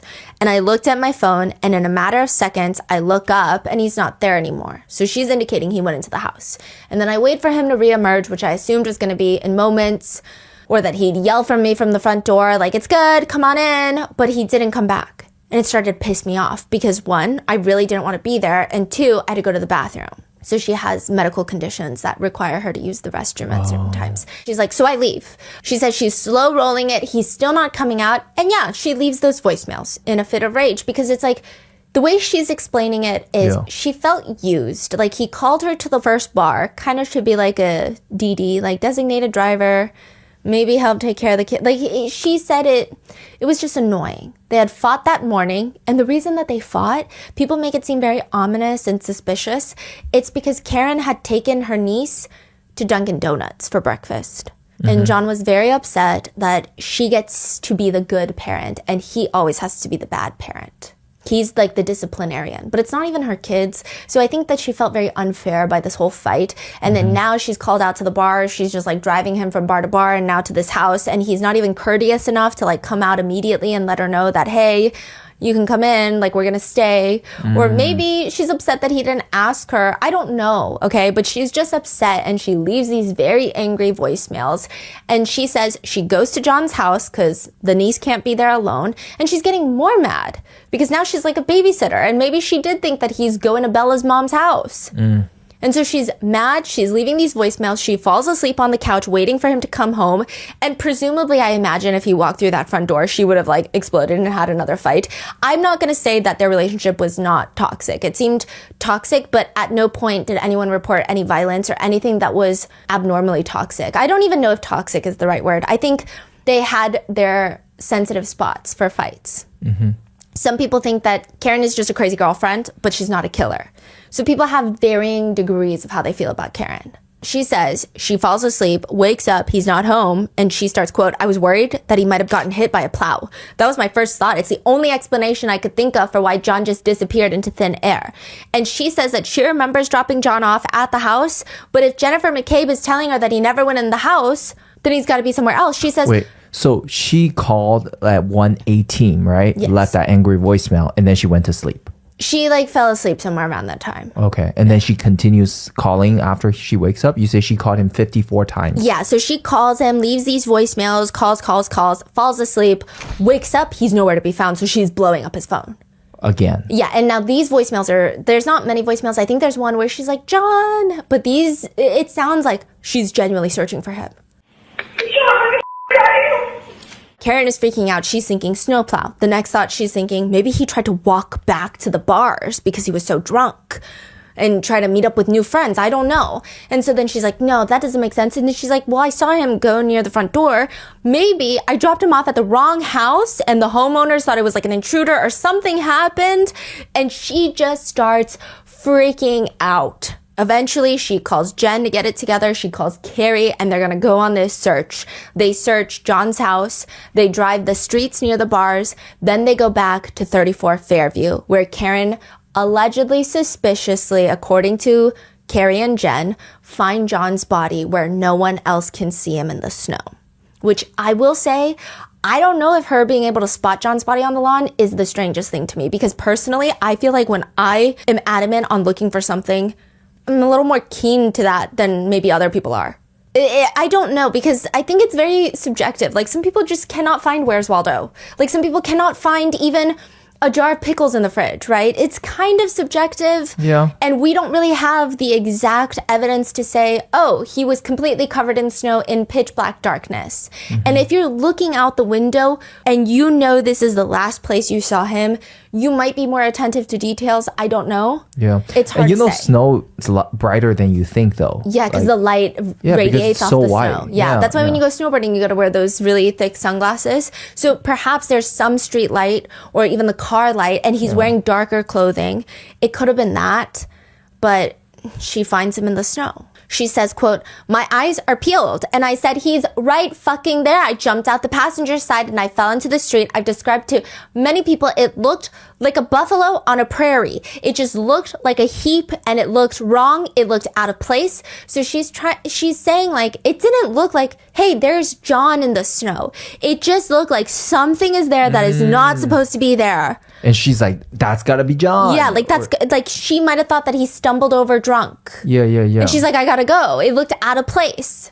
In another interview, she said, we turned the corner. I saw his body immediately because it was just a heap. I couldn't see his face or his hair, but I just knew because he's a big guy. His eyes were shut. So this is after she gets to his body. His eyes were shut. He had spots of blood in different areas on his face, but he was not stiff. He was still. It was cold. I felt cold, but it didn't feel dangerously cold. And it was just an odd feeling. So she starts trying to warm him up. Karen is asked in a Dateline interview, was he alive? He seemed like he could be. I'm only out there for a minute or two, and then Carrie runs over, and then Carrie and I take turns between mouth-to-mouth resuscitation and chest compressions. Karen says she left those voicemails because she knew that John had dated another woman that lived a few houses down, so maybe he was going to go meet with her or something. And she says, I thought he's got to be screwing around. I didn't know that he was physically incapacitated. Karen is asked, is it possible that you might have hit him unwittingly in your admittedly very large SUV? She drives an Lexus SUV. It's huge. No, not possible. Did I hit him? How could that have been? I mean, you dropped him off at the house. I don't know what else could have been. It's very interesting because even that Dateline interview will be used against her in her second trial. This is a very interesting trial, the second one, of Karen Reed, where they use a lot of her media interviews as evidence against her. Was the interview taken after the first trial or before first trial? There's a lot that's taken after the first trial. Now, trial 1 starts, and Karen's Reed case is one of the more divisive ones in the entire state. People are coming into the trial with their minds made up already. Some people are firmly on the prosecution side, including every other person at the Fairview residence the night of John's death, John's family and friends. They all believe Karen is a killer, without a shadow of doubt. Others firmly believe that Karen is innocent, and nothing about this case makes sense because Karen has been framed.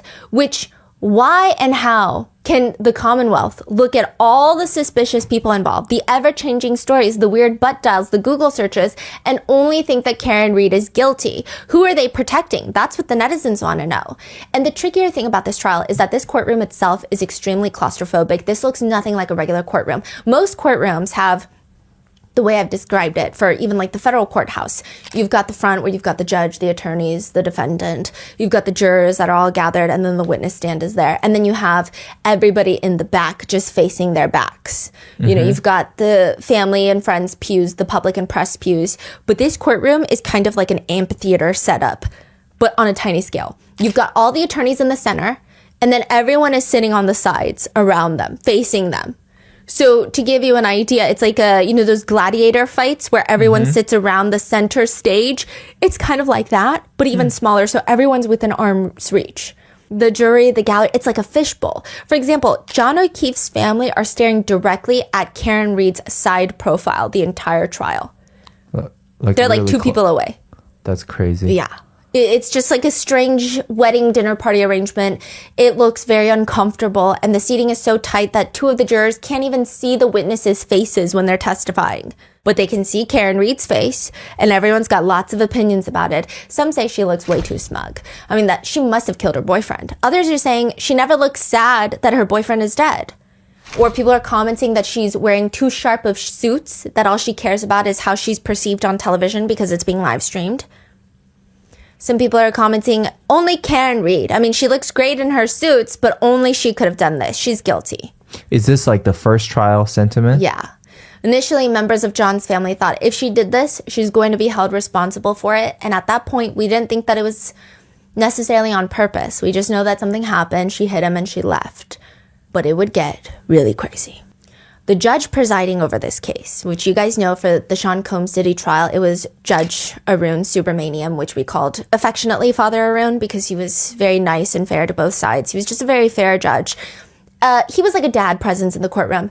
This judge, Judge Beverly, everyone calls her Auntie Bev. It's not an endearing nickname. That's just kind of the nickname that's been assigned to her, not by us, but by netizens. And we will get into that in the next few parts. Wow. Auntie Bev is so the netizens judge. Do not like her. If you don't like Karen Reed, you like Auntie Bev. Ah, okay. I would say that 90% of people don't like Auntie Bev. Okay. Yeah. And both trial... Auntie Bev. Wow, okay. A lot of the defense did not want Auntie Bev to be the judge for this case, but she did not care. She said, I'm staying no matter what. Adam Lally is the lead prosecutor for the first trial. They'll bring in another prosecutor for the second trial, and they'll pay him a lot more money. So the first trial, it's Adam Lally. The second trial, they bring in a new guy, Hank, and they pay Hank $500,000. Dang. The government does. I guess the taxpayers of But Adam didn't get $500,000? No, Adam gets paid like maybe $90,000 to $100,000 a year. He's a special prosecutor. Yeah.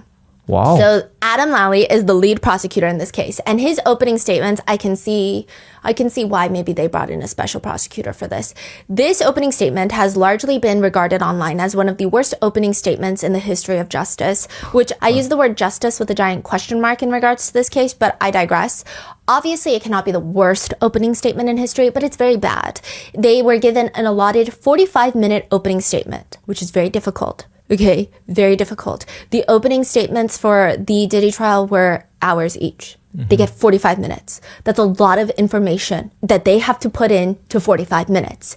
This man, he lists 74 separate names. These are not names he says repeatedly, but 74 separate people are listed. Even for this episode, guys, I have tried so very hard to keep down the list of names until you're very familiar with these group of people so that not to over confuse you.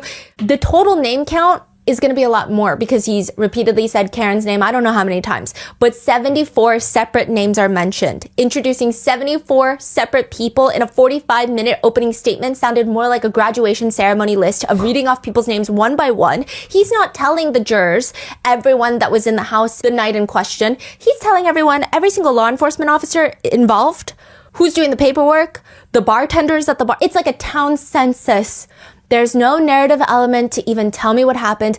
If the jurors were picked correctly, they should have no clue what's going on in this case. This opening statement would have only made them more confused. We extensively researched this case, and his opening statement still to this day confuses me. It makes me feel like I don't know anything about this case. He starts, John O'Keefe grew up in Braintree. He was 46 years old when he passed. He was the son of John O'Keefe Jr. and Margaret, or Peggy O'Keefe. He was a brother to Paul O'Keefe and his sister Kristen Furbrush. You'll hear the testimony from these firefighters, Timothy Nuttall, Anthony Famati, Matthew Kelly, Francis Walsh, Katie McLaughlin, and Greg Woodman. You'll hear from Rebecca Traers, who was working as a bartender. You'll hear from a couple named Nicholas and Karina, by a friend of Mr. O'Keefe's named Laura Sullivan, as well as from her sister, Miss Mary Edison, as well as two firefighters named Daniel Whitley and Jason Becker. Damn. Okay. I will say the emotional part was the fact that John's niece was 14 when he passed away and his nephew was 11, and this would be the third guardian that they lose in the span of a few years because their mother passed, their father passed, and then John took them in, and then John passed. Yeah, yeah. And So- where are they now? I believe Paul O'Keefe has taken them in. The dad? No, the brother. The other brother. Okay. Lally is talking, and you do see John's mom in the back sobbing, and it is pretty depressing because, like I said, her daughter passed away, then her son-in-law, and now her son, and she's got these two grandkids, and I doubt that she even has time to really focus on her emotions. So that part is a lot, but everything else, this opening statement, I just need you to know it was very bad. One of the top comments on the live stream is just, he sounds like he's very bored to be here. He's got like 50 pages left. How is this all in 2 pages? Someone says, if I ever get prosecuted for a crime, I sure hope this is my prosecutor. Others are not even focused on Lally. They say John's parents were sitting right there and Karen looks cool as a cucumber. And everyone is just holding their breath for the defense team's opening statements. And Karen Reed has a very interesting defense team. First, she has David Yannetti, the attorney that we've been talking about, a local attorney. Yannetti was chosen because Karen's dad is a devout Catholic. He likes to go based off of his gut. And he said that he Googled criminal defense attorneys in the area, saw pictures, and said, this one looks like an honest man. That's how he gets chosen to like one of the biggest trials in the nation in the past year. That's how he gets hired. And then the two of them are just in over their heads. Before the trial even starts, there's so many roadblocks trying to get the basic evidence from the Commonwealth. They just want geofence data that would identify every cell phone at the Albert residence the night of John's death. Things that they have every right to during discovery, and they're not getting it. So Karen has no other choice. She starts reaching out to other attorneys to add to the team. She reaches out to an attorney from Los Angeles. She's actually recommended to reach out to Alan Jackson primarily because she's trying to get cell phone data. Alan Jackson smartly used cell phone data to get a groping case dropped against Kevin Spacey, which, yeah. He was also co-counsel for Harvey Weinstein, so there is that. I feel like there is not a person that this man has not represented, including a Saudi prince, an NBA player, a Venice Beach hotel owner that was falsely accused of murder. Now, prior to being a criminal defense attorney, he was also the deputy DA for LA County. Wow. So he's kind of a big shot. Yeah, major prosecutor. His peers have said that at one point during his time at the LA County's DA's office, he was one of the most well-respected prosecutors in the entire nation. Not even just well-respected, he had a 97% conviction rate over 85 jury trials. And he's not a Fed, like that's LA County. Right, and it established him as one of the most successful prosecutors in the nation. He was assistant head of the Major Crimes Division in Los Angeles. He's used to high-profile cases. He gets hundreds of requests monthly for representation, which, if it's a numbers game, he's turning down most of the requests that he's getting every single month. So how does he decide which cases to take on? I'm so sorry. This is still first trial, right? Okay. These three, Elizabeth Little works with Alan Jackson, so she's going to take the case with him. These three are present for the first and second trial. And I'm going to mix like first and second trial together here and there because a lot of the same people testify. Yeah. So it's not as pertinent. I mean, we're going to see the first trial and the second trial through, and you'll know exactly what happened. But a lot of the statements are going to be combined and stuff. Yeah. I'm just getting you familiar with the attorneys. Now, these three are there for all three trials. He gets an email one day in Los Angeles, and that email subject line just reads, "Murder of a Boston cop." He clicks it. It's from a woman named Karen. Little snippets read, "I am fighting for my life." At this point, this is when he finds out, I mean, at this point, everyone already knew, but John O'Keefe is a Boston police officer. Now, he finds out Karen is accused of murdering her boyfriend, who happens to be a Boston cop. Karen's telling him, "I'm fighting for my life against a blue wall, and therefore I'm marshaling whatever resources and advices that I can find." She includes autopsy photos of John O'Keefe inside the email, and when Alan Jackson clicks on them, he says, "It just didn't smell right. I knew pretty quickly some other forces are at play here," to point the finger at her, and it's because those forces want to point the finger away from somebody else. He's saying none of those autopsy photos look like someone who has been hit by a car. The fact that anyone, especially a prosecutor, would even suggest that it was done damage from being hit by a car is fishy. Alan Jackson looks into the case, and ultimately he decides John O'Keefe was murdered. No question. He died at the hands of another person that was not Karen Reed. He says there are people in that house that are actually responsible for his death and who murdered him, and that is how he decides to take on the case. He's going to travel from Los Angeles to Boston, and he's going to fight for Karen Reed. Just to give you an idea, Alan Jackson is an incredibly strong character. I would say that he has the assertiveness of, I don't really know maybe like assertiveness of Brian Steele, but maybe without the Southern charm and like lay on the sweetness. He's very charismatic, but he is an aggressive attorney. Like, he goes after what he wants. I have 2 words. Do it. Do it. I'd love that. I'd love a shot at that. Okay, so I said let's take personal. That's not an invective. That's not a personal shot at Mr. Brennan. I'm just saying, do it. He's not trying to play nice all the time, which is why when he comes to Boston to take on this case, a lot of people feel like he's going to step on a lot of toes. He's this big hotshot attorney from Los Angeles representing Karen Reed. Before the first trial, most people did not like Karen Reed. It's not going to go well. And he's known to go into every case guns a-blazing. And so he's asked about it. And he says, I mean, I don't know how to tread lightly. I tread towards the truth, period. And if that ruffles feathers, so be it. If that pisses people off, get over it. Okay. So very different from the prosecutor's opening statement. The defense, they actually get David Yannetti up on the podium, which is pretty calculated. They're not going to let the fancy big shot LA attorney do it. They're going to let the local handle this case. And his voice is loud, concise, and clear. And the first words out of David Yannetti's mouth are, Karen Reed was framed. Her car never struck John O'Keefe. She did not cause his death. And that means that somebody else did. Commonwealth will instead try to persuade you that Karen Reed supposedly had a motive to kill John O'Keefe because they were not getting along. You will conclude the notion that Karen Reed chose the start of a snowstorm to suddenly become violent out of the blue for the first time and intentionally kill her boyfriend by hitting him with her car and leaving him there with a house full of people inside is patently ridiculous. You will also learn that what's not ridiculous is that someone, not Karen Reed, ambushed John O'Keefe. Somebody probably didn't mean to kill him, but somebody went too far.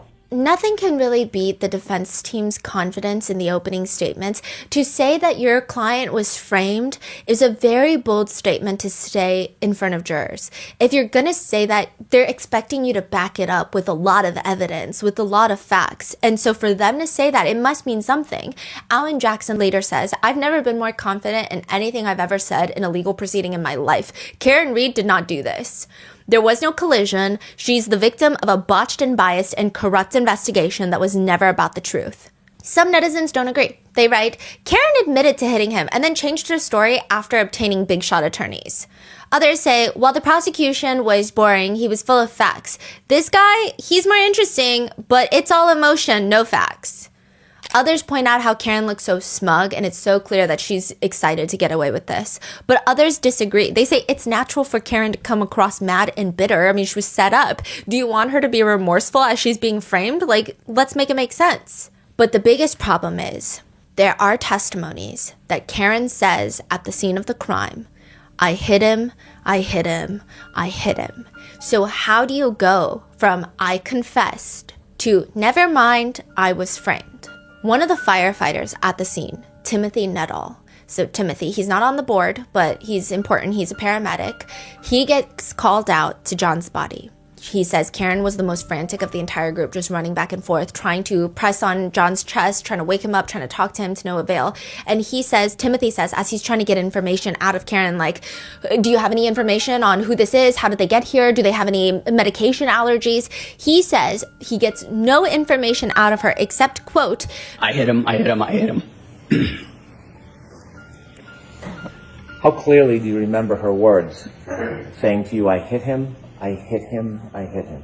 I remember it very distinctly. Timothy says he's trying to understand more of that, and he testifies that he's asking Karen all these follow-up questions. Like, what do you mean you hit him? Like, did you hit him with your hand? Did you kick him? What happened? What do you mean you hit him? Did you just confess to murder? What do you mean? She just keeps repeating, I hit him, I hit him, I hit him. Timothy says he recalls those words coming out of Karen's mouth so distinctly. Another lead firefighter says he recalls Karen saying the same thing, but he's the lead paramedic on site, so he's got to work on John. So he tasks another person on his team on trying to get as much information out of Karen as possible. Katie McLaughlin, a firefighter. She needs to get information from Karen Reed. Basic information. Who is this man? What is his date of birth? What's his name? How did he get here in the snow? Does he have medical problems? She needs to ask these and get the answers. Katie says at first Karen is responding. She's cooperating. She's very distraught, but she's cooperating. She says, quote, she was kind of moving around the scene a little bit, so I was just kind of following her. And then we came to a stop at one point, and I continued to ask, or I asked one more question. Katie says the last question she asks Karen is, has there been any significant trauma that happened before this? Katie testified that Karen says, I hit him.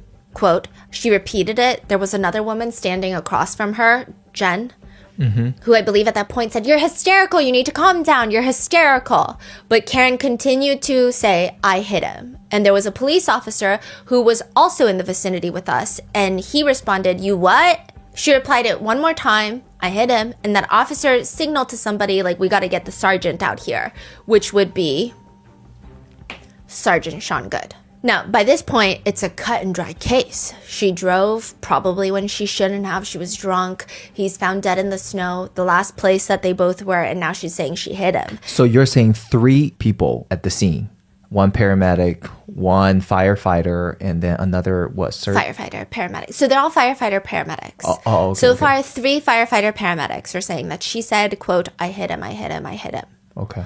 Even during Jen McCabe's testimony, she said that she did indeed hear Karen say that. She declared it.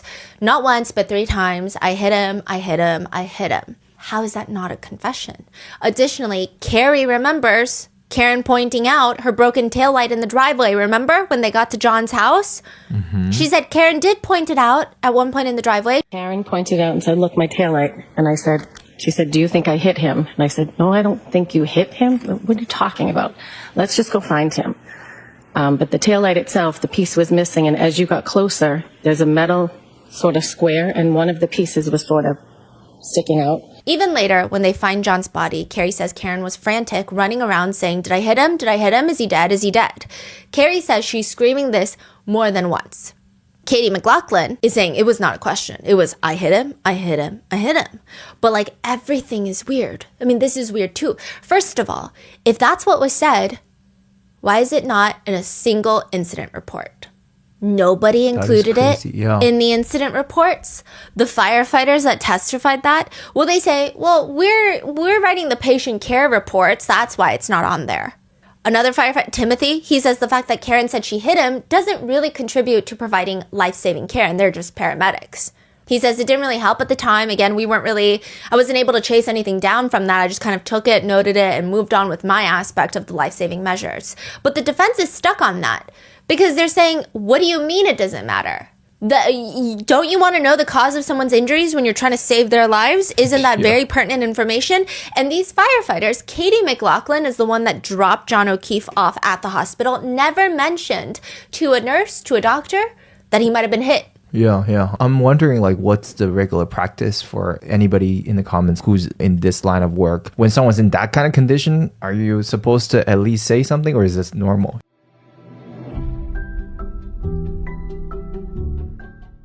If you've shopped online, chances are that you've bought from a business powered by Shopify.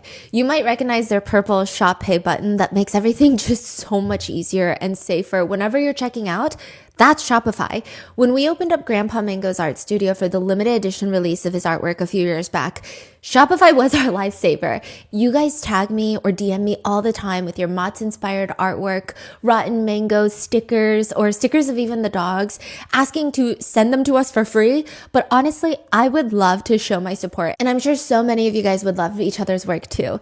If you have been thinking about opening your own online store, Shopify is the place to start. Integrated across their entire platform is their new Shopify Magic, which is a professional grade AI tool that's easy to use and available as a consult 24/7. Need to enhance images for products? Shopify's professional grade AI editing lets you make professional image adjustments, like generating a new background for a product or having a background that doesn't match your theme anymore. You can switch it up. Even if you're struggling with product descriptions, Shopify Magic has got you covered. If you want to see less carts being abandoned, it is time for you to head over to Shopify. Sign up for your $1 per month trial and start selling today at shopify.com/rotten. Go to shopify.com/rotten. Shopify.com/rotten.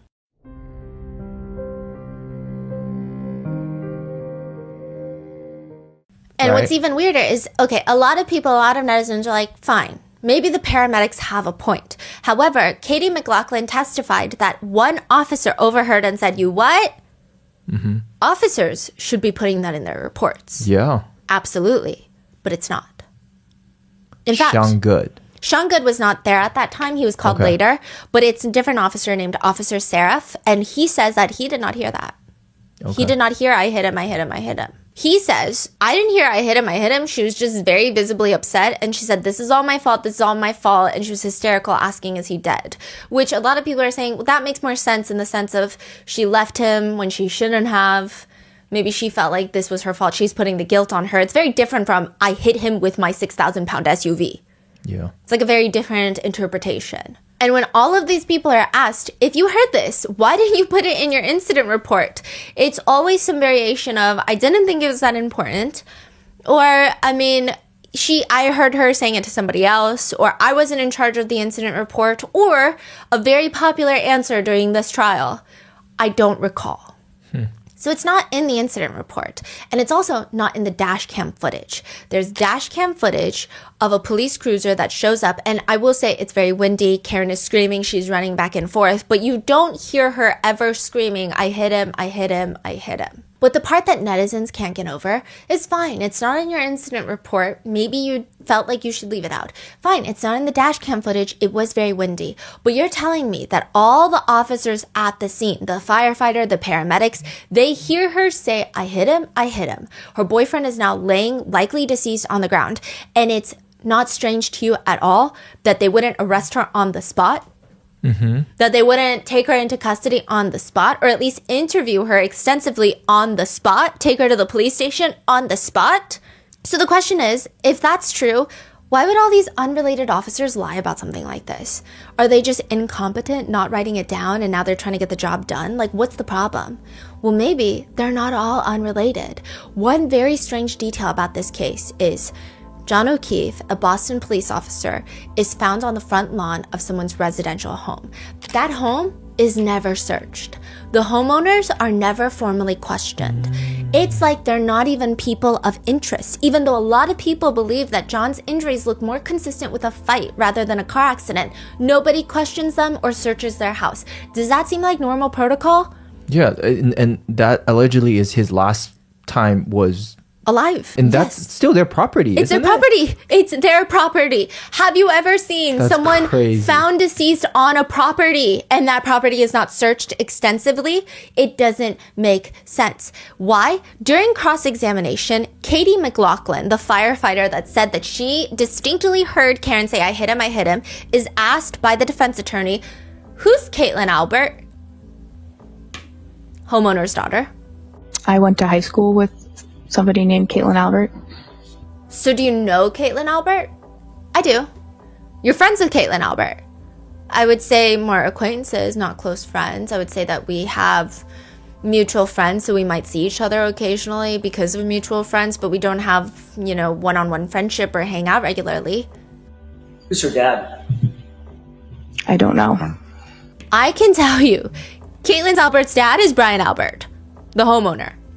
How many years, how long of a span have you known Caitlin Albert?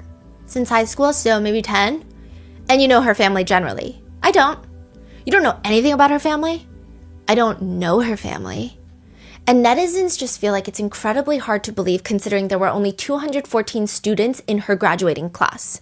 So she's saying, I went to high school with someone named Caitlin Albert, but also your class only has 200 people in the grade. That's a weird thing to say. If you're asking me someone I know that I would just say, oh, I went to high school with them. Yeah. I wouldn't say I went to high school with someone named. Have you ever been to her house? Not that I recall ever being there. Not that you recall, or you haven't. There's two different things. I don't recall ever being there. Okay, so you might have been there, you just don't recall. I don't recall ever being there. A lot of people don't like the evasiveness. If you haven't been there, just say, I haven't been there. Yeah, or yeah. just say, I might have been there maybe once, like 10 years ago. Yeah. Okay, if I were to ask you if you've ever been to her house, yes or no, you cannot answer that because you don't recall. You cannot recall, correct? I would say, I lean towards no. I have no recollection of ever being at her house. The defense shows a picture of Caitlin Albert and Katie McLaughlin on the beach. They've gone on trips together with big friend groups. When was it though? She makes it seem like she hasn't seen her since high school, but there are pictures just months before the incident of John's death where they were at a baby shower together, where there's pictures of them. And there's just copious pictures of them socializing together. And she states, well, that's because her friend group is friends with some of my friend group, but we're never really like friends. We never really hang out. But it's just the way I think it's less about the photos. It's less about like the photographic evidence. It's more so she's being so evasive. It's almost like she wanted to say that Karen is guilty and that family has nothing to do with it. Don't even mention their name because I don't know them. Yeah, so that's why people are saying it's weird. She's like the main one testifying that Karen said, I hit him at the scene. And turns out she's acquainted at the very least with Caitlin Albert. And now this is the part that's going to get confusing. I'm going to go over it now, but I will revisit it every time because it becomes very important. So don't get stressed if you don't recall everything. But we have the Alberts. Now, I've never been to Canton, but I feel like after this case, if the population of Canton, Massachusetts is 100 people, half of them are Alberts or related to the Alberts. So let's start with the Albert original siblings, the main siblings. Brian Albert is the eldest of 7. Only like 4 of the siblings matter. Brian is the top dog. He's married to Nicole Albert, who happens to be Jen McCabe's sister. Now, Brian and Nicole, they have kids together, but the ones that matter are Caitlin and birthday Brian Jr. They also have a dog, Chloe, very important. Then Brian has a brother named Chris Albert. Okay. Chris Albert is married to Julie. Julie happens to be best friends with Jen McCabe. Julie and Jen McCabe are best friends. Okay. And Jen McCabe is Nicole's sister. Right. They're best friends. Okay. They've been best friends for a really long time, and it's not because they're distantly related. They're genuinely best friends, and they're family. Now, Chris and Julie also have a few kids, but the only one that really matters is Colin Albert. They, Chris, Julie, Colin, used to live 2 houses down from John O'Keefe. Used to. Yeah, and this is very important. Used to as like when this crime happened or years before the crime happened? They moved away 1 year before the crime. And this is very important later because Karen will later say the only person she's ever seen John have problems with, Colin Albert. Teenager neighbor leaving drunk beer bottles on John's property. I see. Then there are 2 other main Albert brothers we'll get into. Well, I'm so sorry. I'm so sorry. Was Colin Albert at the party? They find out that he was months after. In the initial reports, nobody lists him. Wow. Oh yeah, Colin's gonna be like the focus of the next episode. Wow. Colin's a huge focus later. Now, this is important also because Michael Proctor, no nudes yet Proctor, he's the main investigator. Well, one of the main investigators, right? Yeah. His sister is Courtney Proctor, Yes. who's best friends with Julie. Okay. So they're all best friends. Yeah. This whole house is a best friend party. Yeah, they're all related or they're all best friends. This is crazy. Like, Yeah. Small town is so scary. Michael Proctor's mom even said in like a social media post that the Alberts are like the Proctor's second family. When she got married, when Courtney Proctor got married, Colin was the ring boy. Colin Albert is basically Michael Proctor's ring boy? Or No, Courtney Proctor. But aren't they sister. married? Oh, sister. I'm so sorry. Yeah, his wife is Elizabeth. She's Okay, not on here right okay, now. okay. But Yeah. yeah. Jeez. Okay. So there is a death outside the Albert family house. Uh-huh. And this man's sister is best friends with Julie Albert, who's best friends with Jen McCabe, and they're all related to an Albert, or they're married to an Albert. And there's a death outside. The man investigating the case is very close with the Albert family. So close, in fact, that they call them the second family to the Proctors, and yet he does not recuse himself. He does not pull out for a conflict of interest. Nothing. In fact, his sister is so close with Julie Albert that during the initial investigation into John O'Keefe's death, they call each other nonstop. And Julie, will not recall what was discussed in any of those conversations. Courtney's brother is in charge of figuring out everything, what happened. Meanwhile, Julie Albert is like tapping that phone line nonstop. Yeah. Okay, That and is- I will say lead investigator is a little misleading. He does have a supervisor, Buchanan, that's going to be a huge part of the next episode, but Buchanan is also not a good person. But this guy, he's the one that is searching through Karen Reed's phone. Yeah. Yeah, so lead investigator, but like you get it. Now, Karen's attorney says, you'll learn that right from the jump, Michael Proctor predetermined the outcome of this case and never stepped foot inside the Albert home on January 29th, 2022. He never checked out if there were signs of a struggle inside the home. He never called crime scene technicians and other specialists to look for blood or other trace evidence within the home. He never asked Brian Albert for permission to go into the home and look around. Michael Proctor never applied for a search warrant to go in that house. Instead, he focused immediately and exclusively on Karen Reed, the outsider. No one in the Proctor family had ever called the Reed family their second family. No one in the Proctor family had been in a wedding party with anyone else from the Reed family. There are pictures of the Proctor family and the Albert family dating back to 2012. But these are not the only strange connections. Carrie Roberts lives on the same block as one of the paramedics that responds to the scene. But that's normal. It's a small town. Everyone lives next to everyone. But what's interesting is that there are many investigating bodies on this case. So just to not get it confused, some of the main police officers that first arrive at the scene are Sean Good, Paul Gallagher, and Michael Link. Okay. These are Canton police officers. Okay. Michael Proctor is a state police officer.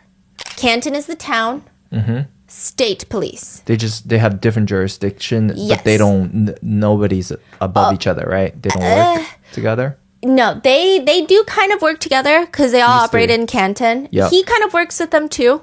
Mm-hmm. So they all kind of know each other for sure. Right. Okay. But different jurisdictions, different departments. Now, Carrie Roberts' daughter is best friends was Michael Lank's daughter, Officer Lank. In fact, the day right after, January 30th, 2022, Carrie and Jen McCabe, Reebok sisters that have never seen each other since 6-7 years ago when they went to buy sneakers at Reebok, suddenly they're hanging out the next day. They go to John O'Keefe's house to talk to Mr. and Mrs. O'Keefe, and then they stop by Michael Lank's house. They say it's to drop off Carrie's daughter, but it's strange, isn't it? They both went to drop off Carrie's daughter? Michael Lank is also best friends and grew up with Chris Albert. Wow. So right when the 911 call was submitted, it went to Sean Good, Canton Police. So this is the local jurisdiction. Canton, Sean Good, Gallagher, Lank. They're all Canton. Yep. The troopers eventually get involved. Tully, Buchanan, and Proctor. But they're still going to keep working with the Canton Police. In fact, they're going to bring Karen. I'm so sorry, yes. but why did these troopers get involved eventually? Do you see this guy, Kenneth Berkowitz? Yeah. He's the chief of the Canton Police Department. Okay. He says we should probably recuse ourselves for conflict. Why? How so? Because it's too related? Too close? Do you remember I was talking about the town selectmen? Yes, Brian Albert.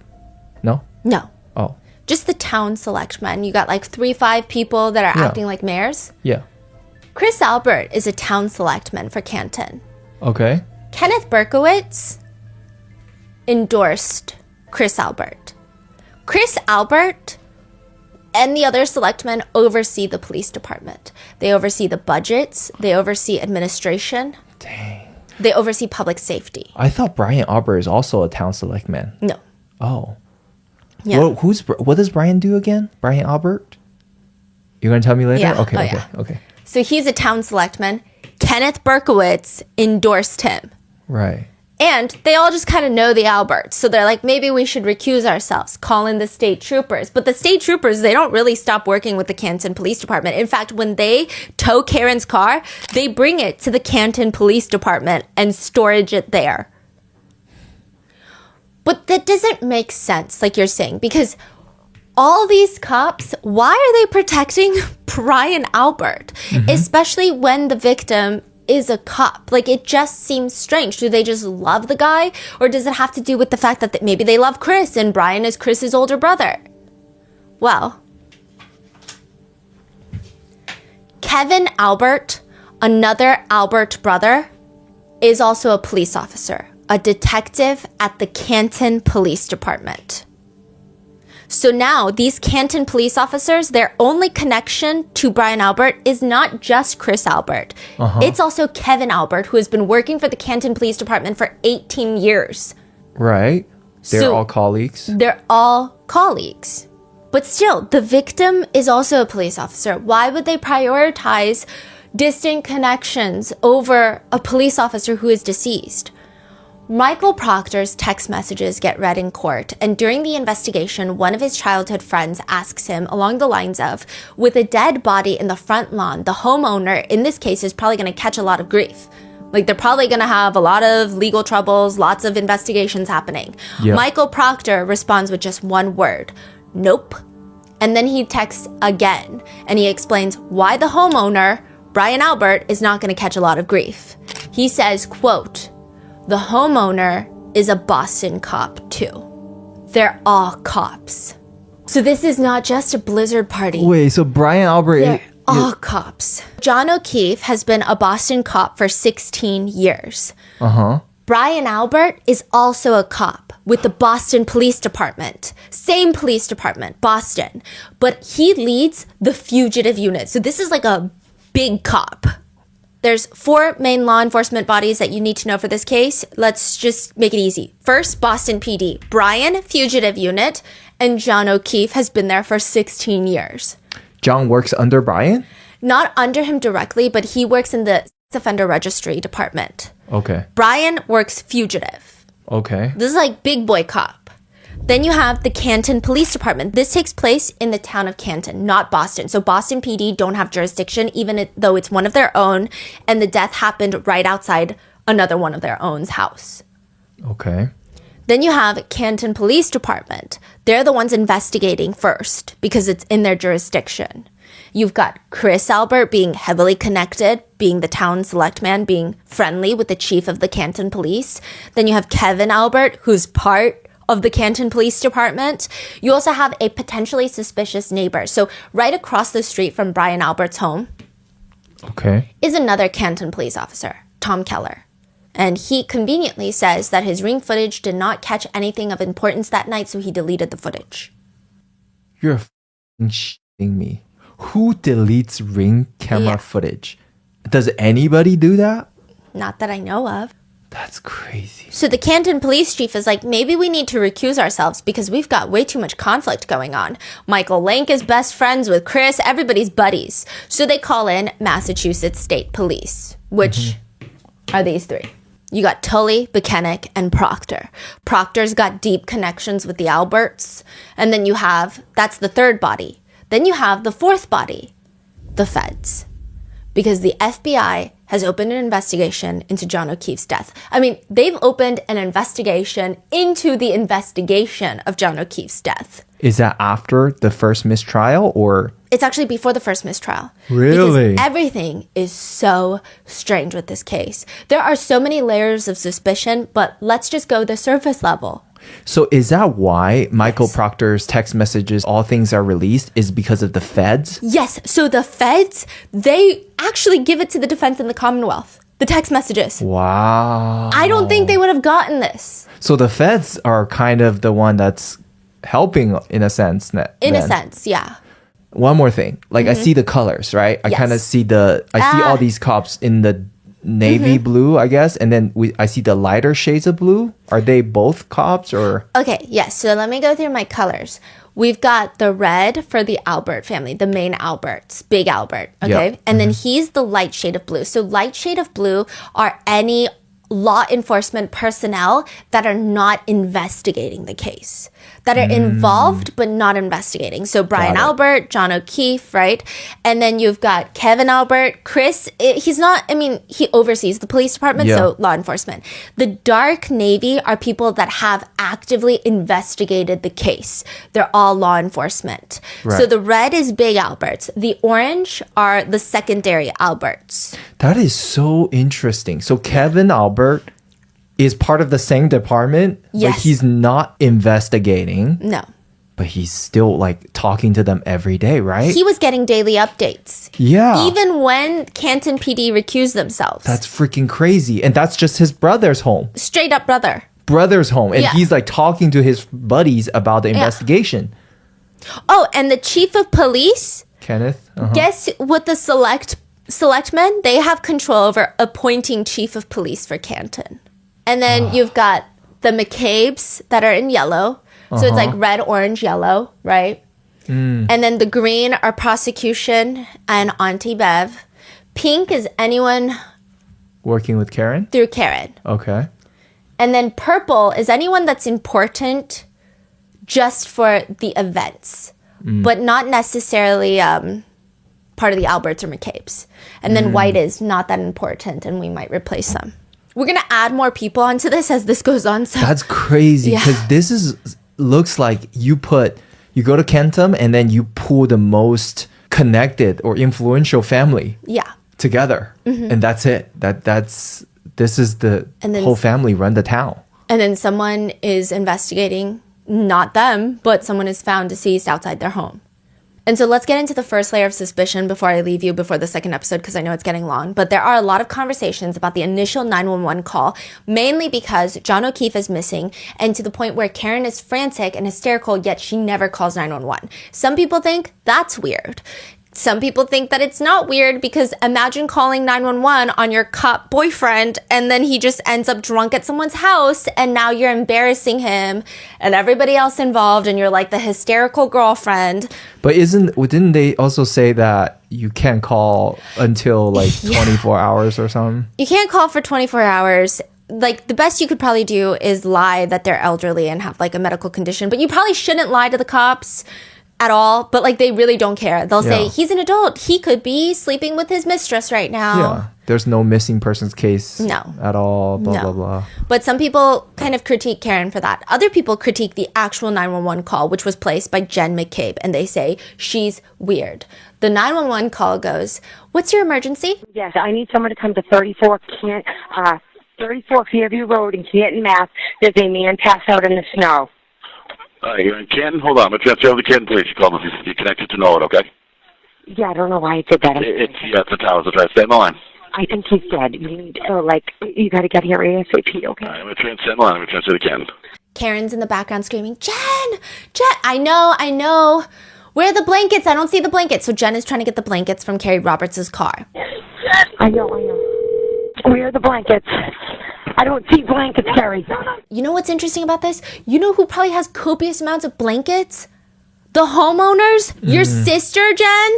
If you can't find the blankets, why wouldn't you go to your sister? Or your brother-in-law who's sleeping I don't know how many feet away from you because he's a first responder and you know that. And I also think it's very strange because I feel like every family has that one person that when shit really goes down, you call that one person. And it appears to be Brian Albert in this family. And he's sleeping right there and you don't wake him. That is freaking crazy. I feel like every family has that one person you call for everything. Yeah. But nevertheless, she gets transferred to Canton 911. What's going on? There's a guy unresponsive in the snow. So it went from there's a man in the snow to now there's a guy in the snow. A lot of netizens are critiquing. It feels like a lot of distancing language. Jen says, I'm just trying to communicate effectively with the police instead of saying my friend, my buddy, my guy named John. She's saying she's trying to be very assertive with how she's talking. I mean, just the fact that she's not calling her sister or brother-in-law, that alone makes her way more suspicious than Karen, in my opinion. Yes, and what's even more suspicious is that as she's calling 911, you can hear like Carrie and Jen arguing about what to do. So the whole time they're arguing about, do we flip him over? No, we can't flip him over because he like might get a spinal injury. Like you don't hear the words exactly, but later they'll all testify that this is what happened. And at one point, Karen is trying to warm him up with her body heat. Carrie's getting mad and she's like, shut up, Karen. Like there's so much going on. Would you not just be like, hey, both of you guys shut up. I'm going to get a first responder. Yeah. The phone with the ambulance. I know, honey. I know. So, Carrie, you got to get off him, honey. Stop. Stop. It's not like they've got it down pat. It's not like they know what they're doing. You're saying like this whole thing all night long until the body gets taken away, nobody talked to Brian and Nicole all night. No. Well, there's a phone call made From Jen McCabe to Nicole. At what time? Right at 6 a.m, like right around the time that they're supposed to be coming.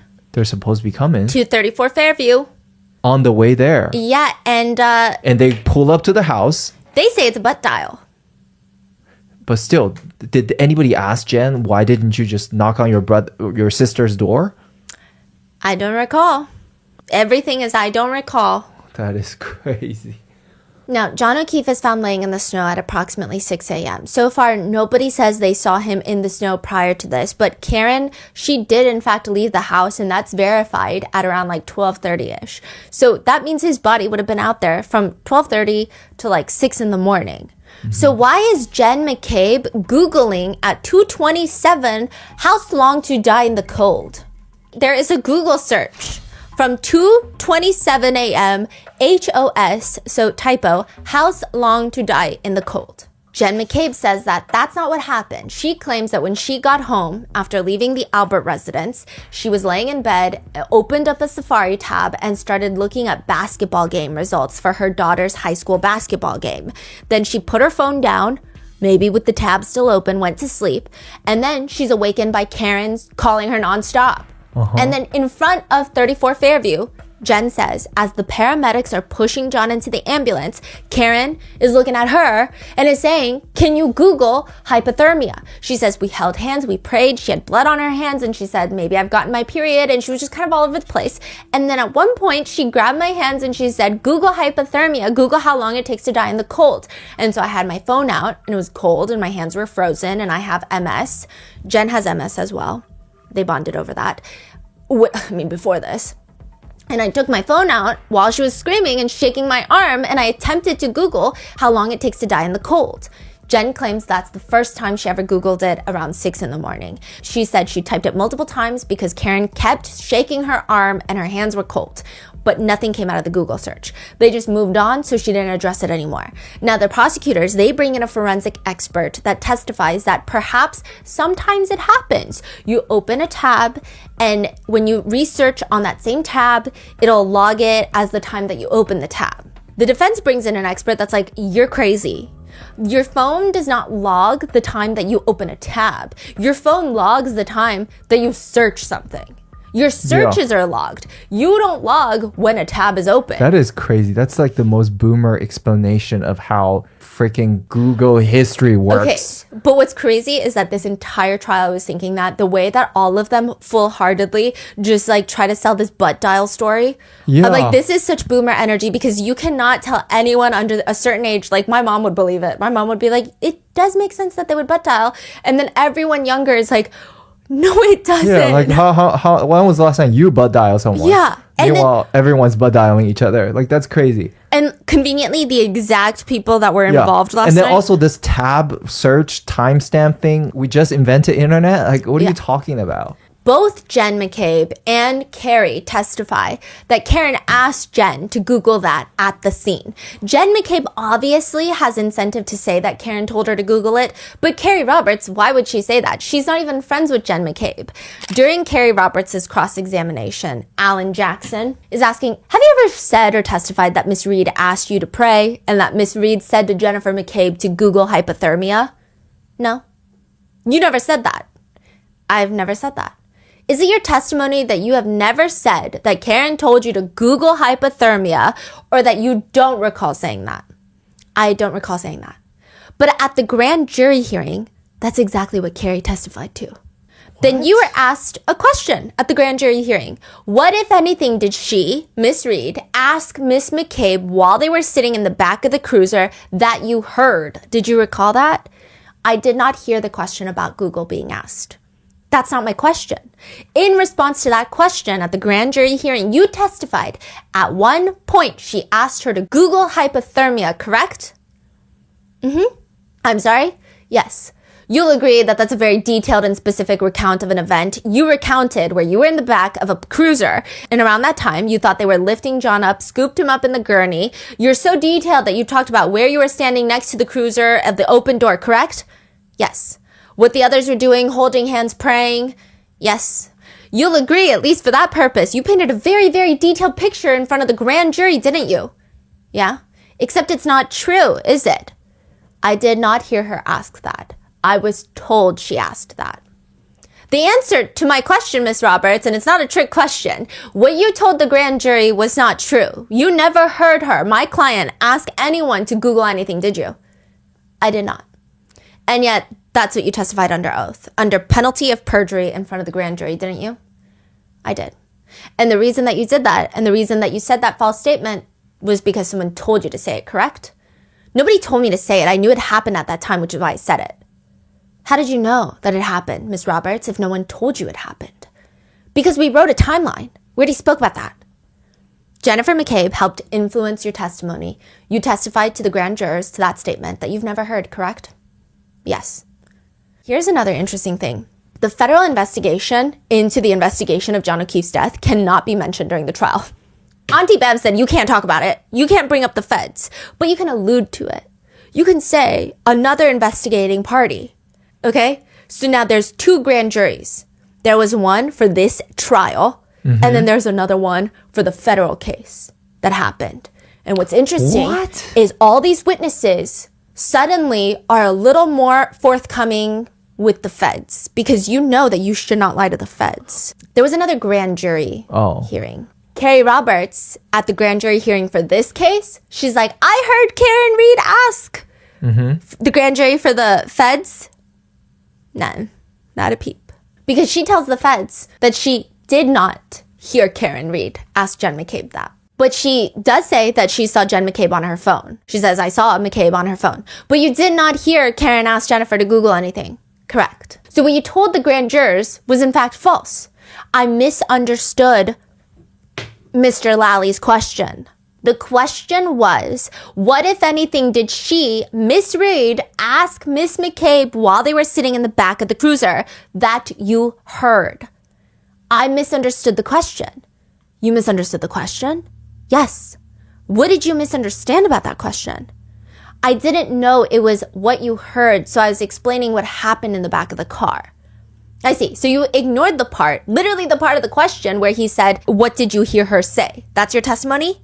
I didn't hear it. I obviously got the question wrong. I did not hear anybody ask about a Google search. And that was a false statement, wasn't it? Technically. Technically? Yes, technically. What do you mean technically? Technically, I was under oath and I did not hear Karen asked Jen to Google it. And yet under oath... But I knew it happened at that time. And yet under oath you said you did. Correct. And that was a lie, correct? Objection. Was that a lie? Did you lie? I did not intentionally. But you did. And not intentionally. Okay, that's the end of Understood this. the question, Mr. Jackson. All right. Is there any other question, or is that it? I didn't know what she just said. I said I misunderstood the question, Mr. Jackson. Is it that aggressive? Yeah. Oh my gosh. That's what you're saying now, correct? That's what happened.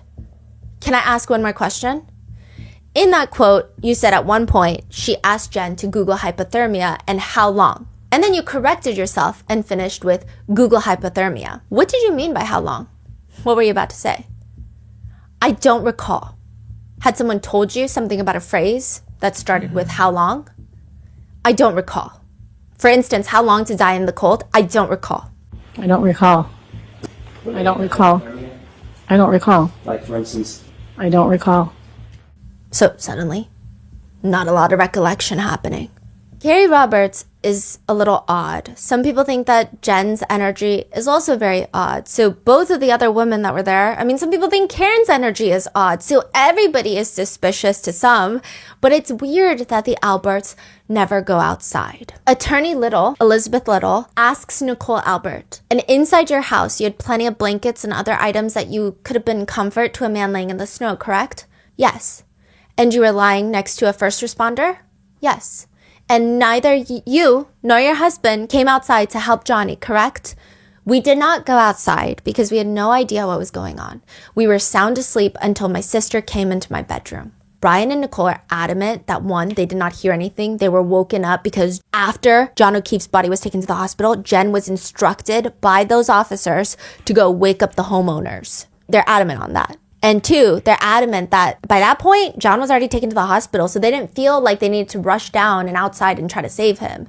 In fact, Brian Albert Sr. says, I was just woken up out of a cold sleep from hanging out the night before. By the time I came downstairs, the police were already in my house. John was already gone. There was nobody to save. I would have taken a bullet for John O'Keefe because he was a fellow cop. That's the most ridiculous question that people always ask. It made zero sense. What am I supposed to do? Run out the front in my underwear, running yellow tape around the fire hydrant? I didn't see that there was a reason to go outside like that. The police had already been in my house. They had already talked to us about what was going on. It was a snowstorm at that point. They were trying to conduct an investigation that I didn't want to interfere with or have anything to do with. He continues, at that time, there was no victim in front of my house, so there was no first aid for me to give. There was nothing else I could do. But they have a member of their family that they both testified sleeps in their bedroom, the very front window facing the flagpole. Mm-hmm. And this family member, people have testified and reported, Chloe is not good with humans, not good with strangers, and not good with other dogs. You're telling us she did not bark? She did not wake up the Alberts? Right. They just slept through it all three of them? We're going to go into a lot more of the suspicious stuff in the second episode, such as Brian Higgins, who happened to be in the house that night, who also had a crush on Karen Reed. So that's going to get very complicated. But while Carrie Roberts is being interviewed for the second time inside of Jen McCabe's house, right after they made a timeline of events, Jen McCabe is in a family group chat with Brian Albert, Nicole Albert, the homeowners, and her husband, Matt McCabe. And they start messaging. Matt McCabe texts into the group chat because Chris Albert apparently reported to all of them that troopers had come into his place of business, so his wife owns a restaurant, and they're asking about the case. So Matt is saying, tell them the guy never went in the house. Brian Albert responds, exactly. Matt McCabe is updating the family on where the troopers are in their neighborhood. You know, coming to talk to Jen and Carrie. He says, troopers back out front, but in front of the Asian house, and looks like more has been dug up there, or at least looks like it. Wait, what does that mean? Like maybe they're digging more into the case. Now, Jen texts, Carrie is going over the timeline, which indicates that she's listening to Carrie talking to a trooper during her second interview. So Jen is listening. Carrie is going over the timeline. Matt responds, very weird that she's barely been interviewed. The whole dead comment was just told. What? The whole dead comment. What's that comment Karen again? called and said, John is dead. The whole dead comment was just told. I was supposed to have them talk last night and forgot to tell Proctor to call them. So I don't know what that means, but you're just going around telling cops to call people to investigate? Is he like listening in on their interviews? Yeah, it seems like it. They'll deny it. He's giving a live broadcast Yes. of what the police is getting right now. Yeah, but they'll say that they were just in their kitchen eating dinner and they heard bits and pieces, bits and bobs, but people don't believe it. Brian Albert responds to that, hope they don't think she's making it up after the fact for some reason. But if they barely interview Carrie, that's on them. Matt responds, yes, she was hardly interviewed and I think just answered what was asked. Jen responds, are you listening? Cops here again. Nicole tells her sister, call us after. Matt responds, this girl could write a book nonstop talking about Carrie Roberts. She's talking a lot. Yeah. And Jen McCabe responds, I love it. What? What does that mean? Like, Then another text. She's telling them everything. Nicole responds with just one word. Good. that is so chilling. And that is where I leave you with part 1 of this case. Because none of this makes sense. And in part 2, everything we thought we knew about this case flipped on its head again and again and again. And there's so much, like, it doesn't make any sense. What are your thoughts on this so far? Have you heard of this case? And I think one of the main reasons that we found it really hard to get into it was everybody has such strong opinions. And I felt this was the first time where you could have such differing forensic analysis, forensic experts testifying to the same exact thing. Like, how is it up in the air whether or not a Google search was conducted at 2:27 a.m.? Yeah. But the fact that everything can be interpreted in different ways for this case just makes it weird. So it really does feel like a lot of emotions play on how people decide on whether or not they think Karen did it or not. But one thing's for sure, I would not trust these people. I would not trust these text messages. I will say Karen reads voicemails. Yeah, they're crazy, but I don't think it doesn't make sense for her to leave those voicemails. Yeah. But in the next episode, we're going to go into the supposed broken tail light. We're going to go into Brian Higgins and the affair. And there's just lots of other things that we have to cover. So let me know in the comments, what are your thoughts? And with that, I will see you in the next one.